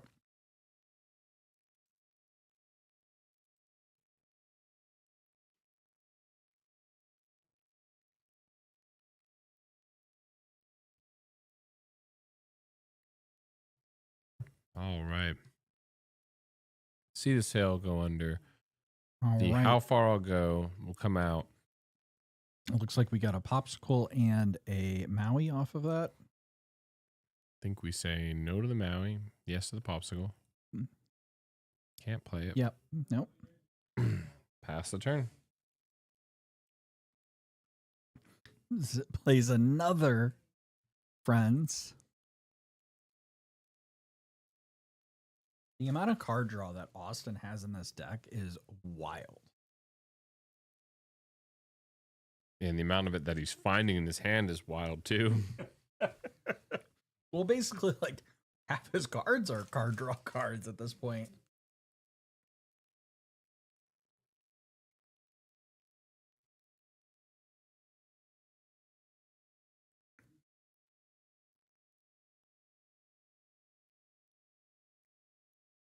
All right. We see the Maui come down and threaten, but will it just be removed? Is the real question. I mean, you do see, though, that Elsa into the unknown. Michael is very much ramping significantly heavier here. Austin is a little bit further behind on ink, as you kind of expect in this matchup that didn't occur in the first matchup. So we ink a sail. Into the unknown. Oh my goodness. Into the unknown. This card's so bad. It's so bad.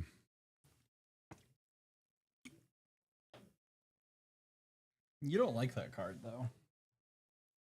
Yeah, I mean, it seems to be pretty nice in the late game. Although he could have just played Let It Go, right? He wouldn't have had the body from the Elsa, but he wouldn't have needed 2 cards, 3 technically, in the Bell also being on board.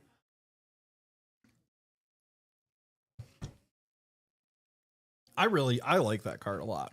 I would love to get the Enchanted, but it's very expensive. They have one here. I know. You can afford it, Vince. Can I? Yeah, you got it. Just sell a few Lego. Easy.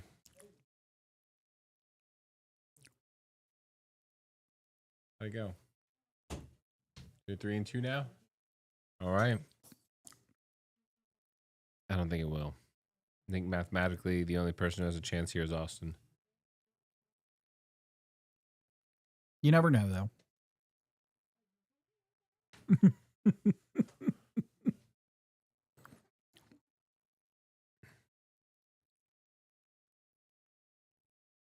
All right. Where we're just watching the game intently, we see the manor come down. Yeah. Go. And that will... What's threaten- that? Yeah. That will threaten a little bit of lore here. It is only 1-0. Does he have a fox? We haven't seen any foxes at all. He might not be playing them at all. Well, why would you play a fox? You don't need a fox. You don't need an inkable card. Inkables are overrated. We can only put 5 on the manor. Looks like we will do that. Oh, he does We have do a fox. have the fox. The fox will come down. He just has every answer. I mean, when you're drawing that many cards, you have the cards. Throws down the goat with great excitement. That was very much the excitement there. And honestly, that's such a great card to play when you're facing down a be prepared threat. Yep. That and Rabbit are really kind of like the best cards for Amethyst, yeah. So the be prepared threat, though, is not as great anymore, given that there is no manner to protect. But I we still think will he has to do it. play it anyway. We'll see the 1 lore gain for Austin, and we'll send the turn back over. Not always what you want to see, but hey, sometimes that's what you got to do. So we play the genie and we draw a card.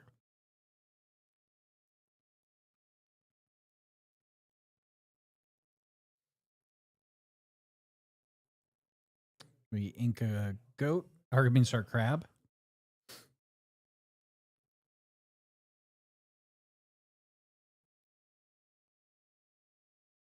I don't think Austin paid for Fox.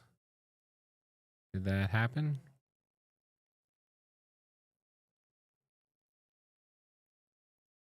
We are a few turns past that. Yeah, I'd have to go back and We would have to go back and look through it. I think unfortunately it's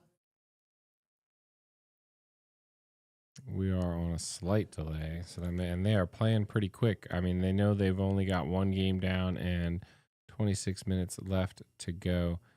That does make a little bit of sense, right? Because the played Fox Goat in the same turn, and he just now has 8 ink. What means he had 7 the turn before. He would have had 6 the turn before that. Wouldn't have been able to bounce and play. So we see 5 left here. Are we going to?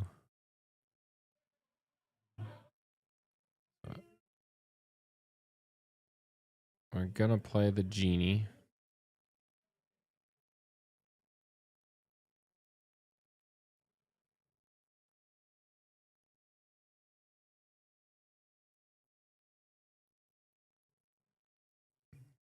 So we see the shark come down. we're gonna get 2 lore Two. off of that for the vision.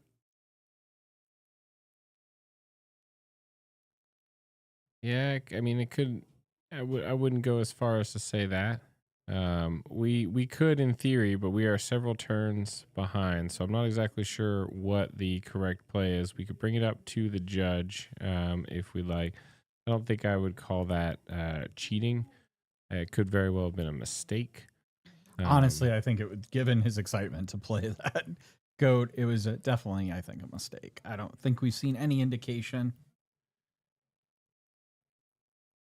5 for Elsa, then played Pop, Fox, and Goat in one turn. Do it now, but good reminder to keep an eye on things. Yeah, we sometimes it can be hard to see exactly how much ink is there. So like that, in fact, that looks like 4 ink on the right side, but I'm pretty sure there's 5 of them there.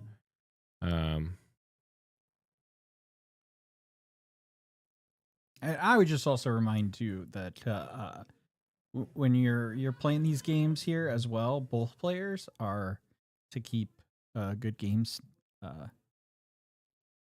Was it Teams 2 take- ink? I thought it was just 1 It was ink. just 1 ink. I don't think they Yeah. played the popsicle that turn. Yeah, no, it was only 1 Um, ink. I'm pretty sure. I mean, I can go back and look. We'll go back and look into that. I think But hopefully it let's just won't- let's keep thinking about folks as the best intention here, and not. Yeah, we don't want to accuse anyone of doing anything intentionally. We don't really have any reason to believe that, but we will try and keep a closer eye on things here. We definitely appreciate you guys pointing these things out. The faster, the better, and we can hopefully pause the game. Unfortunately, we had like 3 turns that were played incredibly fast there by those players as well. Like I think we missed like 2 turns while I was just trying to think about whether that like you guys saying, and I was like, oh yeah, you know what? Maybe that was the case. And then like so many turns had already passed, which makes it very difficult. But we see Visions played, card inked. Maleficent Dragon comes down and take out the Hades. Are we gonna turn the shark sideways? I imagine not. We'll pass the turn. And just 6-5 here. 23 minutes left in the round. We've got to hurry it up a little bit here. Exerted characters don't unexert, I'm pretty sure is what this genie says here. This is this genie. While this character is exerted, opposing characters can't ready at the start of their turn. So Oh, that's actually so. In reviewing the footage, it was actually, I think that's even worse. But I understand what happened here, which is that this just was, I think, an issue of not playing cleanly. So when we threw the Elsa and the Belle into the manor, so we started off playing Popsicle, drew a card, threw Elsa and Belle into the manor, and then played Fox, but didn't pay for Fox. So it was exactly that. They basically just didn't pay for Fox. And so they then played Goat and Exert It, and just nobody caught that error. But when you kind of look back, I don't think that was. I mean, that manor would have stuck around. That's 2 more lore. That's Well, they would have still been able to get the Fox out. They just wouldn't have been able to play Goat. the goat, right? So that's 2 lore, a negative 2 lore though that Austin would in theory be at. So everything is exerted. Everything stays exerted. Then we quest the genie, which gets us 2 lore, 1 more with the Fox, and now none of those cards will ready at the start of the next turn. That's kind of crazy. That's kind of crazy.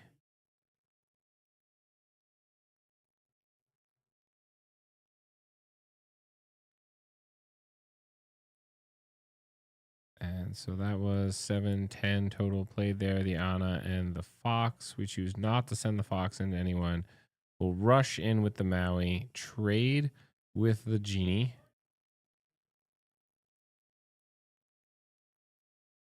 We'll see the Popsicle thrown away, grabbed it back with the Tammy, and we'll pass the turn. So now we have all of the characters still exerted. Quest for 3 to go to 12. Are we going to try and Monstro clear them all? Nope, we're just going to play a Genie down. Threaten to draw a few more cards.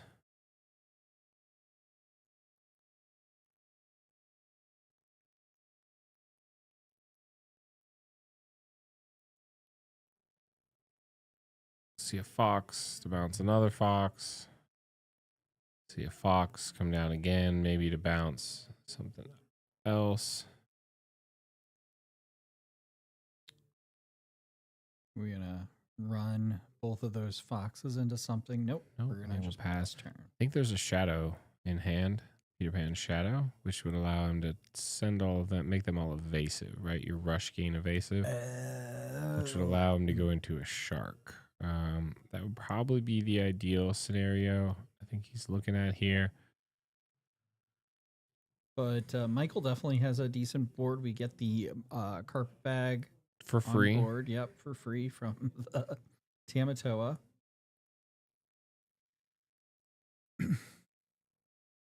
Definitely looking for some removal here, I think. Pay 6 for another Shark. Okay. Says no removal needed. Sing Pirate's Life to gain 4. Or that's a 6 lore swing. And the -2 for Austin should bring him, he should be at 11. 10? 10.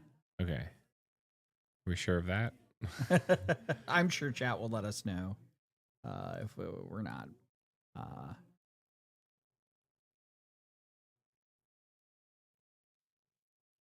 Yeah. I mean, like Andy said, I do appreciate you all keeping a watchful eye. It certainly does help us Yeah, he's at 12, now he's at 10. keep this, but I would also just remind folks, things happen in games. We don't always, we're not robots. We make mistakes. I appreciate it. Thank you, Joseph. I think Parker makes a good point.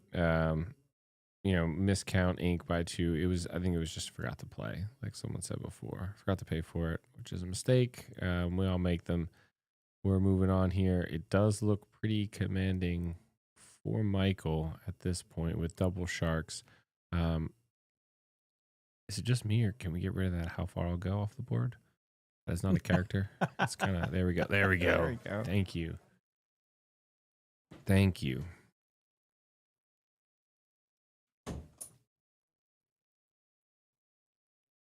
Ron has arrived with the drinks. We pop them champagne. We pop them bottles. Oh, you bought those too? Not any of the others? Let me see what you got.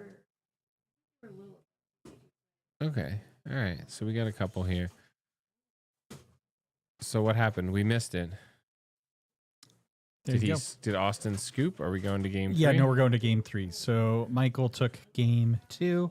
We're going to move into game 3. And yeah, he's looking at his hand. He decides, I guess, just to scoop. Okay, awesome. Here you go.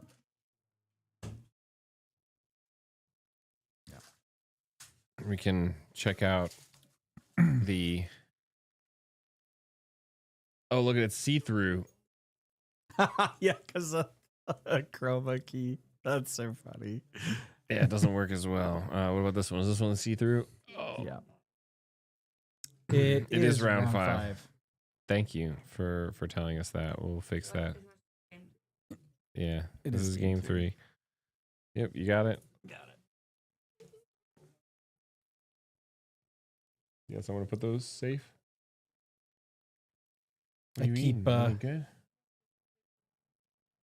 Rice Krispie. No, I'm okay. I can put Cheese Whiz on it. I'll have one. Put Cheese Whiz on my Rice Krispie treat. I wouldn't do that. I keep trying to like con Andy over this stream about that second playmat. We should reset the scores. I'm trying to find. He reset them. Wait, where? Oh, you did reset them.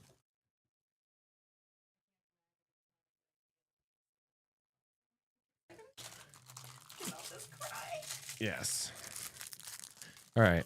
So popsicle for nothing for Austin on turn 1. Popsicle for Michael on turn 1. No turn 2 ramp for Austin. We will see the visions played instead. And that is it.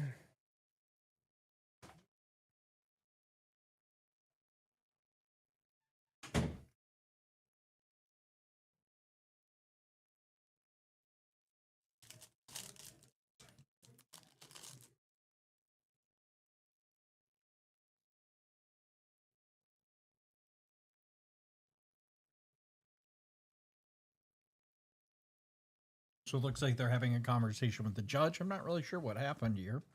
Maybe the judge was alerted to it. Oh. Oh, How much time is actually left?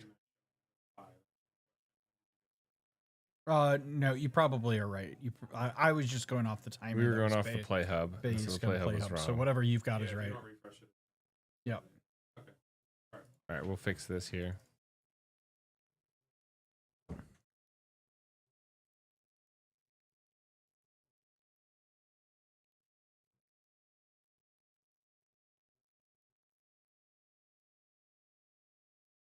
Oh, that's such a bummer.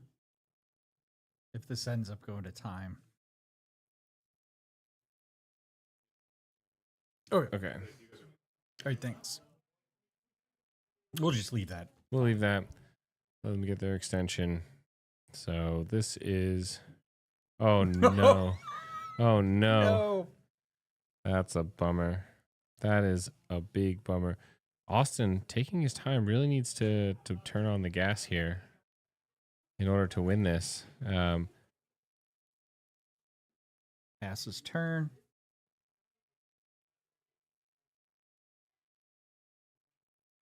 We're going to play a popsicle and draw. Going to ink the Maui. And I think we kind of have to. Yeah. Don't ink the shark. Quest for Just one. for one. Just need to start playing as fast characters as you can possibly All right. speed into. All right. Ink and pass. Quest for 3 to go to 4. For 5, what are we going to play down here? Hopefully something that quests for a lot. What you really need to do here. A goat. That's good. Inks Monstro passes. So we ink a little baby Tipo.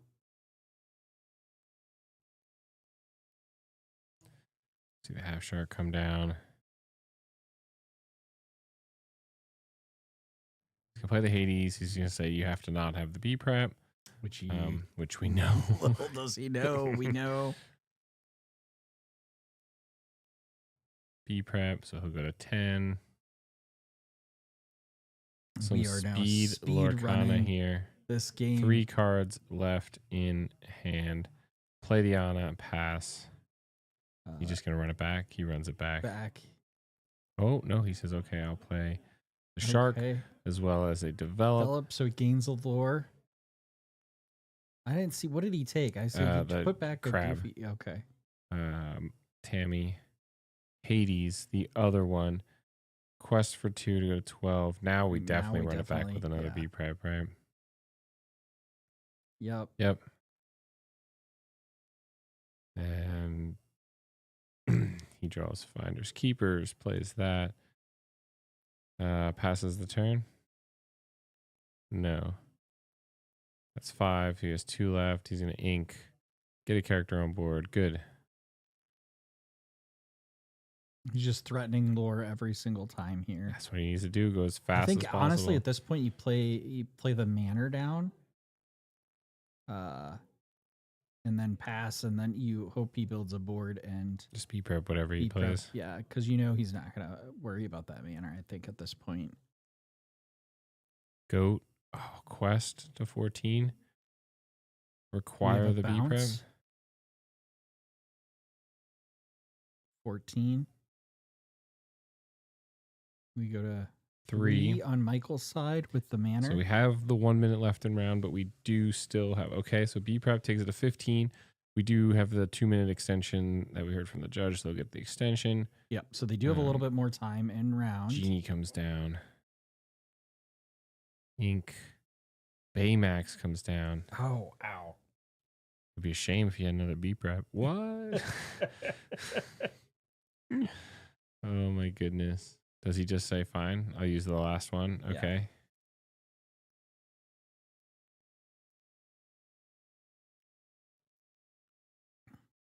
Plays the Ana, says pass. Just trying to threaten more lore here. Okay. Dragons the Ana. Popsicle Alright. for 1. That was the wrong amount of ink as well. Unless there's one I can't see. See? Wait, what? You should have paid 9 for the dragon and not been able to play that popsicle. Yeah, they are just But playing as fast as they can. I also can't tell if there's maybe just an ink underneath one that we Yeah. can't see from this angle So too. we see the Tamatoa get going. These matches I will have not been super clean. That is what happens sometimes. He changes his mind at the last second there. Puts the card back on the bottom of the deck. All right. So we quest for 2 there. So 17.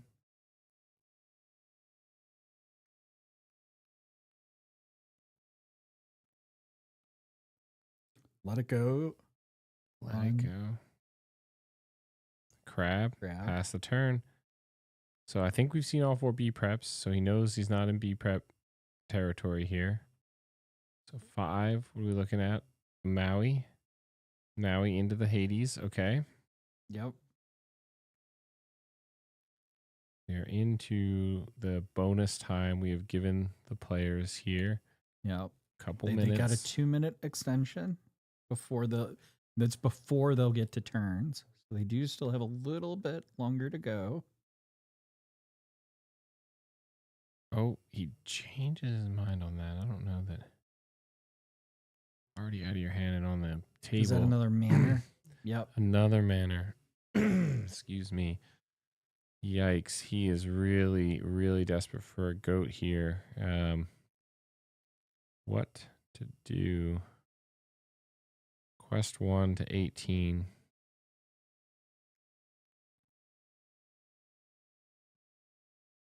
Bounce.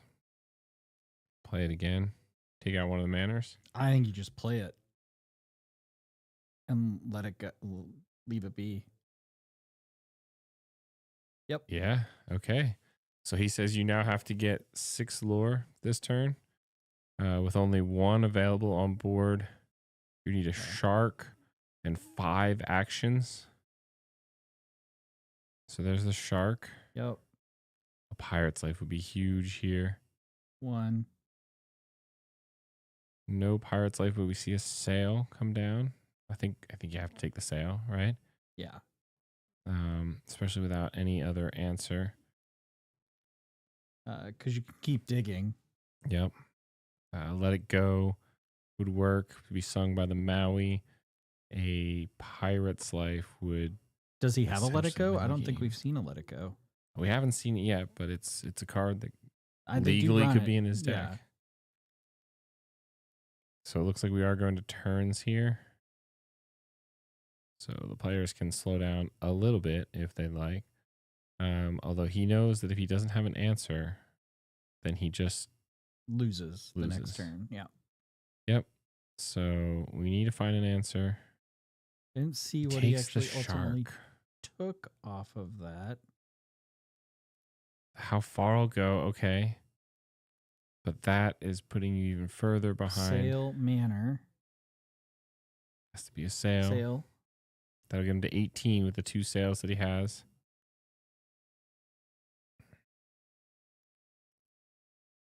Sail to 17. Still no pirate's life. Not that he can play it at this point anymore, right? Because We he could used his sing it. Tala. No, he used his Tala. No, with the Maui. The shark just got played this turn. The shark just got played this turn? Yep. Oh, I thought that was already on the board. That was the start of the turn. So he can.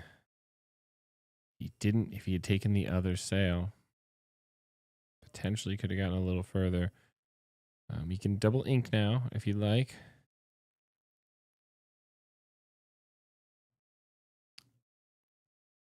Austin just Hoping. No, yeah, this is all Although prayers. At this hopes and point, prayers. I think Let It Go is basically the only out left. Hide away his own item. 18. He couldn't do it. No, he couldn't do it. And there it is. Wow. So Austin will take What a game. Game Absolutely. 2. I'm sorry, game 3, but we'll take this 2-1. And I believe that means he will end up going Maybe. to the quarterfinals, but we will see. No, we'll have to see. Can Key we here. look at that real quick? You should be able to bring it up and see Let's take a look. whenever they report this. That'll give us the standings. Oh, that's pretty cool. Plus 2 minutes. You can like tag it that they're getting an extension. That's pretty cool. Yeah. Was the plus 20 minute extension? Was that Brad's table? I'm joking. I'm There was joking. a plus 2 minutes. I'm joking. I'm joking. So no, this round isn't yet reported.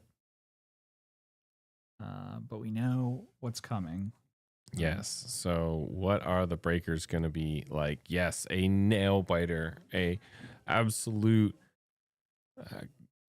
Oh, there were double Pirate's Life stacked on top of each other. You hate to see it.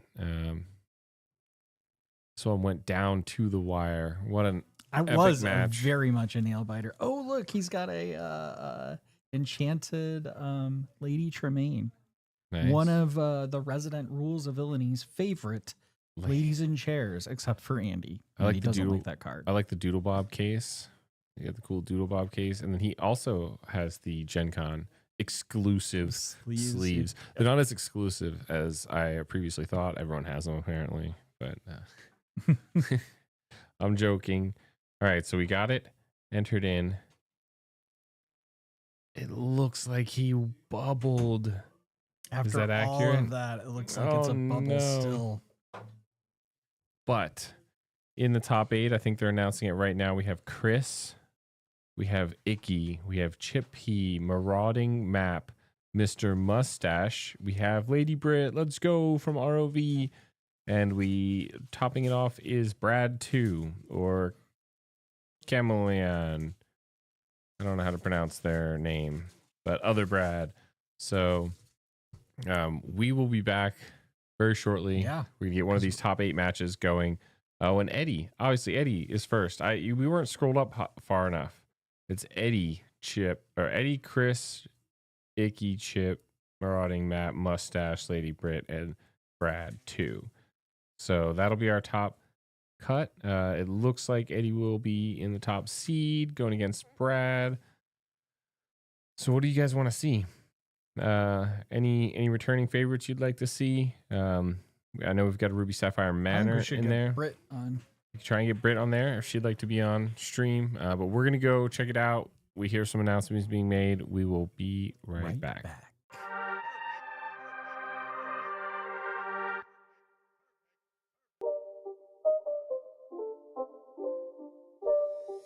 It's not a game, it's a rich thing.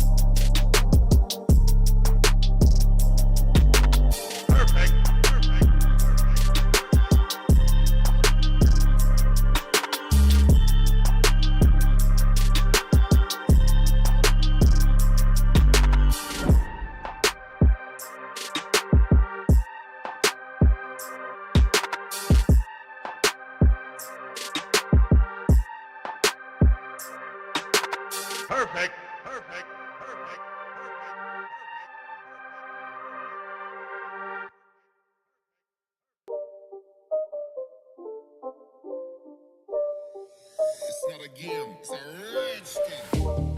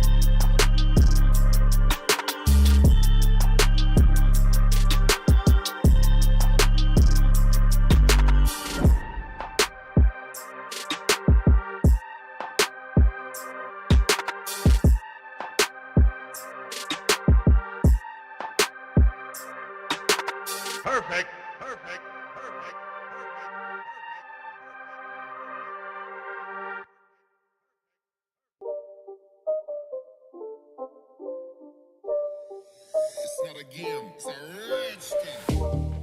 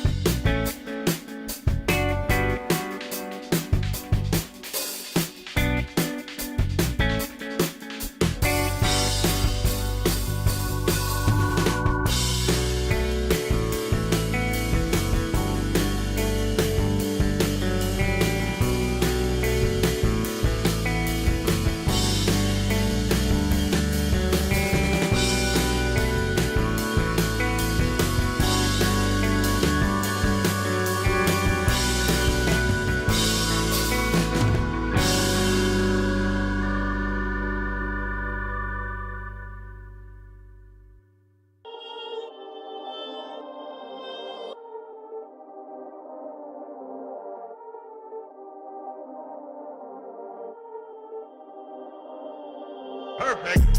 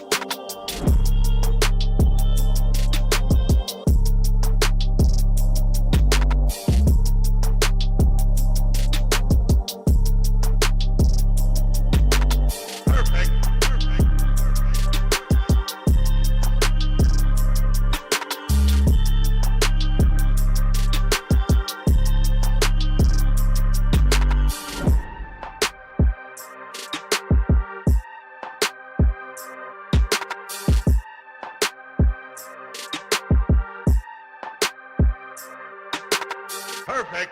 Perfect.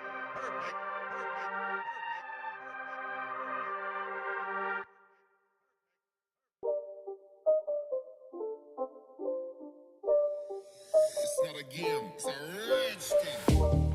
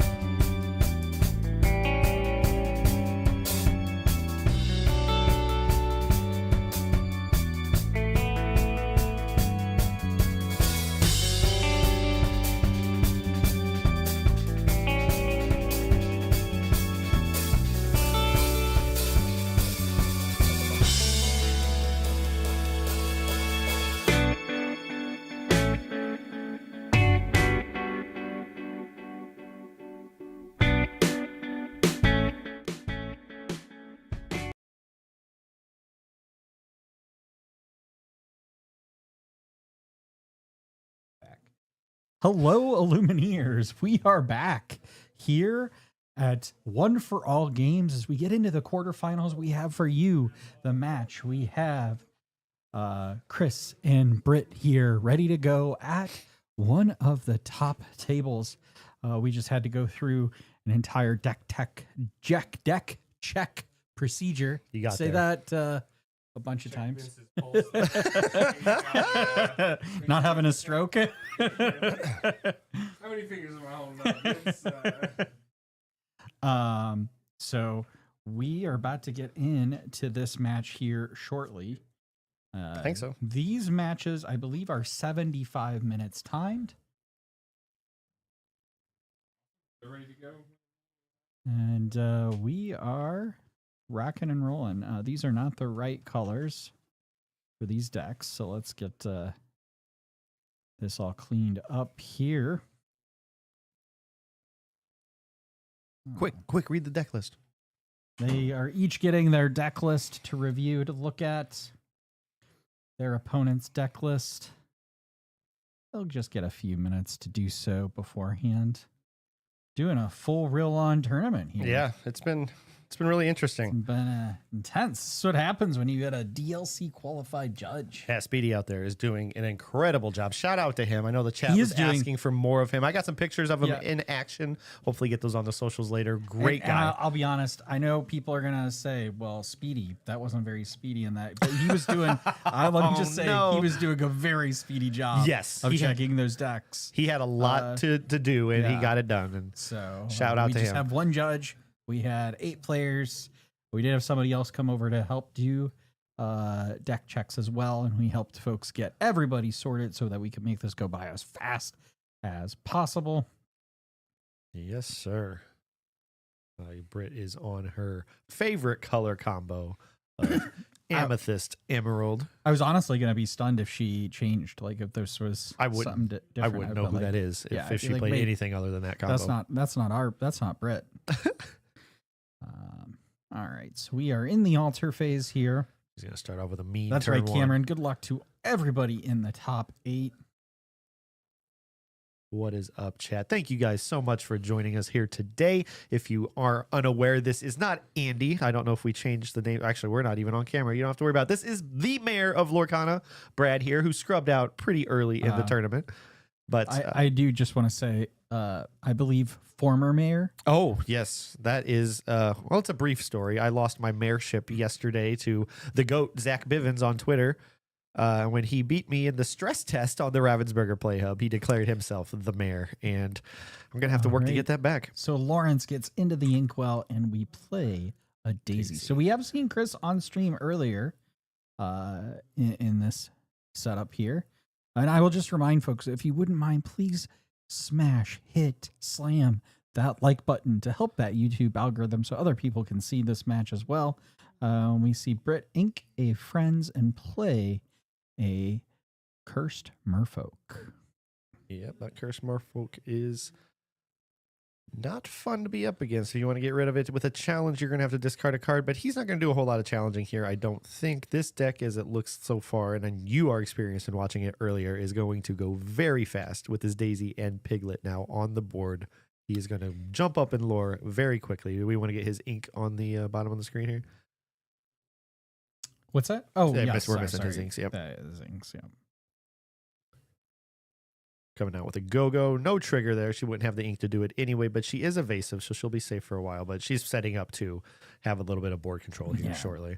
And so if we get another character on the board, which we absolutely, certainly will, that Piglet, Pooh, Pirate, Captain will quest for 3.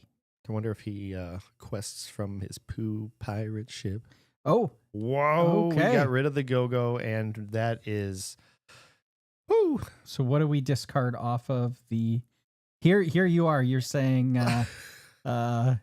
ladies and gentlemen, if you want to hear more of this groundbreaking commentary, tune in to Glass City in just a few short Yeah, weeks. I started singing, and he clears off Brittany's board, so apologies to anybody rooting for Britt here. She is in a world of danger for the time being, but as she builds up that inkwell, she should be able to get out some more higher. Okay, so we see the Lyle. Yeah, Lyle comes out, makes that Piglet reckless, so he won't be questing this turn.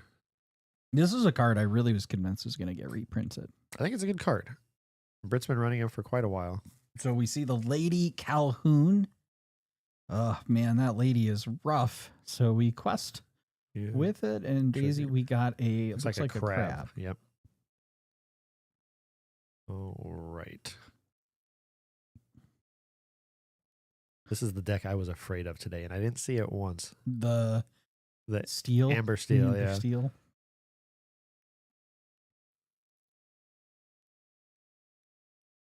Honestly, I think you would have done well against it. Yeah, I traditionally do with my Blurple deck, but that's why I played it today. But I ran into red, blue, and That's the luck of the draw. The So we luck of see the draw. genie here coming down, draws a card. Cinderella into the inkwell, and we see a dock, and we he played Oh, two played docks. the and dock, triggered the last and one. then triggered the last one. All right, okay. Oh my goodness, how much lore is that? 5, 6, 7, 8 lore there, moving Yeah. him up to 12. This is- Wild. lost something there from the Daisy trigger, and we are back to Brit. Not looking good here. See if she can pull something out. Hopefully she got a fox in there somewhere. All right. It looks like it. We're gonna do a little bit of control here. It's gonna be a hard game to catch up in.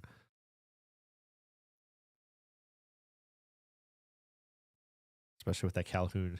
Calhoun sitting out there waiting to challenge anything you turn Yeah. sideways besides that genie. That's because that genie is evasive. So it looks like we're going to take the Piglet with the Lyle Tiberius Rourke. She's got to do with one of the. I don't know that.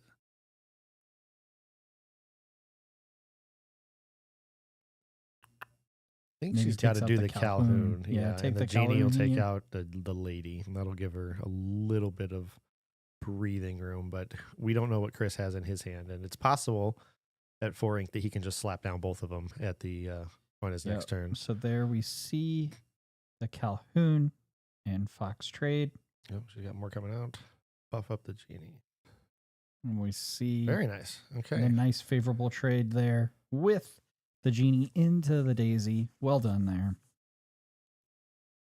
That Merriweather gives +2 strength for 1 ink. Is that how that Yeah, goes? I was trying to look it up, but I clearly can't spell is the problem. I was like, okay, there we go. You pay 1, chosen character gets +2. Oh, and a Chien Po with a big body comes out to save her well, to protect is those questers there. Looking bleak for Brit, unfortunately, here. Really was able to kind of slow down the advance, but the problem is like Chris is just so able to continue to throw down characters turn after turn. Yeah. Chien Po's a new addition to this. I've seen a lot of Amber Steel aggro decks in the last couple of weeks throughout the whole entire set championship season here in St. Louis, and Chien Po was not in any of them. So this is a inspired addition and very valuable with that big body, and he swings back for 4. Love that card.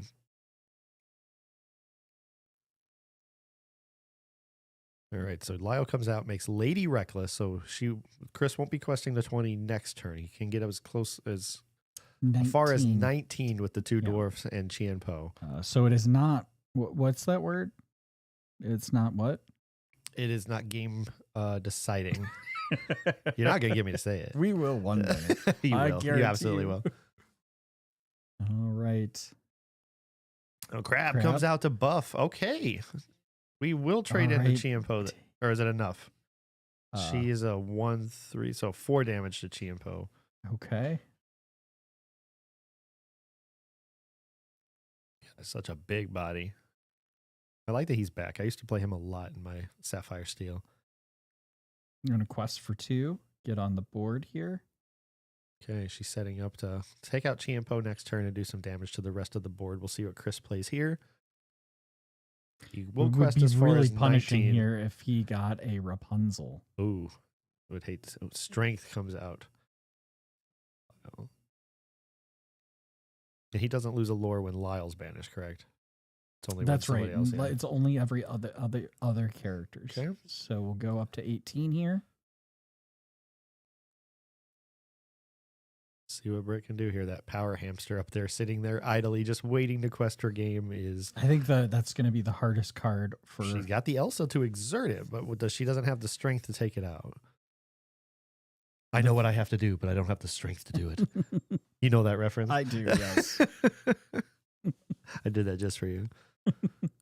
All right, so we're going to finish off the Xianpo. We buffed up the genie. I don't see an out here for the hamster. Peter Pan comes out, rush into Lady. Okay. Britt's going to explore all her outs here. That's exactly what you got to do. You got to Yep. find every single out available to you. Yeah, All right, scoop in and go into let's- game 2. That is a game 1 to Chris. We will move on to game 2. That Amber The, Steel deck is. Mrs. Mayer Yeah. asks, "Do you love that card more than me?" Oh, absolutely not. Absolutely not. That's such a silly question. Appreciate you tuning in, babe.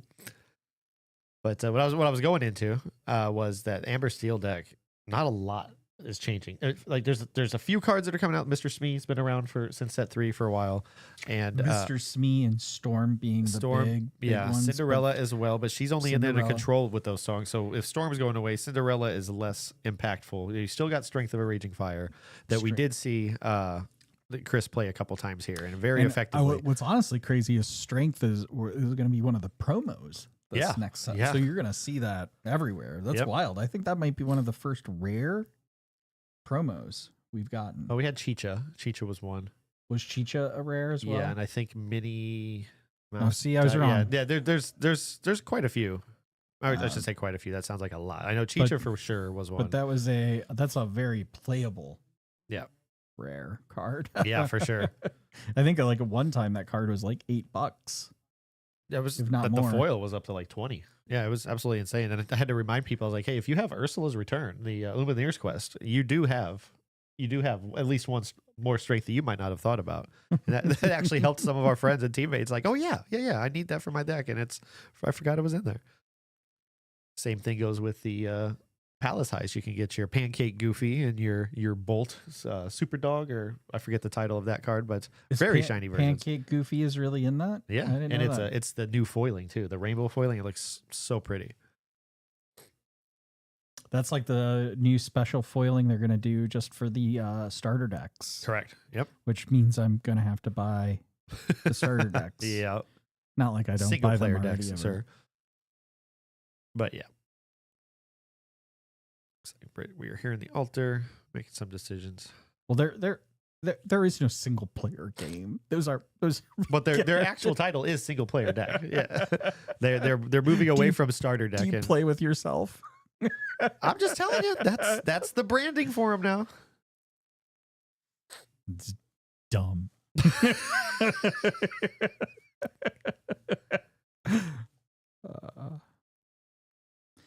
All right, so Britt will be on the play here. I don't remember, was she on the play at the beginning, at the first? No, I match? think Chris was the higher seed.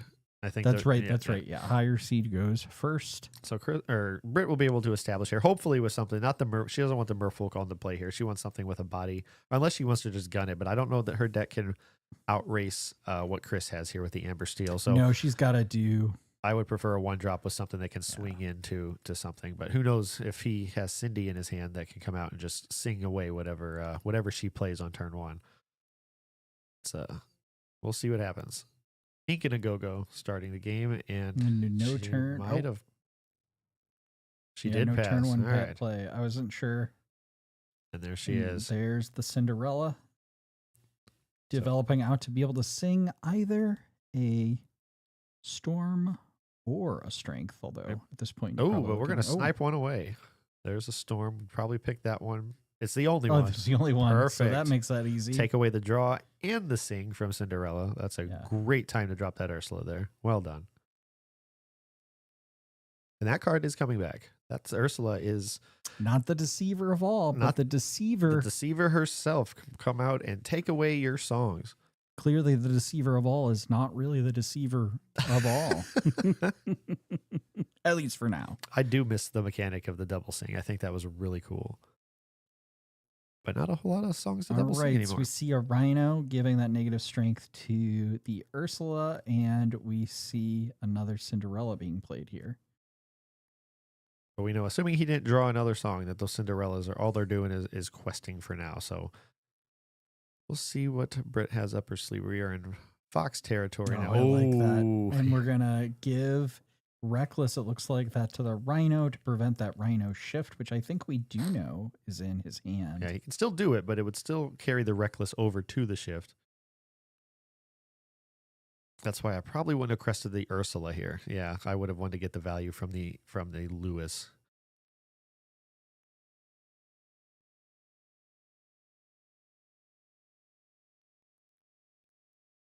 Yeah, that's one of those things that I would have done myself and then thought about, oh no.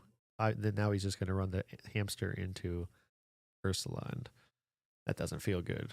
Hamster takes no damage. It happens. Yeah. But yeah, that resist 2 is so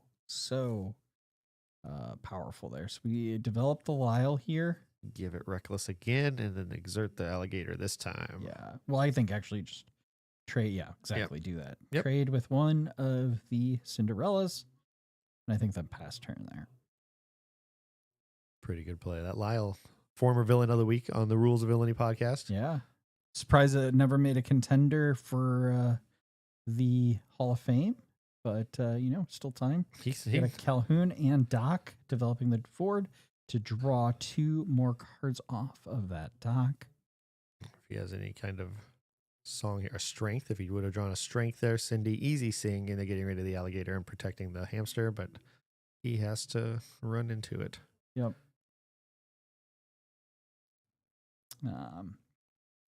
But I will say Britt now has to be somewhat concerned that it's very possible, we talked about this, that he may have a Rapunzel to be able to heal next turn. So you don't really want to leave a character like that damaged. Rapunzel's one of those cards, especially in a deck like this. You do have the bodies like the hamster and Larry, Uncle Larry, as we call him here, Lawrence, of course, jealous manservant, to get a body for that draw. But most of the time, this deck is not, it's the same reason I have. Are we going to play? Okay, it looks like maybe the Elsa, or I was wondering if we're going to do the Go-Go. Go-Go would have been nice. But let's see, we're exerting Calhoun, probably taking out Cindy. Oh, nope, she took out the hamster. Okay. Yep. You keep in mind that Elsa is evasive, Sure. so Calhoun is not a threat to that. I think it looked like we got a Daisy off the top deck there. I forgot what I was saying before this. Oh, about Rapunzel. That's okay now. Yeah, I looked like a Daisy. Oh, there's So the he had Rapunzel. the Rapunzel. He did have it.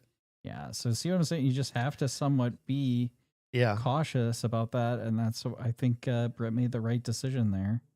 Yeah, all the times I've played against it, I've never seen Rapunzel get a whole lot of value because a lot of times you just got a lot of small bodies and big questers out there, just flooding the board. But that would have been a good situation to get a good draw too from her.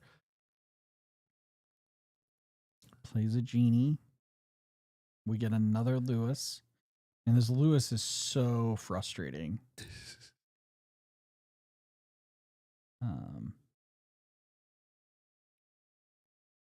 Trying to think through what we're going to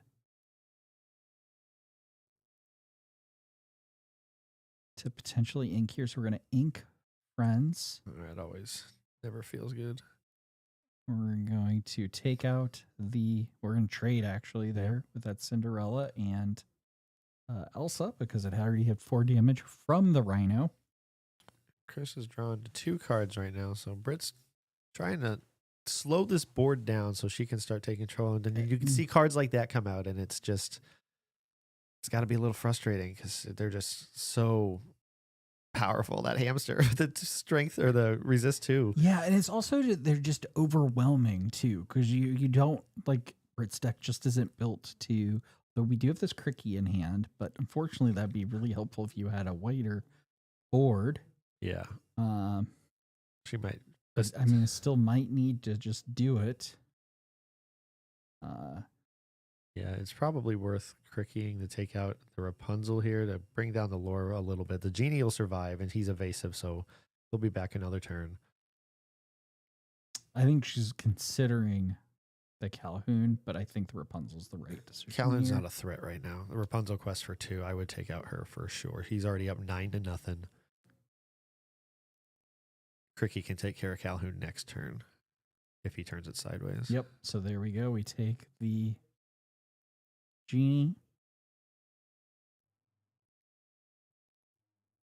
It's not going to feel good to challenge with a 3-quester, but she's really got to get board control here before she starts getting on the board. Chris down to 2 cards here. We'll see. So we have a lady. And there's both of them. And both of them on the board, both impactful cards as 2 questers, the lady and the Smee. And we are now, again, back in that position, showing win on board for Chris, because we have 1, 2, 3, 4, 5, 6, 7, 8. Yep. And it only needs 7. So an Elsa in hand would be cool. I think I see an Elsa there There on the is an very Elsa in end, so we hand. can get rid of that lady and well, not the Smee. Nope. How does she do it? I would maybe consider doing it with the. Yeah. But now the big choice is, does she run both the Cricky and the genie into the hamster? I'd start with the Cricky first. She loses it, which will not feel good. But it'll take the resist off the hamster, and the genie can finish it off. But she lose both of them. Yeah, I just This don't is- think that's such a great. Yeah, I don't. That's so hard to do. Turning the Cricky sideways for anything here, it should be Calhoun if he survives the attack. So She's doing we're it. doing that Yeah. to get rid. That was my first thought too. I don't know that it's the best one, but it does get the 2 questers off, with the exception of Smee. And Calhoun cannot challenge into the Elsa, so 'Cause she's it's safe from evasive. that extra one. Correct. 1 card in hand for her, and Chris has his 1 card, and it's another what a hamster. Top deck. Oh my gosh. Unbelievable. Chris has got to be feeling pretty good right now. Did I don't think he so? did. Yeah, his lore didn't quite 1, update 2, on our 3, board 4. here. He But should he's be at at 17. We'll get that. Can we do it from here? No, it's just You got to refresh it.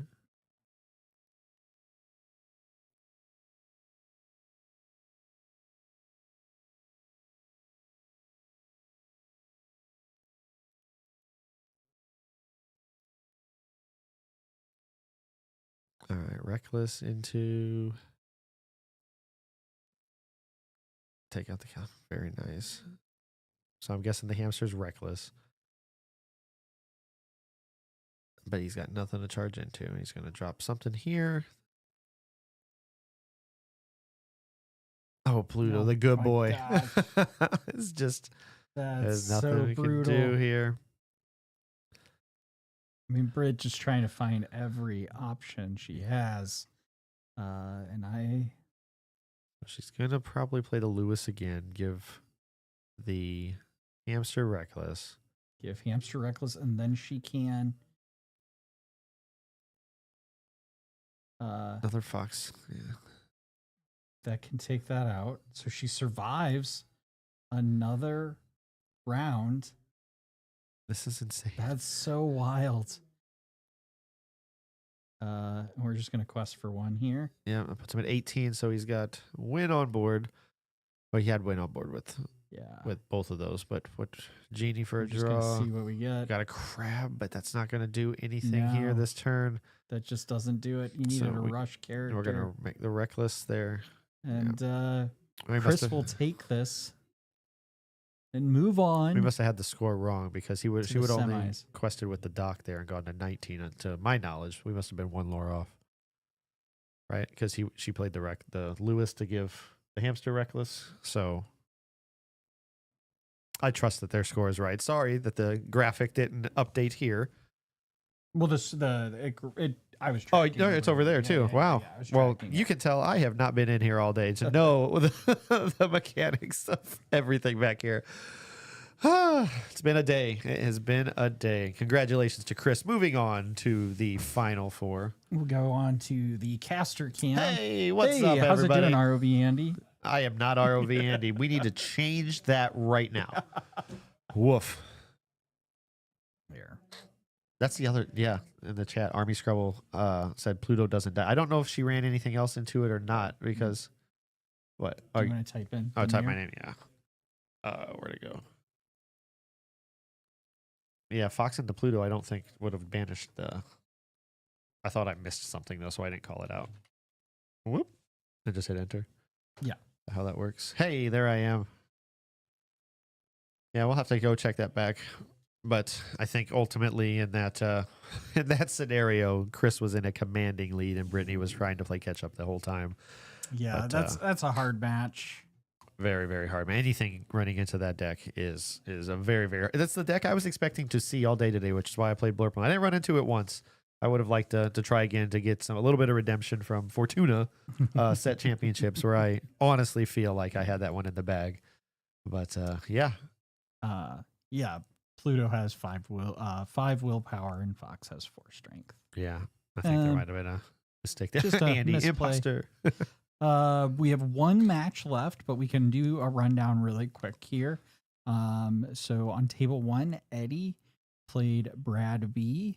Brad B 1-2-0. And in we saw this match with Chris and Brittany, and then we also have Chip P versus Michelle M. Marauding Map.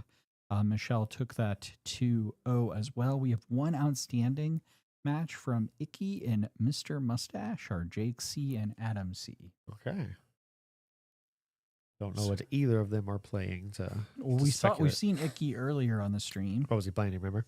No, No. not a clue. You watched a lot of Disney Lorcana today. I'm sure it all blends together. But yeah, Boy. this is 6 rounds. It's a 6. We've been here since like 10 10 this a.m. morning. I've been up since 3. It's been a long day. I might be we'll see. Might be a 24-hour day for me. By the time we get home, we got to. Don't say that. No, Don't say I'm that. just I saying don't think that. it'll be that late. I don't think No, it'll be it that won't be late. that late. Miss Bayer should have kept you at home. Yeah. But I hope you had fun at least. Oh, for playing. sure. It's always fun. It's always great seeing all to- the people. Say goodbye to a set as we say goodbye to the Reign of Jafar as we usher in the fabled era of Lorcana. Yeah. I'm pretty excited about it. Are you going to continue playing? You think you're going to evolve your Blurple deck? There's a lot of hype around it. I think. And as we know, just for listeners, and if you're not a listener, why? You should be. But you should know that the mayor, if there's hype around it, he won't play it. He's That's like, not- nope, that's not I'm true. done. That's- I'm out. Nope. Dude, Blurple- hype? What? Nope. I'm Blurple is exciting, and I've played Blurple for a very, very long time, and I've made it clear on the podcast, and then I've had many a conversation with this man and Randy and our Discord. Plug for our Discord if you'd like to talk to us on the daily. We'll have a link in the description below. But when everybody's playing the same thing, it is not as fun to me. I like a broad spectrum of different decks and fun things to run different decks into. And everybody's playing the same thing. It's not as interesting to me. So that was the conundrum that Andy brought. Well, if everybody's playing Blurple, are you still going to play Blurple? I'm like, yeah, that's my deck. I'm going to play Blurple. But I might not be as exciting to me if every matchup that I play is another Blurple. What do you think about this card in Blurple? This Genie Supportive Friend. Whenever this character quests, you may shuffle this card into your deck to draw 3 cards. I like that card a lot. I always have. It worked great in Jaflurple last set when we were running it with the lamps and the Tamatoas and the striking illusionist Jafar. That card came in clutch a lot of times because the extra willpower on it. I know Sapphire Coral, not willpower, strength. allowed it to stick around a little bit longer. Even though Sapphire Coil does exist, he most of the time allowed me to get those 3 cards when he quested, and I always did it. I do like that card a lot. I don't know. I haven't done any brewing for the new set, so No brewing yet. no brewing at all. I'm in this phase right now where I'm just kind of like, let's just see what happens. Let's finish out the set. Let's do this 1K. Let's have some fun. And then we'll start thinking about, Fabled afterwards. But he's definitely a contender. He's something I would like to make work. I don't know. The uninkable kind of scares me a little bit. There's only so many slots or uninkables that I want in my deck. If he fits in, I would be more than happy to run it. That draw 3 is really but you good. basically, I mean, you've got at least 12 slots, if not more, cards are gone. Well, actually, They're all well more. inkable. Yeah, that's true. Popsicle, Bell's gone. There might be a couple, depending. I don't know. There might be a way to keep Don't Bell put around. Bell in your deck. I might. Why? The What shift would you line. put? The shift line still exists, and you don't often shift that Bell because the 5 cost is Yeah, but easy without enough friends, to get to. you're not getting that value. Sure. Right off the gate. There might be other things. We'll see. We'll see. And then we have Fox. Fox is gone. Crab is gone. Friends is gone. Crab, or you mean Merlin Crab? I thought you were talking about Tamatone. I was like, yeah, he's still around, but without the popsicles, I don't think that he gets played he either. stays. I Like think he Blurple stays, gets is out. changing And- drastically. Well, you've got Peter Pan. He did get reprinted. Shadowfinder, Shadowfinder. he did or didn't? He did not. He did not. Yeah, and I only run 2 of those. That was only there to activate the Iago for Rush. That's fine. I've don't really like the Iago without the Rush from Peter Pan. So, but given that Steel, that's losing Storm, that's one extra thing that might keep Iago around a little bit because he has the Vanish keyword that if he's targeted, he goes away. I don't know. I have not brewed at all. I have no idea what the new Blurple looks like. I know that I'm supposed to look for Dumbo. I'm supposed to look for one of probably a Magic Feather, maybe 2. I don't know. But yeah, I really need to sit down, look at the new cards, figure out how Blurple is going to look in the Fabled era.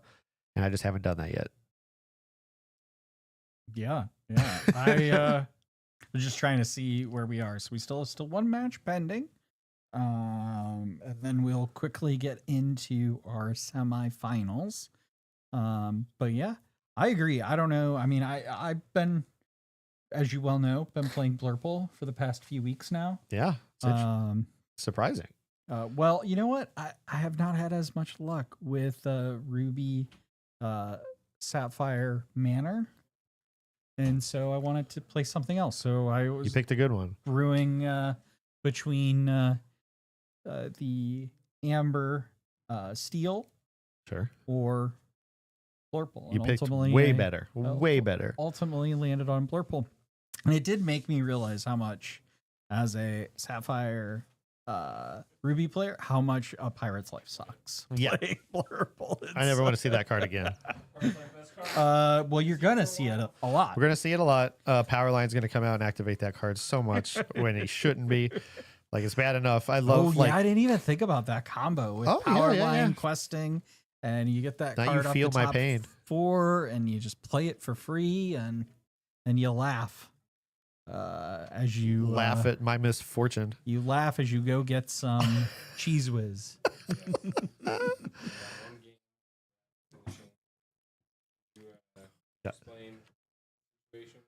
We didn't go into the all the deck check stuff, but yep. Andy's in here giving us an update on the final game, still playing out. So we're just waiting for that to complete before we move on to the next match. Yep. Brad, the other Brad, yeah.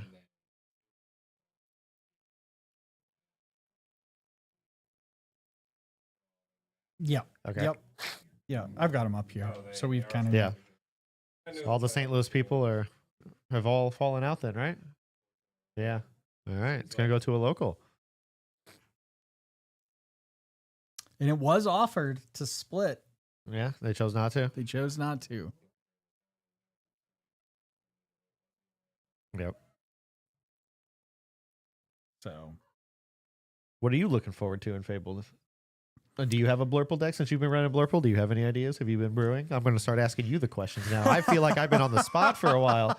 I didn't have a good answer. I want to hear a good answer from you. What are you thinking about? My answer is that I think I'm thinking about two different decks. Blurple, because I think we have all the consensus amongst the three of us is that it will be a really good deck. Sure. But I think one of the points that you've definitely made. What are you doing over there?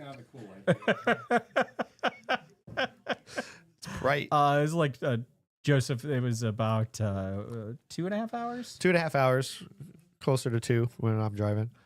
But As long as there aren't. Why are we having a red light? It's like what are we? The red light district over here. As long as there aren't a ton of police officers. We lighting saw a lot today. They kept us in line.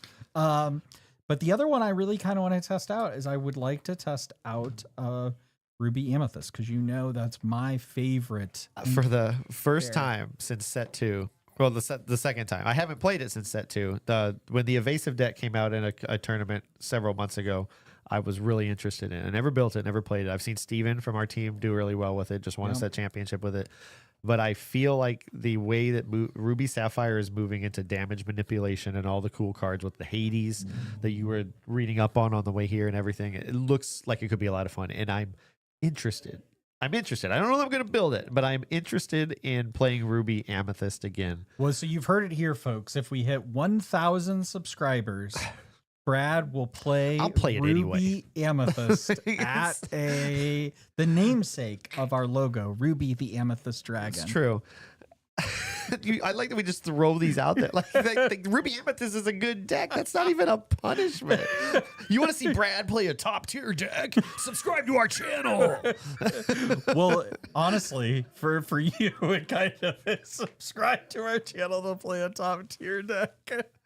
I've been having a lot of fun with Sapphire Amber with the Ludwig and down in New Orleans with the Naveen combo. And a lot of that's sticking around, right? A lot of it is, and there's ways to keep it around in the way that it is now. A lot of the cards, like Popsicle's going out. Yeah, I don't know. Andy is in here messing with all the equipment. Yeah, Andy's over Can't have a real conversation in here. You get the mayor behind the camera, and it's like, let's come in and just mess with He is everything. like a kid in a candy store over here. No, the fan wasn't on. Remember, we were told to keep the fan on. I think the fan just ran out. It just stopped. I had to press the button. Got some chat here. Cameron is fellow Blurple here. Looking forward to seeing it in the new format. Cameron, I want to hear what you think about Blurple. What are you looking forward to in the Blurple decks? Joseph asking about St. Louis. Was thinking about drive that would be about 4 from me. Oh wow, yeah. Maybe we've met. We hit up most of the set championships in St. Louis. If you want to play with us specifically, the 3 big ones that you should look for are Game Night, Fortuna, and Bodax games. Yeah, there's the 3 places that we all basically originated from. Yeah. All right, so it looks like all matches are now reported. Sorry, I thought you were going to say something. That's why I stopped. Icky won against Mr. Mustache. An interesting one. I mean, Yeah. flip a coin. It's 50-50. Oh yeah, there's only 2. There's only 2. Let's get the one that I'll let you guys pick. We'll watch any match.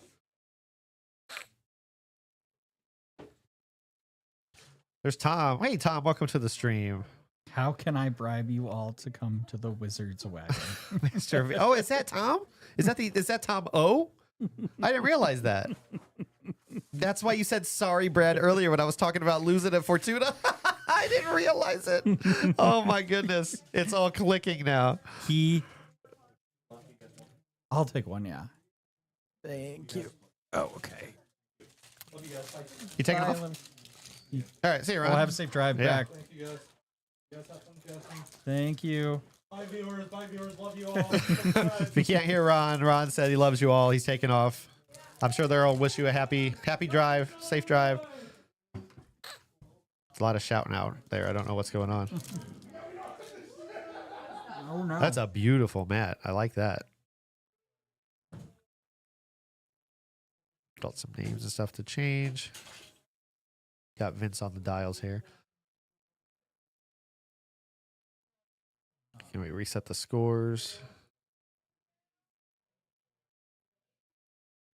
Nose is getting really itchy. Do. Cameron says it's very interesting to see if Iago makes the cut. Yeah, I like Iago.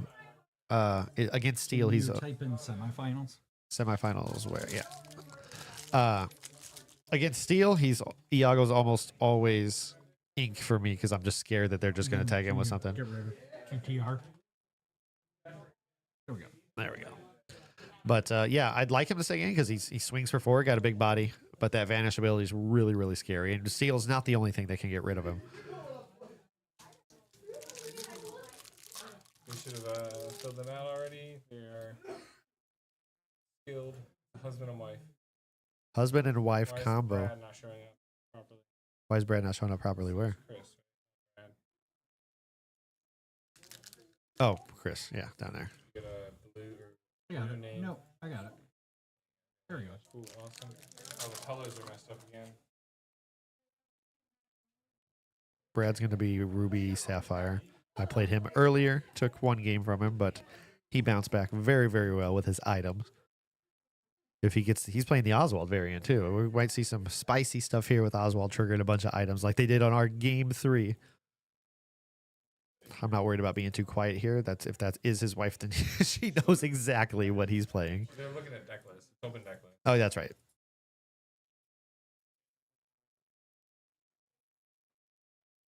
Yay. Peace round. All right. You guys ready? What's that? Yeah, Yeah. we're ready. Go for it. I'm ready.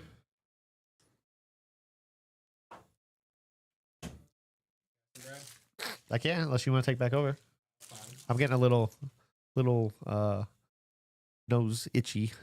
I've been congested. I've been up since 3 a.m. Everybody, it's just not been a good day. I am on the Benadryls. Okay, we've had enough talking about drugs. That's a great thing for Kirsten to walk into. What? As we get started here in the semifinal round, we've got Brad and Michelle. I believe they said this is a married couple. That's what they said. Yeah. I don't know. I don't have repeat what other people tell me. Yeah, we'll get it. We'll get it set up. It's Amber Steel. Okay.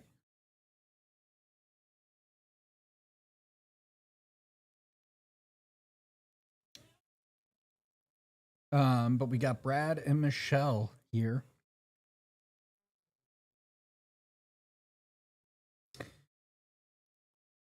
All right. In the semifinals, and only one of them will make it to the Home. final table. What? You said only one of them will make it, and I said home. Ooh, she's got a DLC Rapunzel in the equal, starting off with a hamster. No target for the -1 damage, but we know what's coming next. Actually, I don't know if I see it in her hand, but So we inked, and we didn't have any 1-drop, but that's okay. That's not really the worst thing for. this might be more of a Steel Song. I see a Naveen in there. I think I see a wheel. Or is she going to shift the hamster? Yep. Shift and quest for 2. Yep, quests for 2 gets on the board, and then we'll pass to Brad, but not Not this the one. Brad. I had my chance at this Brad earlier, and All right, superior Brad Sapphire won. Coil gets developed here. Anytime a card goes into Inkwell, a chosen opposing character gets -2 strength. that is Can correct. be really oppressive. So we're going to quest here again, and we're going to go to 4. He has got Oh, he has Oswald Oswald in here, so we're he's about to playing have the some fun there. gambly version. Yeah.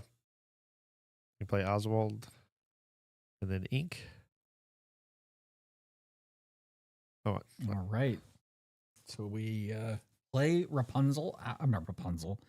Lawrence out. I know these cards. Lawrence.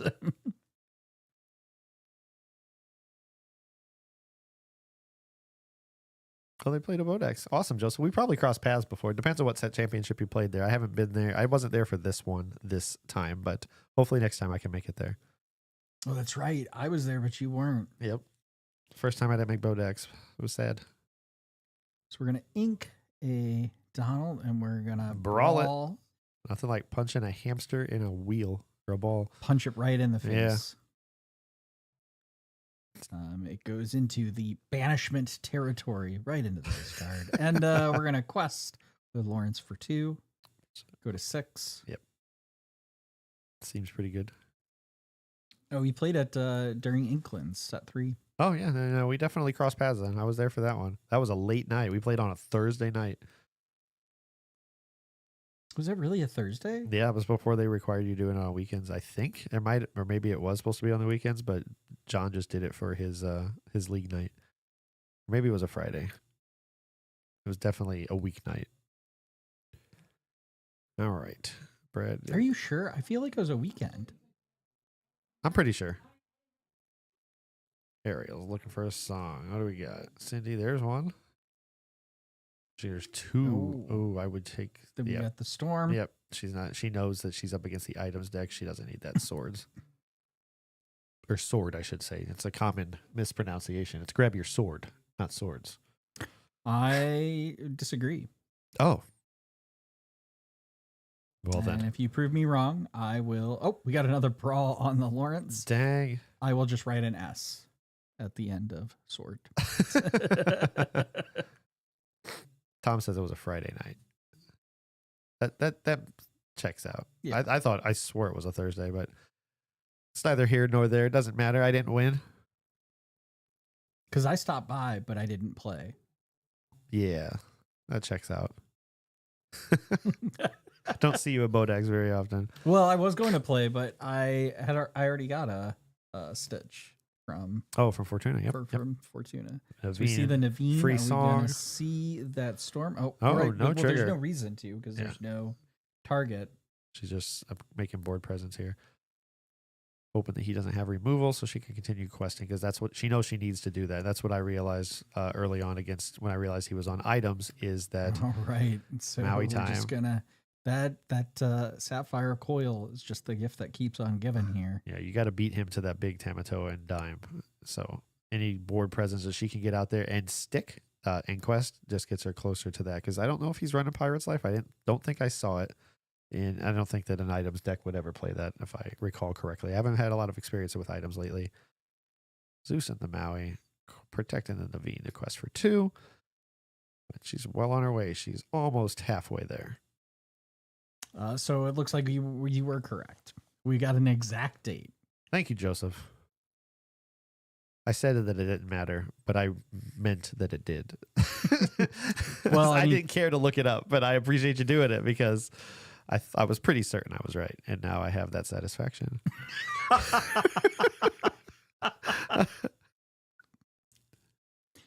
All right. Trying to play the gamble here. Did not pay off. He's gonna rush with the Oswald. Wow. I'm surprised she. Oh, Oswald only has one willpower anyway. one, So yeah. it's like I was surprised that they didn't reduce the strength, but it didn't matter. Yeah. So we're just gonna play the storm to an empty board. Yep. Get that card draw. Listen, we're talking about people that took the Oh the my goodness! stress test for RPH as though it was an actual DLC competitive game. Hey, I'm still mad that I didn't win that stress test yesterday. I mean, I am too. Hardcore mad. Oh, she got. Oh, they're all songs. Oh no, the No, last no, one's we not. got a Smee, but What does she choose here? I would imagine she takes a Zeus because I'm trying to be quiet because it sounds like it's really quiet out there. it is very quiet out there. But So I'm also He's in being a little bit he's more in quiet. territory, Tamatoa territory, the 6-drop. So that will easily take care of that if he happens to play it on the next turn and bring back a couple items. All right, so we see developing another Rhino potentially for the shift. Although Ink here. He doesn't have Tamatoa in hand. Oof. He has not found Just his workshop. passed. When this doesn't find workshop, it is hard to capitalize on this board. The last 2 games that I played him, he was pinging 2 or 3 workshops, and it was very, very frustrating. Yeah, the workshop is like the engine that keeps this deck alive. And unfortunately, that card did not get reprinted. Unfortunately, I don't know. I dancing. feel like it's good for healthy. No, For it the is. game No, to it really is. have good. like a really good item deck. So we're gonna quest for 2 here. Go to 11. And she's smart to not. I think she has a whole new world in her She hand. does. Yeah. That's a card you definitely don't want to play. Maui top deck to be prepared. Um, Oh. You don't want to hard cast it now either. no. Oh boy, has she got all songs? Oh my goodness. Wow. All right. So it looks like we're going to play a sail. We're gonna play. He's This just, yeah, fishbone. they're playing cat and mouse here. No Pete, actions, no but what's going to actions. happen here now is that he's going to ink for turn, reduce that Pete, and then play that big Sisu for a little bit of value. Just no, maybe not. No, he's trying to find the I also didn't know he had the Scrooge in his hand. I thought it was just big Sisu. Oh yeah, no. He is absolutely trying to find this workshop.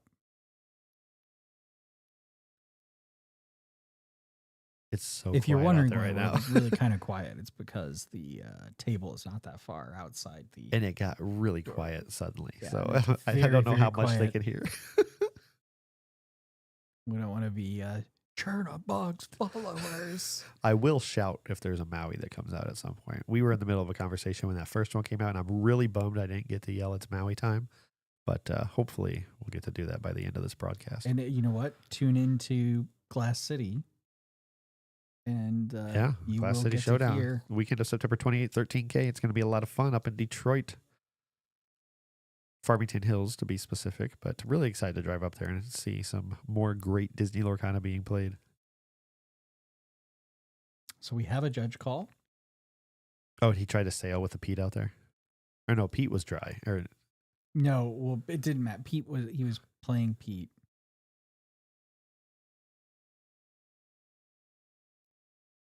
I feel like we missed something. Yeah, no, it was he should have been able to play Sail. Did he play sail last turn? I don't think he did. He played Scrooge for sure. But maybe whatever happened, Speedy will take care of it. Trevor's been on his A game today. Not that he ever isn't, but he has been an MVP today. Very happy to have him here. We just heard Michelle say it's been a long day, and it very much has. Yeah, that's always like that's a great indication that they can hear us is when we can hear them pretty clear. Yeah. So no, I think she played Pete, then it became Brad's turn, and And he tried played to play sail. Yeah. Sail. Okay.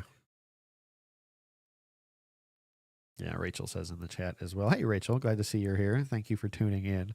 But she's glad they caught that. So that seems to be the issue here. You tried to play. While we do that, we'll go back to the caster cam Yeah, while they figure that out, so you can see our lovely faces. one of them. Mine. Yeah, not mine. Because you can see it, because we're no we don't have longer- to whisper when we're talking about us. Only when we're talking about Yeah, I their know, hands, because we don't have no beard. yeah, no beard watch. No beard watch. Beard watch is Era's has over. ended. A shining new era is tiptoeing nearer.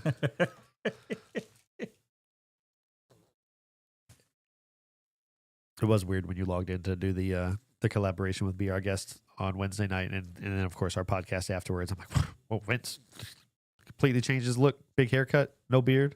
I don't know this guy. Yeah, I mean, the listeners who've been watching my weekly or daily, I should say, pack openings got a glimpse of it a little earlier. Yeah. That's really, I still find it fascinating. I didn't know that you were that active on Twitter. Like, it was just something you started doing. We talked about it a long time ago. And we get the emails in the shared email that Jared from Citizens of Lorcana or somebody has commented on your TikTok. And I'm like, what TikTok? What's going on here? Like, what's going on? It almost makes me want to get TikTok so I can follow along too. But I'm still Stubborn. Still stubborn. Kirsten walks in to hear me saying that and goes, "Do it. Follow your wife." She is doing absolute work on TikTok. I'm so proud of her. She's having so much fun with her pin trading and all that. She did a collaboration where everybody's pulling stuff out of the refrigerator, and she took my Cogsworth and Lumiere statue things, you know, and it was really, really cute.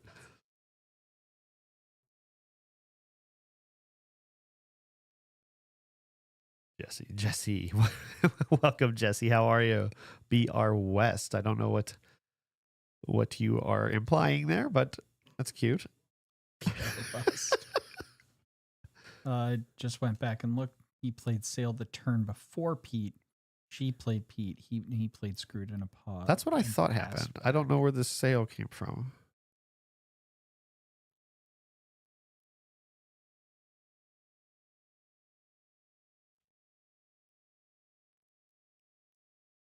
Do you know what the issue is at table one? Four letters. Eat. They're saying he played before. Joseph in our chat says, I just went back and looked. He played Sail the turn before Pete. She played Pete, and he played Scrooge and Pop and passed back. I think Vince is going to look it up too. Trevor Speedy is probably looking into the resolution here, assuming that Sail was played at an inappropriate time. But I don't recall Sail being played. I remember Scrooge being played and Popsicle being played, but I don't remember the Sail.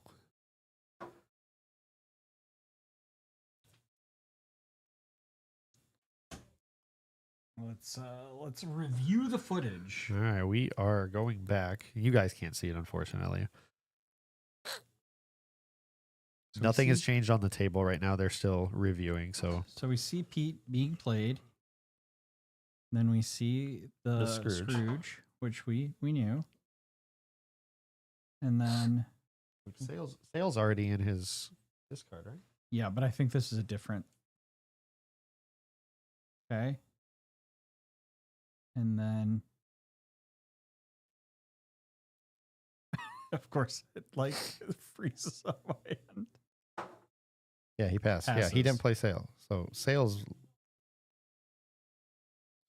So somebody go tell him. Sail wasn't played inappropriately. I don't.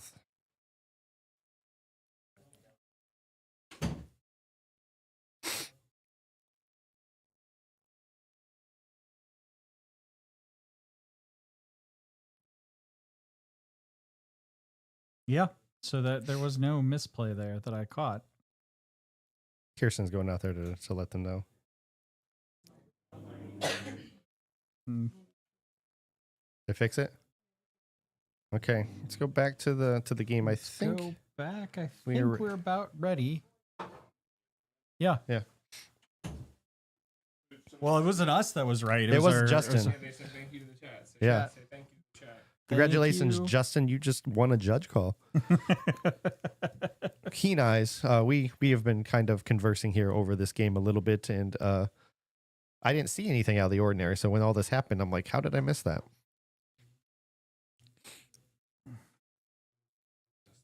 Did I say Justin?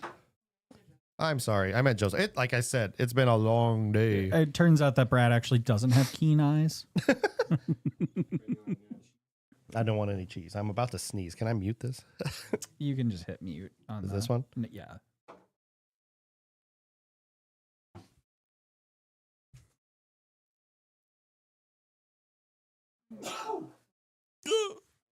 All right, we're back in the match. Sorry about that, folks. Brad's been dying all day. That was actually really good for the last several hours. I'm going to have to take that last Benadryl. We're back on the drugs. All right. He made that joke earlier. I can say it too. And we're going to ink. All these items. Oh my goodness. Wow. Just going at here.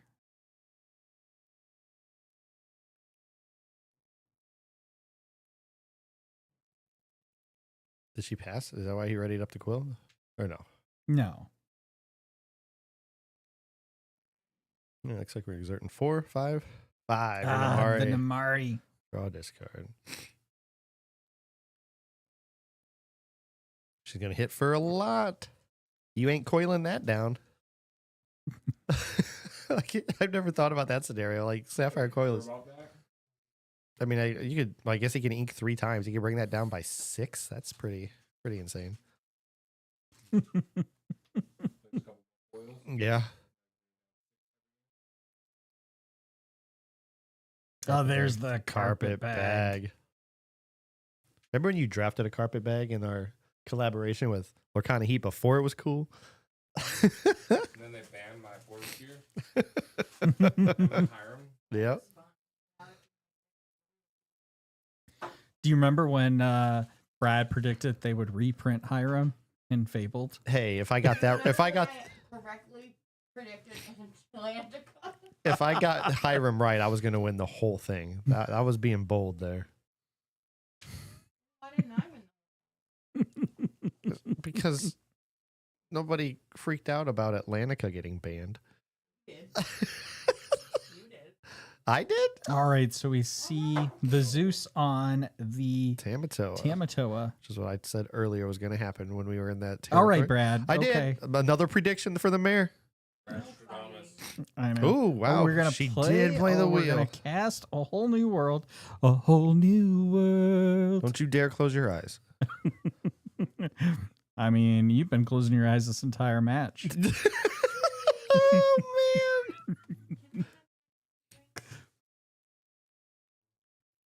All right, we got hand refill here. He has got to. He's got to have Big Tamatoa or Or the Diamond. workshop by now. Work chop for sure.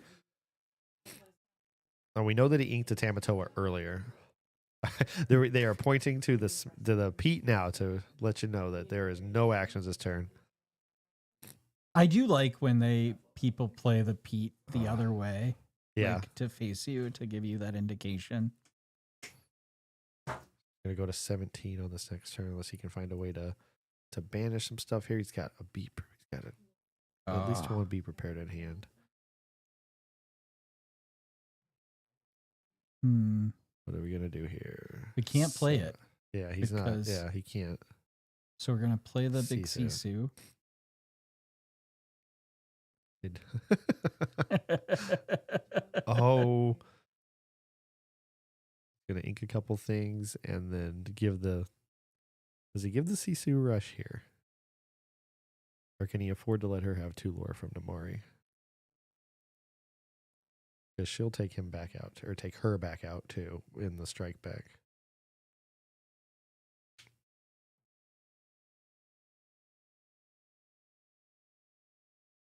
All right. Inking again. He is gonna do it. Do it. Okay. All right.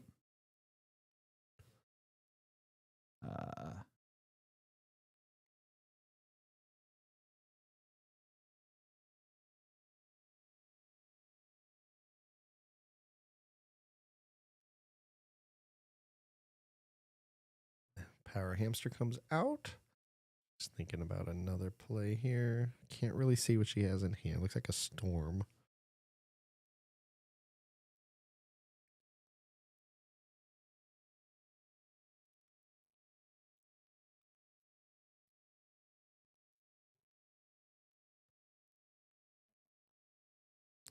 So Yeah. any song coming off of the Naveen? I don't know. I mean, I just don't know what. There's really no target. So I'd maybe consider storming the hamster. He won't take any damage from it. And you get the draw from it because she has to expect that she's about to get be prepared. yeah. But at this point There of the we game, go. There's the B Yeah. prep. say at this point of the game, that storm is only going to really draw her cards. She's not really going to take anything out And- that he and- plays. It looks like I think we're gonna bring back with the carpet bag.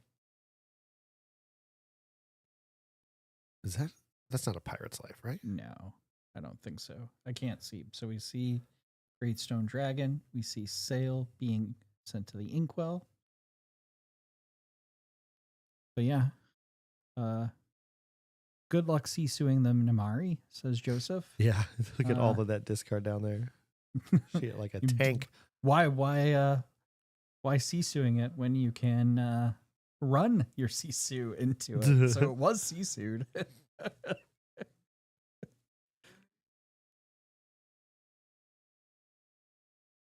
All right, so we see Lawrence being developed to the board.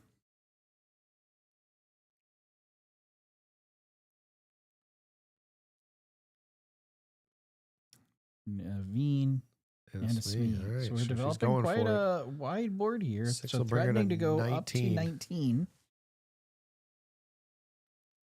What do we see here? Does he have another B prep? See, at least 2 in the Maybe that might discard. be actually a B prep in there. I can't. So fast. Fast at the So shuffling.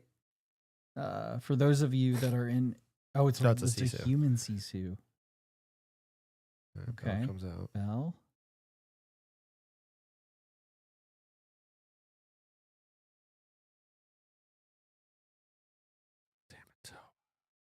Okay.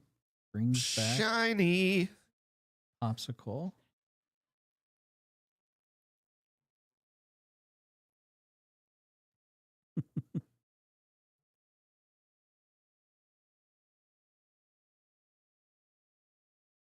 You know, I did hear a tale that Tamatoa wasn't always as glam. Yeah. Yeah. He was a drab little crab once. He was a drab little crab. Beautiful baby. Recurring.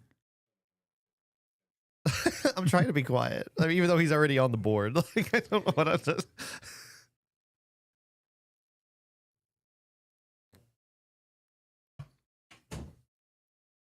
So how many items do we have? 1, 2, 3, 4, 5, 6, it looks like. So we got a 7 cost Tamatoa, or 7 lore Tamatoa. Assuming that's a second bell underneath the first one that we see there. 6 is going to bring her to 19. I would think he's thinking about using that human Sisu. Yeah, he's going to get rid of Naveen or Smee. Well, I think he's thinking about Lawrence, potentially. He's going to have to ink twice, yeah. Yep. He's already inked once. We did do that. Yep.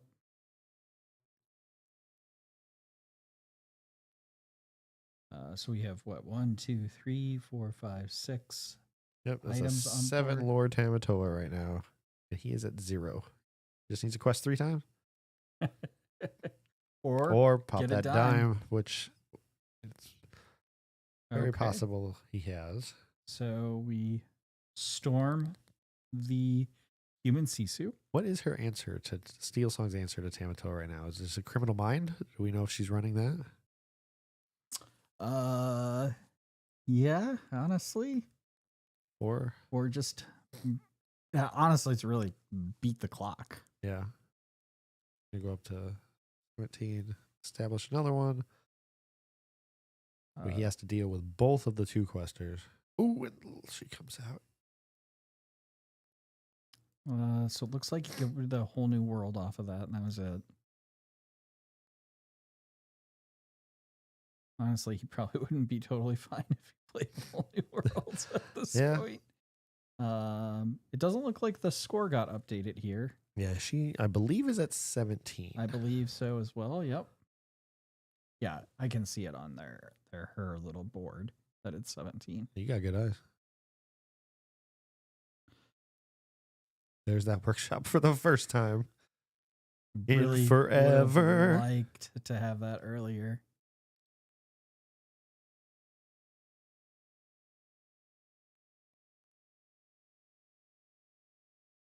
I agree completely, Mr. Game Piece. Or Mrs. Game Piece. The Game Piece. I had to play against him earlier today. And watching him do all of the things was... I just knew all the coiling and all of the inking and everything was just... I'm just watching the clock tick on, on my L coming up.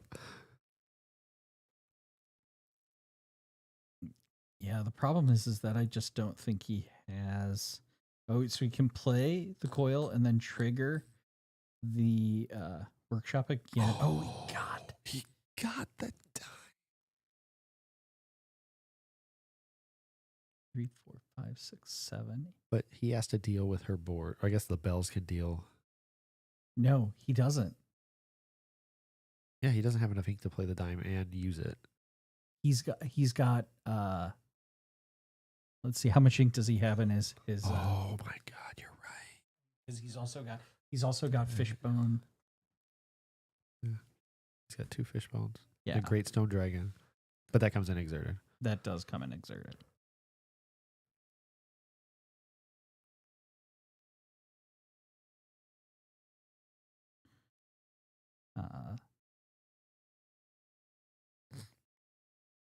Has he inked for turn? And can he ink twice with the quill? That's what he needs. It looks like he's got 6 ready down there.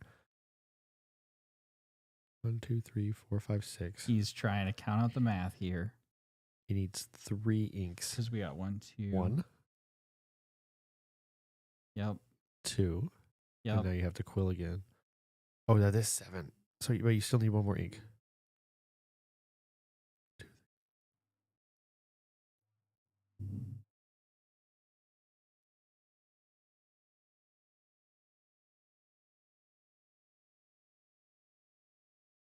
He quilled. Oh, no. Yeah, he won. Wow. Wow. What a finale there. Getting that dime off the last draw and finding the way to ink up to what he needed to play and use it. Incredible. That was crazy. What a play. What a play. Absolutely well done. Sorry, I'm withholding the excitement. I want to scream, but they're literally 10, 15, maybe 20 feet away. That was incredible. I think they laughed when they heard me sing So Shiny. A little embarrassed. Yeah, so he's able to, when Tamatoa quests, pull I didn't back think about an that. item Yep. from his discard, and as a result was then able to ink it just to get that last ink to be able to pay for the dime his ability and quest out to 220. What a phenomenal game that was. You know, for games we've had all day where they have basically been done within, 10 to 30 minutes, we are getting ourselves a phenomenal semifinal game here. And was that just That was game one. That was game 1. That was Oh game my one. goodness. While they shuffle up, I will give a report that we do have the other match reported in. So Chris C took down Icky 2-0 on table 2. Congratulations to Chris and everybody here in the Top Cut making it this far.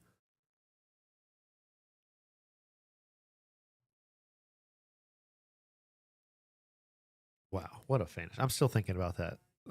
He got that dime and had just enough resources to play it and use it. Most of the time, you're looking to cheat out that dime with the 6-cost Tamatoa for free on quest. But to get to where he did, he didn't even get ramp from Michelle. Like he's playing against other blue decks today. A lot of that removal puts things into their inkwell, and it never feels good knowing that it's just helping him in the end game here. Play that Tamatoa and that dime, sometimes in the same turn. And It was kind of wild too, though. He did not, it really just does go to show you how critical having that Maurice's workshop is. Yeah. And because once he got that on the board, you just saw the amount of cards he was able to draw, turn around and ink. Really very, very powerful card. I was playing Justin once with that, and he had 3 Maurice's workshops. That's so gross. Brad had 3 on me earlier, and it is like it's like what I can't do anything. Yep. With that. That is a very. How are you able to take one game off? Did he just not get? I had a strong start with 2 bells, 2 popsicles, sail, like everything just worked out, and then in the mid game, I went from 14 to 20 just bouncing goats.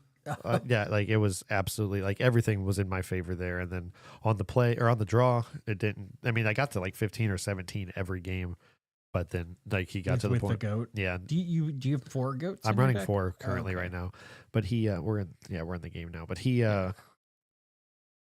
baited out a few of my Hades when I needed to save them for the Tamatoa, but I had to get the big Sisu off the board. So live and learn. I haven't played into items in a while. All right. Looks like Michelle is quick to establish the board here. We inked a Sapphire Coil on this side before. We got a Scrooge going in there now and bringing out another Sapphire Coil. So, all right, she is going to start questing her way up to, looks like 4 this turn, unless she shifts. Bringing out 3 You for... do not have the shift Did here. not have it here, so Uncle Larry comes out. Smee's going to take 1 damage as we move up to 4 lore, I believe. Because you know what we Yeah. don't have here? We What don't don't have we a have here? Piglet, Pooh, Pirate, Captain. That's not how the song goes, Vince. I'm aware that's not how the song goes. God.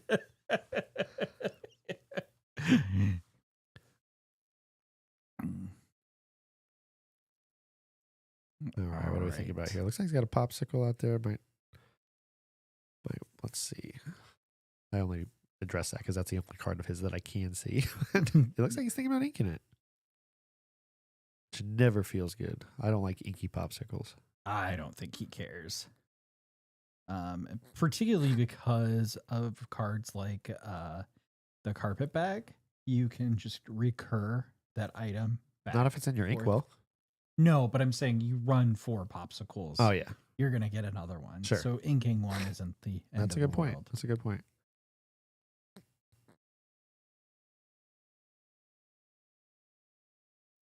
So we ink the Cinderella, the card that did not get reprinted. Ballroom Sensation. Punzi. For the Punzel, who did not also. You got to unmute yourself. So sad.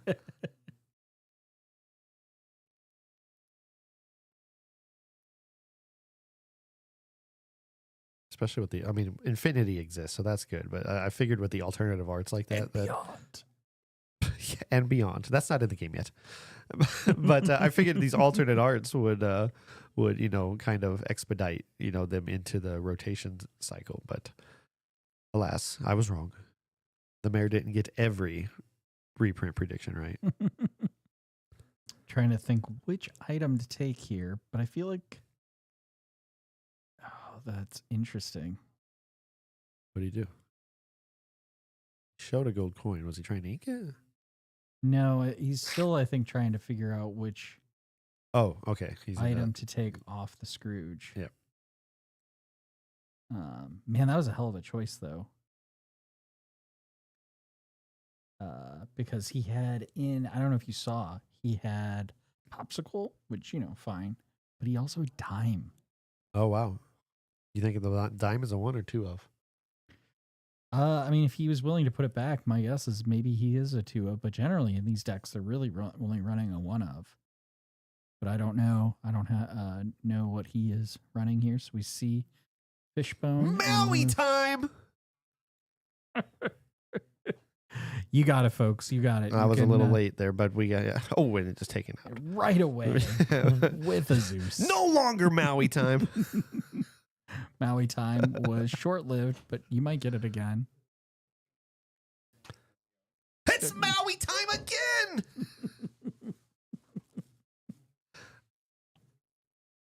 All right, and we see we're going to use the popsicle, draw a card, and heal. Now we're playing a lot faster this game than we were the previous game here. Game 2. Yep.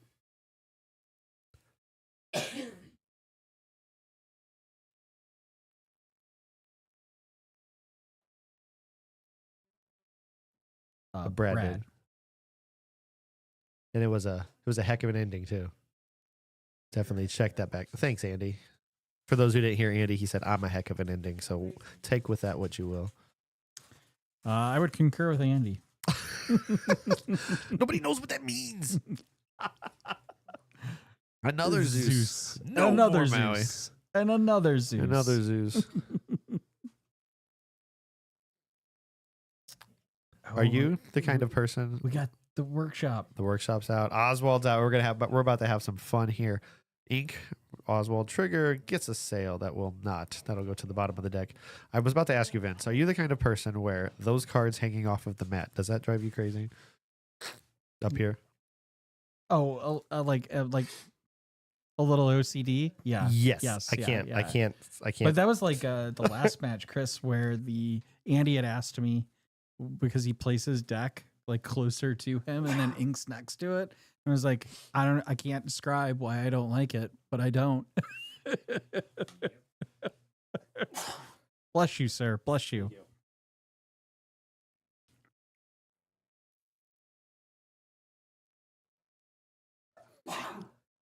All right, so we see a fishbone. I'm just trying to get to the mic. You're good. You're good over there.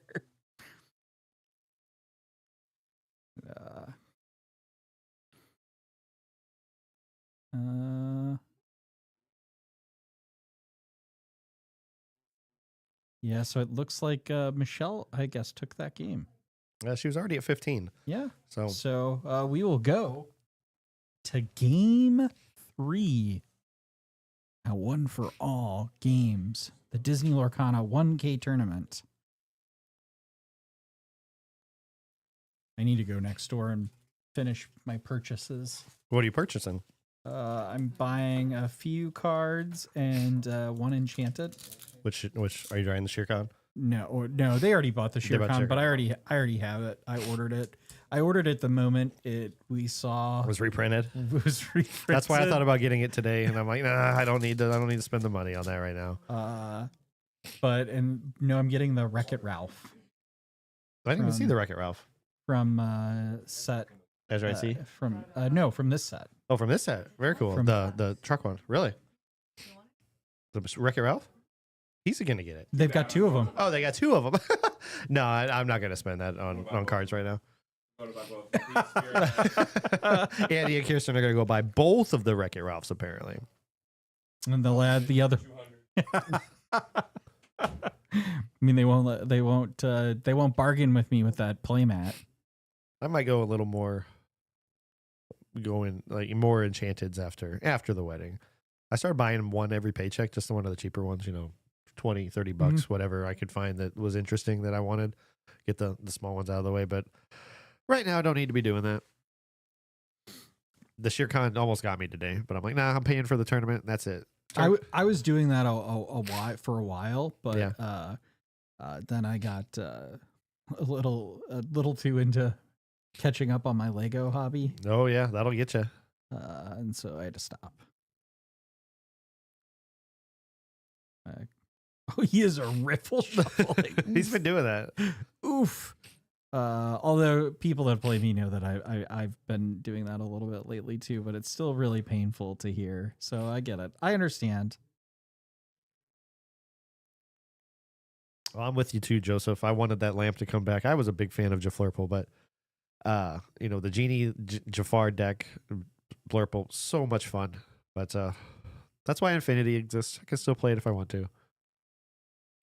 And Ravensburger is gonna support Infinity. We already know that one DLC is gonna be in Infinity, and we've got a special event in December. I can't wait. Yeah, I think ultimately being a Disney card game, accessible to families and everybody interested in collecting and playing cards, I think Infinity is the format that is going to thrive. I'm really, really excited about what's the word I'm looking for? How vast Infinity can be, and everything is going to be into it. I'm curious what's going to get banned from it. Did you say you're excited how vast Infinity is? Well, yeah, I guess that's well, listen, I'm gonna stress again to all of you. It has been a long day, and I'm not gonna make a whole lot of sense the deeper we go. In fact, I'm probably gonna get up from this chair after this game and let Andy and Vince close out the tournament for you because no, I'm checked out. Honestly, it's been very guys. entertaining. It's been very, very entertaining. I've been enjoying every minute of it here. All right. We're gonna have some caffeine on the way home. Oh, that's for sure.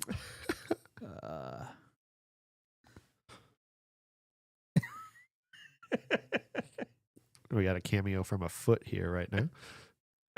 Foot watch. God, Actually, let's not don't- hashtag that. No, don't- scrap that. Just like you told Mrs. Bear, don't say those words ever again. Next thing we know, we're gonna see Toby run right over there. Oh, see, you said toe. Toby has got a new kit or a new thing, right? A kit. Why did I say kit? I don't know.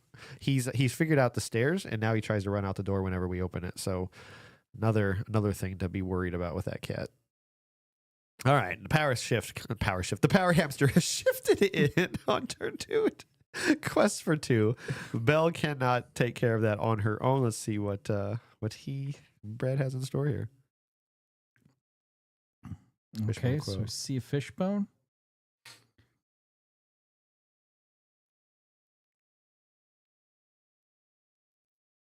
And we're gonna ink and pass. Okay. See what he's building up toward here. I think I see a small sisu. Not sure. Yeah, but it doesn't help if he doesn't have The coil. I'm sorry, I was a little slightly distracted because our regular addicts walked Just in. bought in more packs. Bought more packs. That is their 14th packs today. You did a trove? No. Yeah, a trove and 2 packs. So now you got 4 more. One of those is a good one. I believe in you guys. If you need help, if you are a friend, are buying 1-800 Yeah. packs off. Packs off.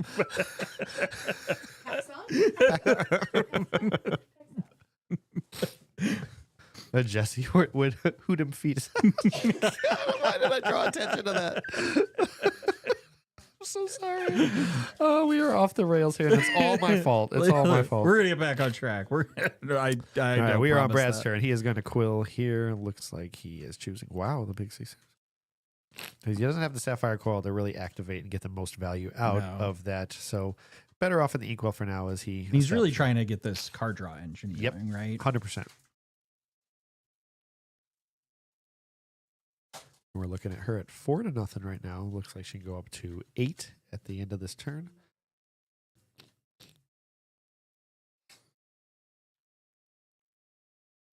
So we ink the Sonic Warrior.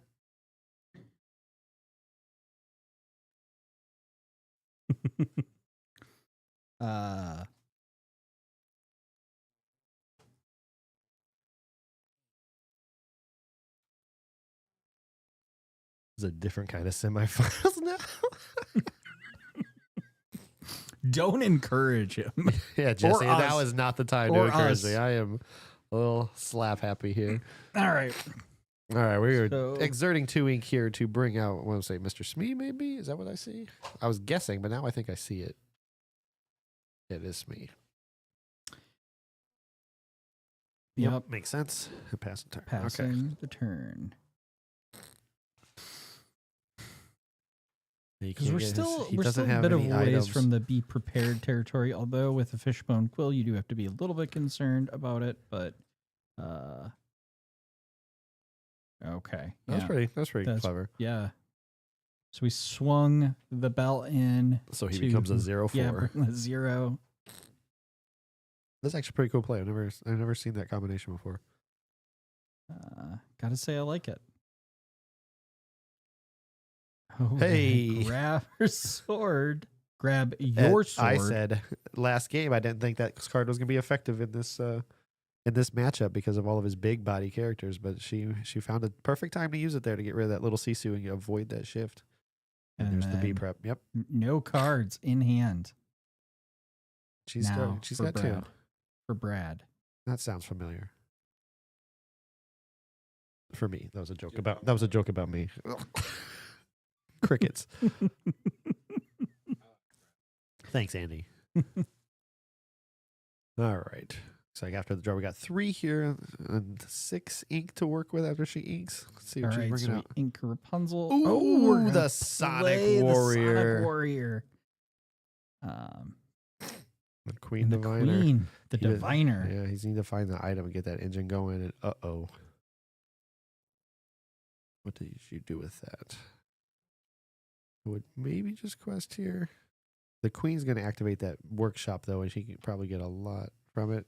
But nope, we're going to go ahead and take care of it and continue questing on up to 14. It's looking pretty grim here. Let's see what we can get. Yeah, I think this is getting a little bit out of hand for Brad here. Oh, and he just had to pass. I wonder what he drew. I think we quest here. Does she establish anything else? And Goes to 16. I'd be worried about establishing anything else. Since, I mean, it's very low chance that he has another be prepared, but it's not never zero. Never Yeah. zero. So we're threatening Lorthal on board. I did not have it. And I think that's all she wrote there. He's gonna do something. Can we brawl that? So we're going. Okay, only go all to right. 18 So we next turn. survive a turn with the brawl. Quest for two. Why go to not? 18. 2 away. Do we threaten additionally here? I'd say maybe not. And then if he finds a way to get rid of that, then you can just play the other character, or just go for it. It's 18 Yeah, I think and we're nothing. just gonna go. Yeah. Oh, Oh, okay, it's- yeah, yeah, that's so great. we're gonna try to get an answer. See if we get anything. We do get a storm off of that.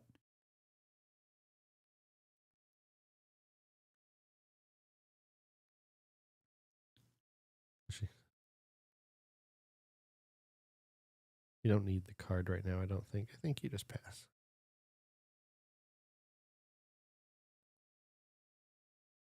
Oh, she okay. I didn't know she had another character to play. So we should have Lawrence. Did he get it?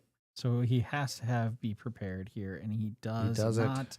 And Michelle will take this 2-1 to move on to Congratulations. the finals. Look, he had 3 big Sisus in the ink. Well, I knew he put at least 1 in there.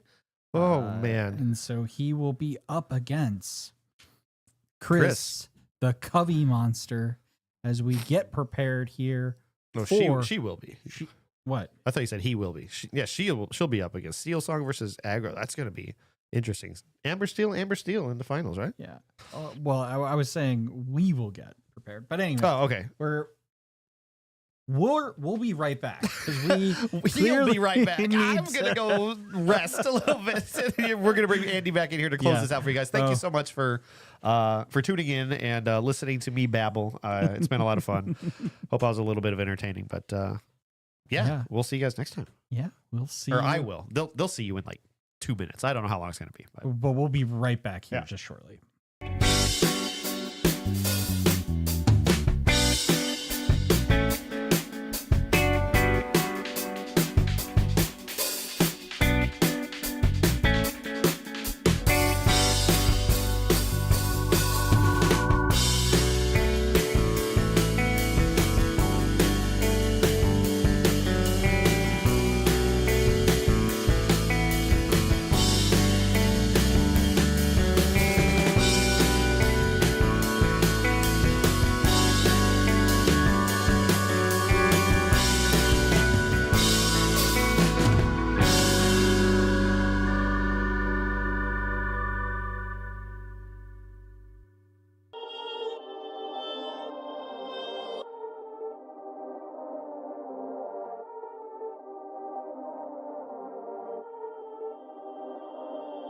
Perfect.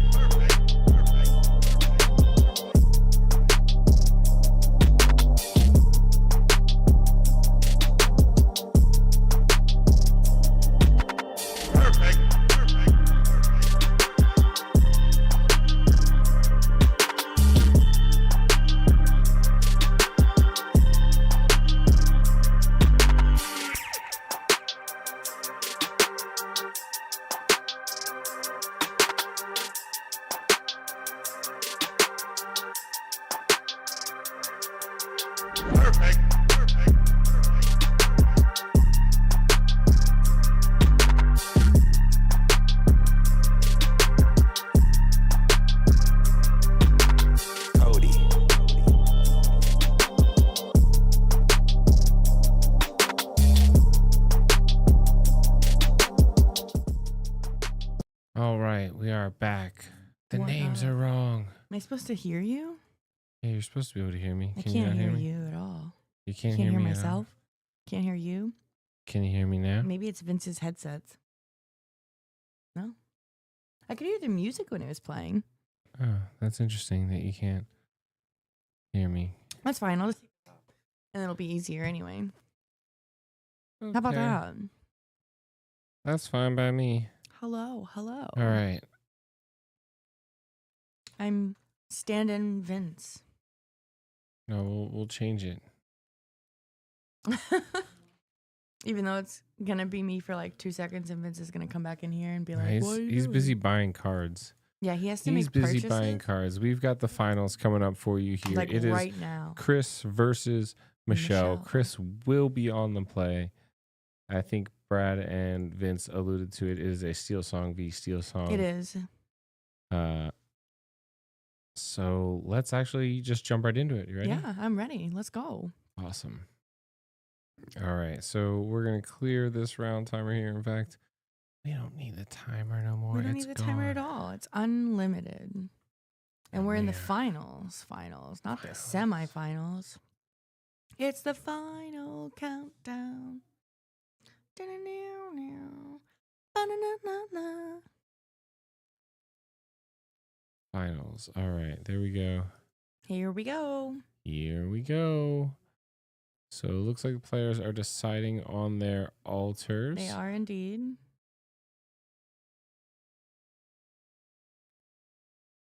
So we do one. We're doing one. It very much Card, looked like he was okay. pointing at the camera. It was weird. I think he was just I signaling see that. Yeah, one I to realized his that. But at first I opponent. was like, I thought he was pointing at the camera. 2, 3, 4. Okay, so as Five. five is all right. I counted wrong. As we saw in the last round, this Steel Song is it can go fast, but it's definitely a much more traditional Steel Song with Whole New World and songs. The big aerial we saw. So You want your spot back? traditionally, it can do fairly well into aggro here if it finds the right opening and the right songs. But being on the draw is very, very rough. So we'll have to see how this plays out. Chris starts by inking the Larry and playing the Cinderella, a very defensive move. And this is kind of tough for Michelle because if I was in her position, I don't know if I would even waste my card on playing a 1-drop because you almost assuredly are going to be banished unless it's a daisy, I guess. I Daisy mean, would when survive.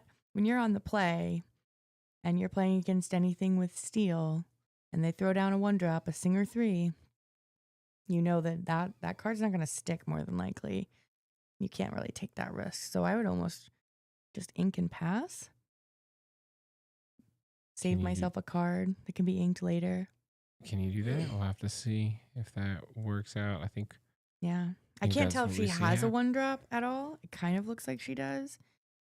I think she has a Singer 1-drop Cinderella right there in her hand. Oh, so we see the Calhoun come down. Yeah.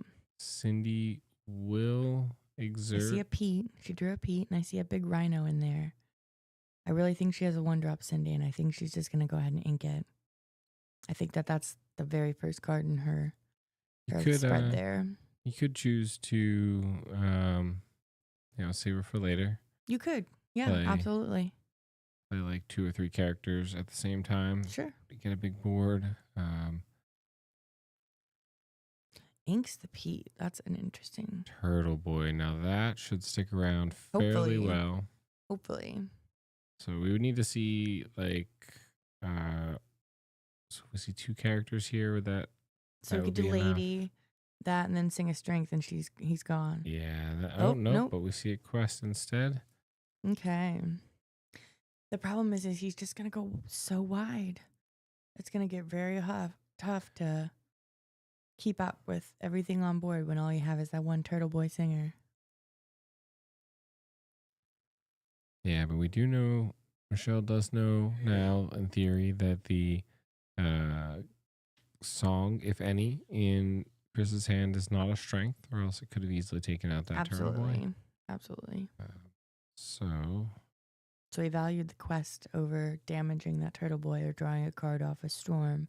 yep. So, but that does mean that something like a rhino or a Cindy could still be in danger. Absolutely. So we play Fish Lady instead. Get to take a peek here. Anything A good? storm, I think she got. Yeah. We get a Yeah, we go. storm. I think that might have been the only option she had. Okay, And I so think she was looking for a Zeus. something is better than nothing. Yep, indeed. We will need a few more characters before something like a strength could take out that Calhoun, Yeah. which is really kind of the pain point here.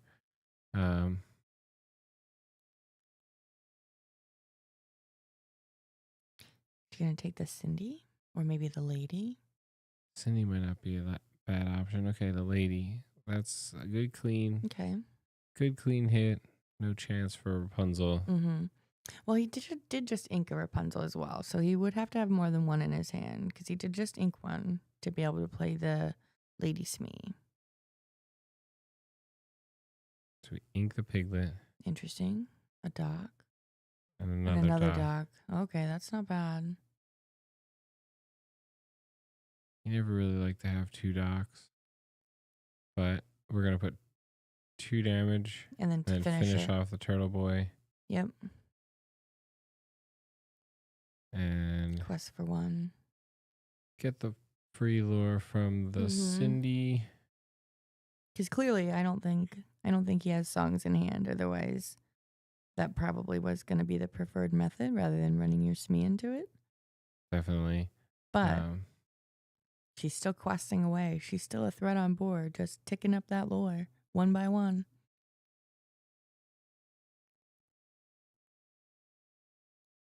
Yeah, because this is the first time that Smee's been able to quest because he had just played that but the turn before. I think there was a question of when the Smee was played and how much damage he should have. Yep. But that's correct. Yep, 1 from the challenge Yep. and 1 from the end of the turn. It's 2 on it there. Correct. This is tough. You want to sing songs, but that Ariel's only going to sing one song before she is just demolished by the Calhoun.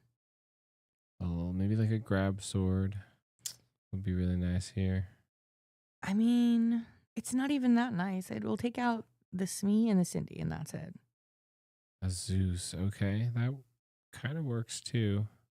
Yeah, because now you're going to have to choose if you want to sacrifice more than one of your characters into running into the Ariel and not Could send questing just with the Smee those. in, He but could we're gonna spend just the Smee in. Storm or strength the Smee with a Naveen. That's not bad. That's pretty good. So now we need to run Pretty all good. 3 of your characters Yep. in. See, that's what I was saying or earlier. have a song. Yeah, but now we have a rhino in hand. It looks like that. Yeah, Might... she's been sitting on that rhino. No. He's Oh, got. he I has think that he rhino. tapped like the little rhino, which can help that Cindy Maybe survive. she's inked hers because I know she had one at one point as well. She did ink a big rhino at some point. We see Piglet Smee played. We ink the rhino or not. I wouldn't. I would just save it. Character is a character. Yeah, and So- you have no real shot of So we're gonna send all 3 of them Discarding it. in, just like we talked about, to get rid of the Ariel. Yep. Pass the turn. We've got Naveen here. We can take out one of these stocks pretty cleanly. Well, because he knows that like her only comeback to this is being able to sing songs. So if he keeps removing her singers, she's gonna have a hard time, because she can only sing and take out one character at a time generally. Yeah, he didn't gain any lore that turn though. And I don't think he minds because he's got a Piglet and a Smee on board. Yeah, but she has a storm and he knows that. She hasn't played it off the Yeah. Ariel. So that Piglet doesn't survive.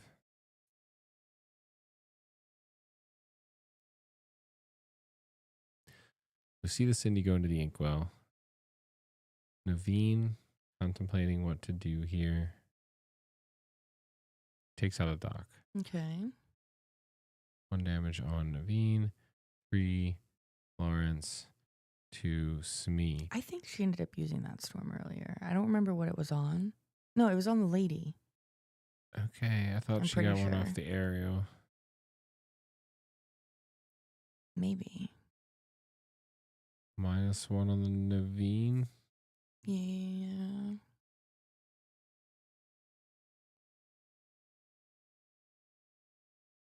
Another Smee. Quest for 3 to go to 9. Now we can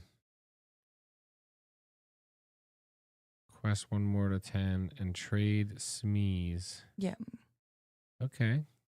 Interesting. Yeah. Very interesting. I wonder if the move would have been to minus the Smee instead of the Naveen, because No, he was because going the to. Smee doesn't die. She just pointed that out because Piglet is a poo pirate captain. So Gosh, you're right. Smee's going to keep on questing at the poo I'm gonna pirate keep on ship. questing with my poo pirate ship. Shout out to Rebecca Quests. See the Namari come down, draw, discard. We're going to get rid of the whole new world. We say we are not giving you 7 new Heck cards. no, you don't want to do that in this There's situation. no chance here. You're gonna see like 4 daisies be dropped. We have got a lot of characters to take out right now. yes. No matter what, it's not looking great for Yeah, if he's halfway to 20. All she's been doing is trying to fight his board this whole time. Hasn't even gotten the opportunity to quest once. yeah. But no matter what happens here, so she takes out the Lawrence. The Piglet The with Lawrence the takes Lawrence. out the Piglet, right? But now the Smee would have to trade. Yep. I guess it could take out the Dock and have 1 damage on it and force a trade from the Rhino. Yeah, I mean, but if That's you're probably the best if you're option. Chris and she Yeah, does yeah, that's the that, best option. why wouldn't you just quest for 5 and say you got to keep doing this? Because then she can keep doing it. Then she, like, so if Chris quests for 5 here, he gets 5 now and goes to 15. But then she takes out the entire board and gets to do it on her terms. That Dock is really, really brutal.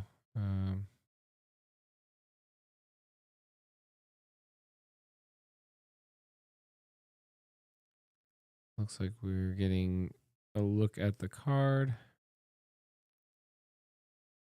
Quest Yeah, I think he's gonna quest out. for 5. The Smee, Well, because the Lawrence doesn't hit for anything right now. right?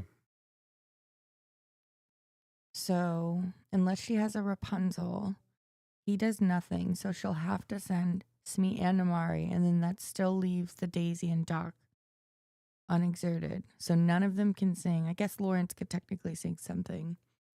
I think she's doing the Namari trigger here. Draw and discard. Yeah, I think Maybe so. not. Maybe she Maybe not. didn't. I mean, it is May, so you don't have to.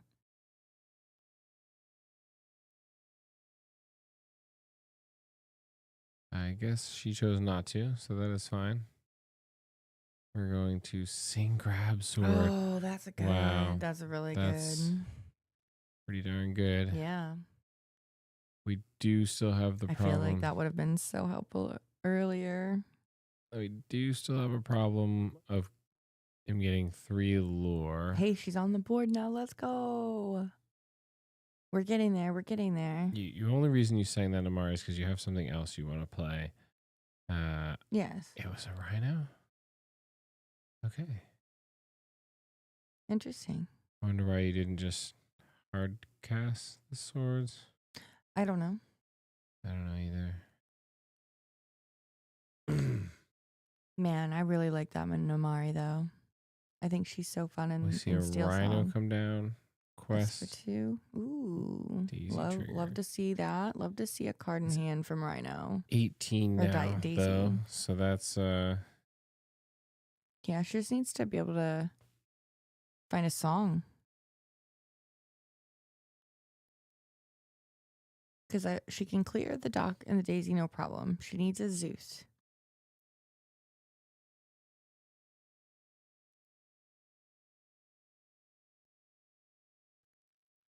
It's like Zeus or So- Bust, basically. I don't know what other option she would have in her deck to remove that Rhino.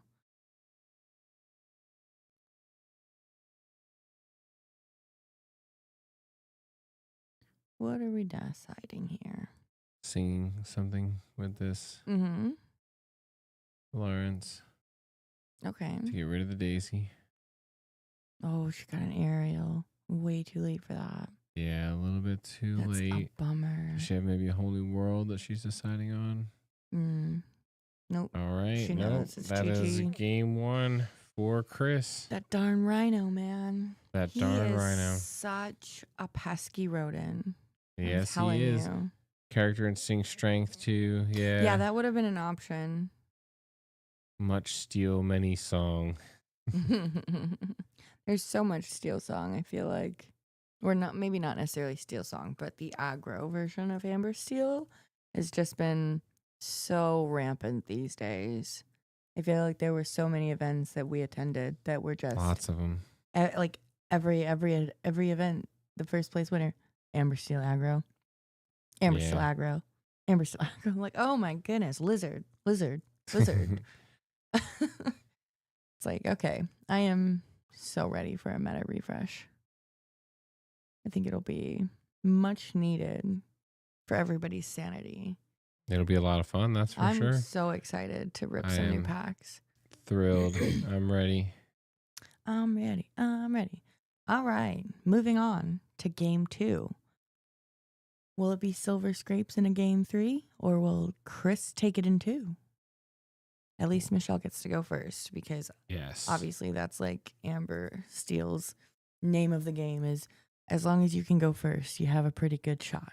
Yeah, definitely. You get to dictate the tempo, hopefully with that Cindy plus a song, Mhm. something to really say, hey, you can't play Cindy, you can't play Rhino. You have to have the Daisy. You need more.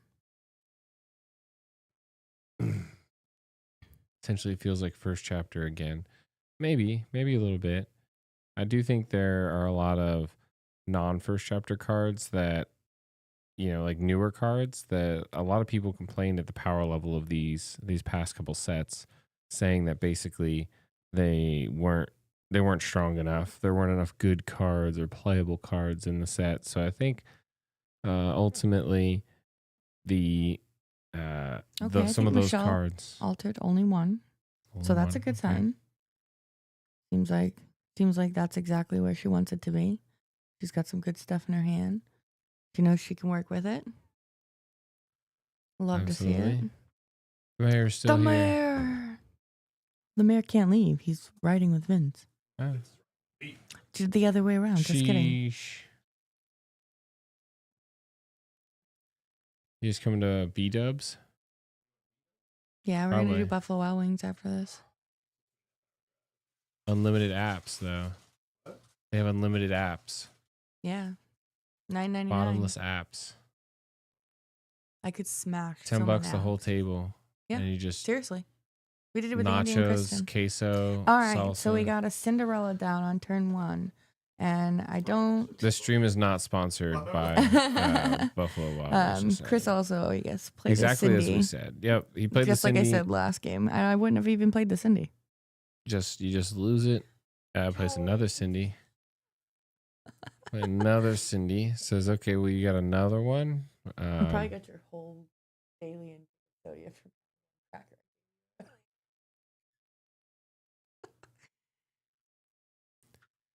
All right. Turtle boy. We see a turtle boy. Pete comes down. Excellent. So this shuts down Cindy from doing anything useful next turn. We're going to quest for 2 because we Yep. know it's free.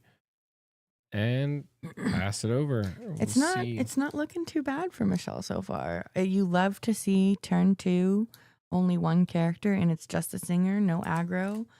I would have at least normally thought a Daisy would have come along with that potentially. So Yeah. that's a good sign for Michelle for sure. If this battle is of, singers and things like these Pete's and the Cindy's, and the Turtle Boy, Michelle's definitely going to win that battle. Absolutely. For sure. Chris needs to be going fast and Mhm. needs to be putting the pressure on very heavily. Yeah, and right now it's not looking good for him because right now she doesn't mind that he played Pete, I'm sure. She doesn't mind that you've got one singer Cinderella out there because you know what? You got Turtle Boy and you got some songs, I'm sure. And you're just going to wait it out, build up your board, and then sing with everybody and get rid of his whole board all in one go. So we just quested Pete and passed? Looks like it. Okay. All right. Pete's done his job.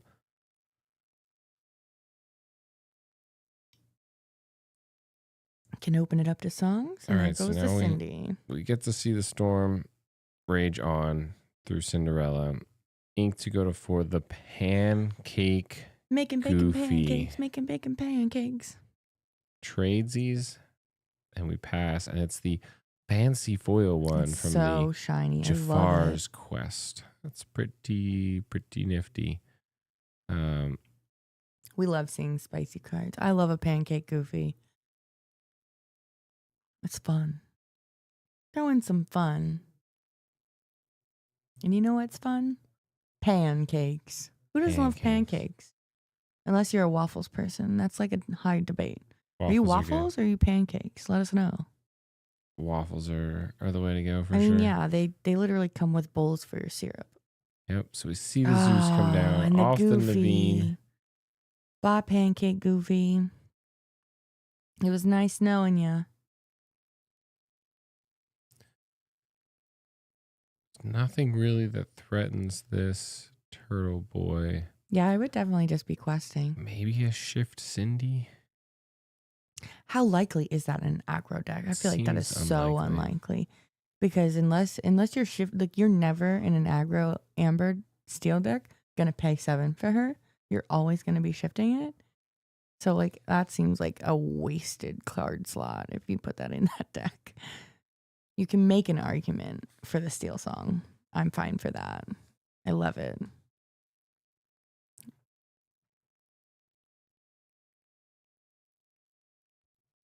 All right. So we do see the quest from the turtle boy. We'll see Storm put 2 damage on the Naveen. Another Storm. Another one. Another one. Do we have a 1-drop? Oh, ink. Okay. A Daisy. daisy. All right. 2 cards left in hand. That is not I mean, bad. Michelle's not really full on cards either. They're kind of almost top decking. Yeah, it's not great. It's definitely not super great. Chris is going far too slow for what he Ooh. likes, I'm sure. I see. He wants to be throwing those characters on the board. It does look like there's a whole new world. A An whole option. new Do we world. even You don't risk want. I that? feel like you don't want it. I feel like you don't want it in this matchup. But that's just me. It is really rough. I feel like that is just setting yourself up for disaster. Because, like, I mean, I guess if she had more characters still, right? If she still had a singer, Cindy, if she still had a Pete, if she, Ooh. If she could manage to, like, keep multiple characters on the board and then takes a whole new world, maybe? Double dock. Docks. Throws one away. Gets the 2 cards. Just played the Pete. Sings Here we strength. go. Oh, Oh, no. what a We're off to the races again. sequence of cards. Off to the races. Another Pete. It's a Pete off. Pete, lizard. Pete, lizard. All right, and we pass the turn. Just another turn of no more playing actions. Oh, Smee. Oh my goodness. Piglet. That is really That's rough. getting disgusting. Quest for 2 to go to 2. Saving that Cindy just in case. Because why not, I guess. Yep. I think she's only got 2 cards in hand. Grab Ooh. sword. Ooh. That's not bad, but it's not great. I don't know. It means that this turtle boy can finish off a Pete. Yeah. Yeah, Pete can finish off a Doc, and that's his whole board gone. you're right. And That's true. he's top decking. He has nothing left.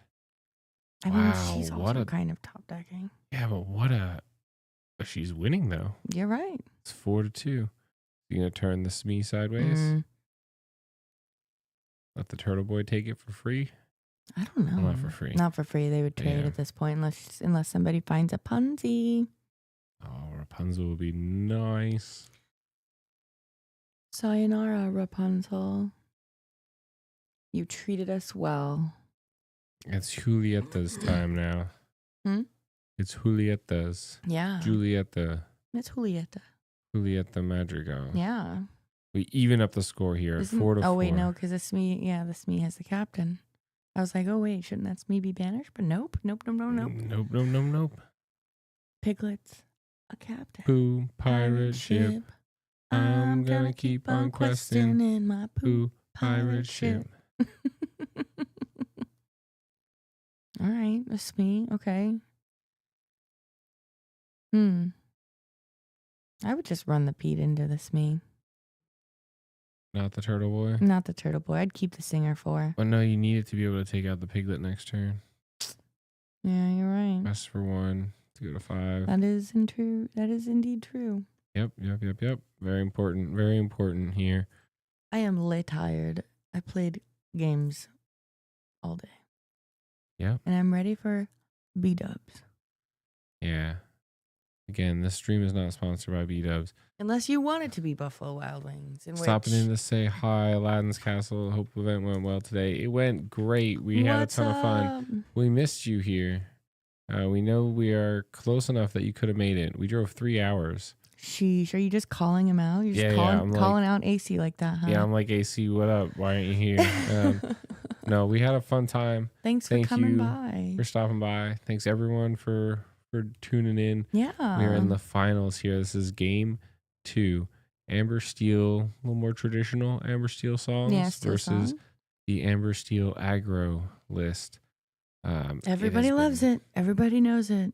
Everybody's ready to see it go. Yeah, you say that, but I don't know. Where's it going? It's just going to be a different version.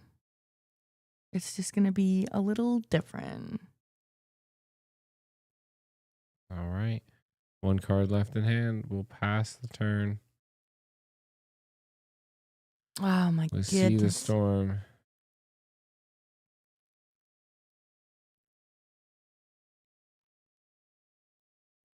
We totally understand. It's totally cool. We're just messing with you. We see the quest for 2 from the Mr. Smee.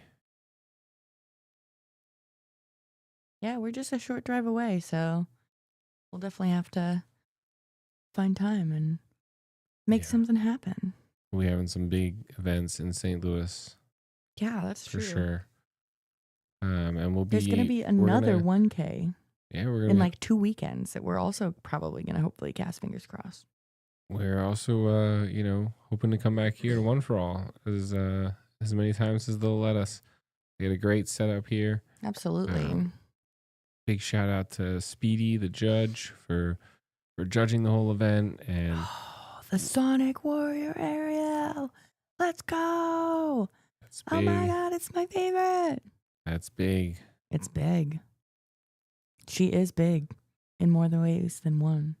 Now we play Zeus. She's big. She's beautiful. She is reprinted. Oh, the Zeus. And then the 2. Oh, and it clears the board with the ability, and we quest for 2. I think she's got this on lock. Oh, no. The Shenpo. What are you going to do? The 1K in 2 weeks is going to be at Impact Gaming in Fairview Heights, Illinois. Yes. They are so kind. They are actually putting on the event solely for some of our locals who actually have to. Solely for I thought, well, the event Other literally people can says join. ta-ta for now. Right. It's in like in celebration of, yes, or like it's as a goodbye party for them. But Yes. everyone's invited. That's what I meant. Like they are putting Okay. it on solely in celebration of our local friends who are sadly moving away. Shout out to Melissa and Tim, but they're saying see you later. They're moving to another state. So Impact in Fairview Heights is kind enough to be hosting a 1K event for them. Yeah, it is really cool. And we're going to be doing some more 1K events with Impact. So we draw and discard for Namario. Yeah, Pretty quick that decision. Shenpo ran into the aerial just to try and draw chip for her turn. down. Do we draw for turn now as well? Don't forget to draw for turn. Oh. I thought she did. I think she drew and discarded because of the Namari. Are you sure? I don't know. Someone in chat let us know. Because I thought she's only been sitting on 1 card. So if you draw and discard and then draw for turn, and she's played cards, she should only have 1 card in hand. Game 3. All right. Just ran away. Once she saw that big aerial, it was just kind of Jover. Big aerial is pretty, That was so pretty nice. good. That was such a nice one to hit. And we get to go to game 3. Silver scrapes. Game 3 Don't on ever the say finals. it's over. This is what everyone showed up for. You gotta message All the all way your to the friends end. in the Discord, in your chats, text them, hit them up on Facebook, let them know. This is it. Game 3. It all comes down to this. There were 5 rounds, 25 plus players, 5 rounds, a top 8, and now it all comes down to one match. To one final match. We're And all almost- locked in and in the dojo. Locked in and laser focused. And maybe next time. This is like a lot of fun. I enjoyed. We've been streaming for over 8 hours, coming up on 8.5 hours here. But you think maybe next time we just like have these players just play like a best of one and just call it this best of one. Like, I mean, it all came down to this anyway. So we might as well have just started with these. They just play a best of one. There we go. GG's. Sure, Easy. sure. But no, you have to figure out who gets to get to this point. Well, really, we're playing for a mat here. Yes. We don't know what it officially looks like. There are. No, we do. We have the picture. Yes, we don't have them in person, is what I mean. Like, I cannot take a picture of it. There are, I believe Cheyenne said, mock-up ones. They're like, kind of like image, the Chumpian right. style. She had they had the image on Facebook when they announced the event. There's the picture of the Lady and the Tramp one. Sure, I'm saying in person right now. She Right. has temp ones. Right, it's just blank playmats that she drew on. It looks like. No, they look like they're printed. Were they? I don't know. Okay, it doesn't matter. Either way, it all comes down to this. Okay, yeah. I thought the story was the hurricane stopped the playmats, which we have a picture. If you go on like the Facebook or you see, we'll post it in our Discord and stuff. It is a Lady and the Tramp mat Oh with my this same goodness. artwork. She's altering all 6. That's no bueno. All 7. No, 6. Sorry. I did say all, and then I said 6. She kept 1, and it was a Pete. Doesn't look like it. Looks like she threw them all back. She kept 1, and it was a Okay. Pete. Okay. All right. I missed it. You saw it. Wild. You know that doesn't feel good, but sometimes you just got to do it, and sometimes it really works out in your favor. And other times you sit there and you're like, dang, that was a mistake. Sometimes you got to do what you got to do. Hey, that's absolutely correct. Game 3, it all comes down to this. Let's see what we got. The cards are on the table. Oh no. Oh no. Oh no, no one drop. That's brutal. That's really brutal. Be real rough. It's kind of glary. I don't know if I can see a 2-drop, but I know she has a P. Oh, Let's see. my goodness. Oh no, there it is. It's the 1-drop. Well, Oh, I think that was a big singer arrow she just pulled too. Inking the rhino. another one. No, I think that's our only one. She just drew it. No she turtle boy. Man, that is lucky though. That's really nice because she clearly didn't have a 2-drop. Yeah, it's also really unfortunate that she didn't know a 1 or a 2, and Yeah. that is all she's had to be. Oh my god, that's gosh. disgusting. Oh, Oh, and there goes the it strength. hurts. Oh my goodness. My Steel Song soul hurts. What a brutal opening to Man. see. That's a really rough opening. 6, 8, 10 lore represented on board. That's wild. Already at 7 lore. Oh my gosh. Man, that Oh my goodness. I mean, she can get rid of one of the Sword is piglets. so She has a nice. storm. But man, just not being able to play your 1-drop on turn 1, not being able to find a actual 2-drop is so off tempo, and it hurts so bad. Oh my goodness. So I think I mean, we have to, if we have a small aerial, we have to play the small aerial because we need to be able to get. I don't think she has one. We need to be able to get this grab swords out. I guess we have grab swords for next turn, so maybe we play the Pete. Yeah. Oh no, No, she we did. play I was the, wrong. I was We wrong. have the I didn't see it. Naveen. I think we also have a Naveen, so we could potentially use that as an option. Yeah, but that big The aerial is Zeus not going to really is help nice. anything when you play her because you're going to use all of your ink to play her. No, I meant the small aerial is what we needed so that we could sing the grab sword. Oh, I see. Because I know that she had the big aerial. I thought that's what you were talking. I thought you were saying we need that for that. Oh Oh. my God, you're just joking. 5. To go to 13, 12. That's really rough. And we lose a Zeus. oh my 1, 2, goodness. 3, 4, 5, 6, 7. We do not have win on board. I really think you needed to play the Pete last turn. But we will play this with the grab swords, which will clear 2 of them. everything but the Daisy.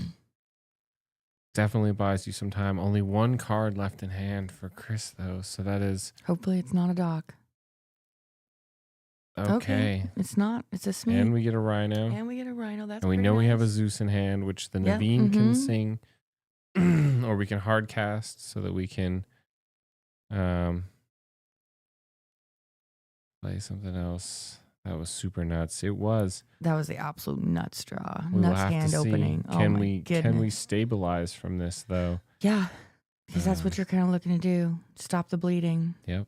Take out the Daisy. Perfect. Yeah, but now if you can't sing Zeus, she'd have to hard cast it. Right. But then you can take out 2 characters versus singing and playing a character that doesn't. Yes, that's true. Right. I We don't have know. another Naveen I feel like it's though just would be it like just, super clutch. It just feels so bad to keep having to hard cast songs and Jeez. never being able to get a body on board because it. I don't know. It's just so anti-tempo. I feel like it hurts so bad to have to do that. It is rough. It is rough. But now it Mhm. is 3 ink, top deck mode, a piglet. All right.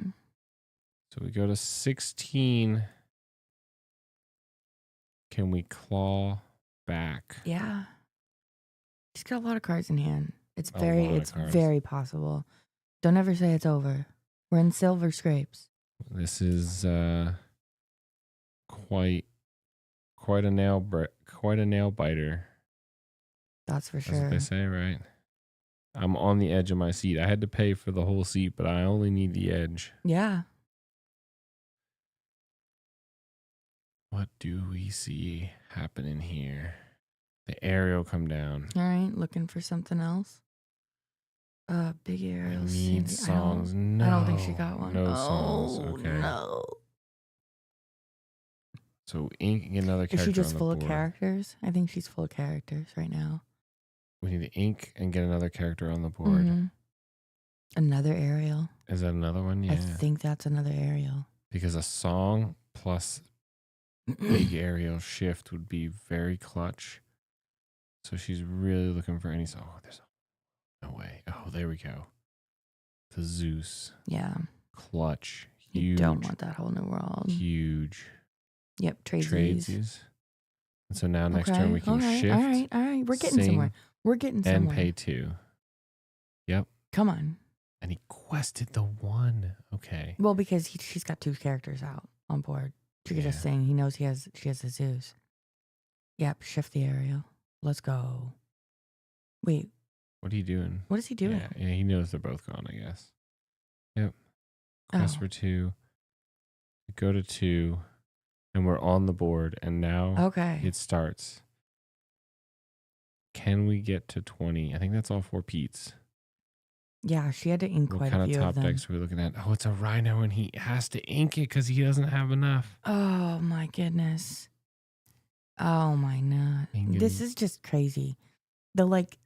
If there was a scale, one of those like scales at the bottom of the screen where it like tips one way and then the other on like the probability of somebody winning, I feel like 2 turns ago, Chris was man. like almost there, already almost ready to win. my Oh my gosh. What bad Yeah, luck these, on the these top top decks decks are here. just 1, 2, 3, 4, Painful. 5, 6 to go to 11.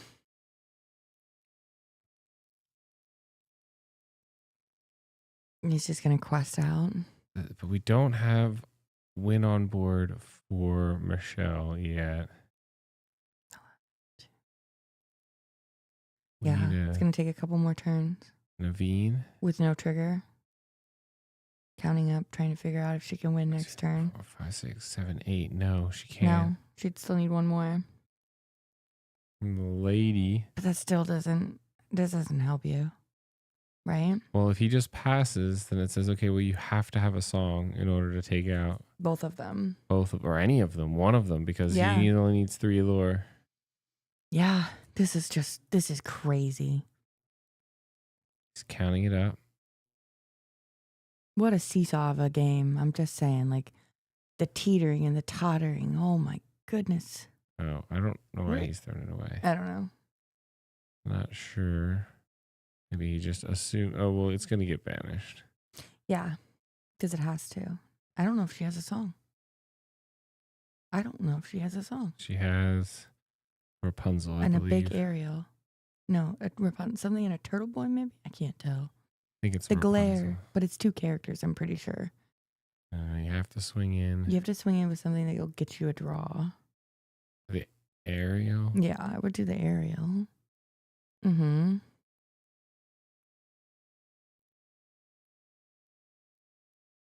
Rapunzel, okay. Do we get a song? Oh, I don't think it's a song. The suspense, it's killing me. Oh, my goodness. Wow. What a Oh crazy my gosh. ending. You're joking. What a crazy ending. I can't believe Wow. it. Wild. Oh, and then 2 of Oh them my gosh. right Oh my next to each other. gosh. So crazy. Well played Holy by moly, both players. guys. Congratulations Wow. I can't to believe it. Chris That was for so taking incredibly close. the victory. All right. All right. The gang's all here, guys. The gang's all here. Let's all. Yeah. The gang goes to one for all. What we got AC in the chat. AC, I saw that. That was a crazy game. I can't believe. He thought he was done. Yeah, he I really know. thought he was done. I know. You could tell like the play was just very defeated, which I mean I would be too. Those top decks were just painful to watch. But then man, for her to be 1 lore off too, it was just like That's so Oh, wild. my I mean, goodness. Really one song away. Yeah. yes, literally 1 card Absolutely away crazy. too. Oh, here down I can let you have your swap Absolutely back. crazy. No, you're good. All right. You're totally fine. We gotta- We're about to. We got to sign off here Sign and off. pack up and Long drive get out of here. home. We got a long drive home. Well, we gotta we go need- get food first. Yes, we need a Dubs. huge thank you, a huge shout out to Team Prideborn, to Rumble Tattoo for doing the artwork here, to One for All Games for hosting this amazing 1K event. There will be more. All the If you're not- pointing. if you're ever in the Peoria area, you gotta Yes. stop by. And you Great get here. store. Honestly, singles. A lot of good Lots singles. of A lot of singles. great singles. Oh my Actually, you know God, what? Now that I boxes. think about it, don't come because I want the singles to still be here when I come back. They got So, plenty. I'm so sorry. Don't come. No, I'm just kidding. You should come. They got Check a lot out- Of Or- And they look great. If you're not in the area, they have a TCG site. So Yes, you know what you it's do? You go in to the their link in the TCG player description. site, you buy some cards from them, and you use code ROV. Yeah, you go to partner.tcgplayer.com/ROV. Nailed it. Yeah. This was Yeah, a lot of There's practice. a link in the description. Yeah, there's a link in the description. You click our link, and then you go back and you click their link, and Yeah. it'll take you to their store, and then it'll have our code in it, and we'll all make some money off of your cards that you need anyway for Fabled, which is coming up. But believe I think it. that is enough. Yeah. Advertisements, like, subscribe. Thanks Hit the again, bell. everyone. We're going to do more of these all the time. so much for watching. This was a ton But of you know fun. what? You know what? Shout out to Speedy, Yeah. the judge. Yeah, people really want to see you. By the way. Only if you want to. You'll have to like bend. Entirely different reason. You just gotta duck down. Hello. We got Speedy the judge. Huge shout Our out. head judge was at the final table. So Thank much you. judging Yes. went on, honestly. Honestly, a lot more than you would know. Awesome.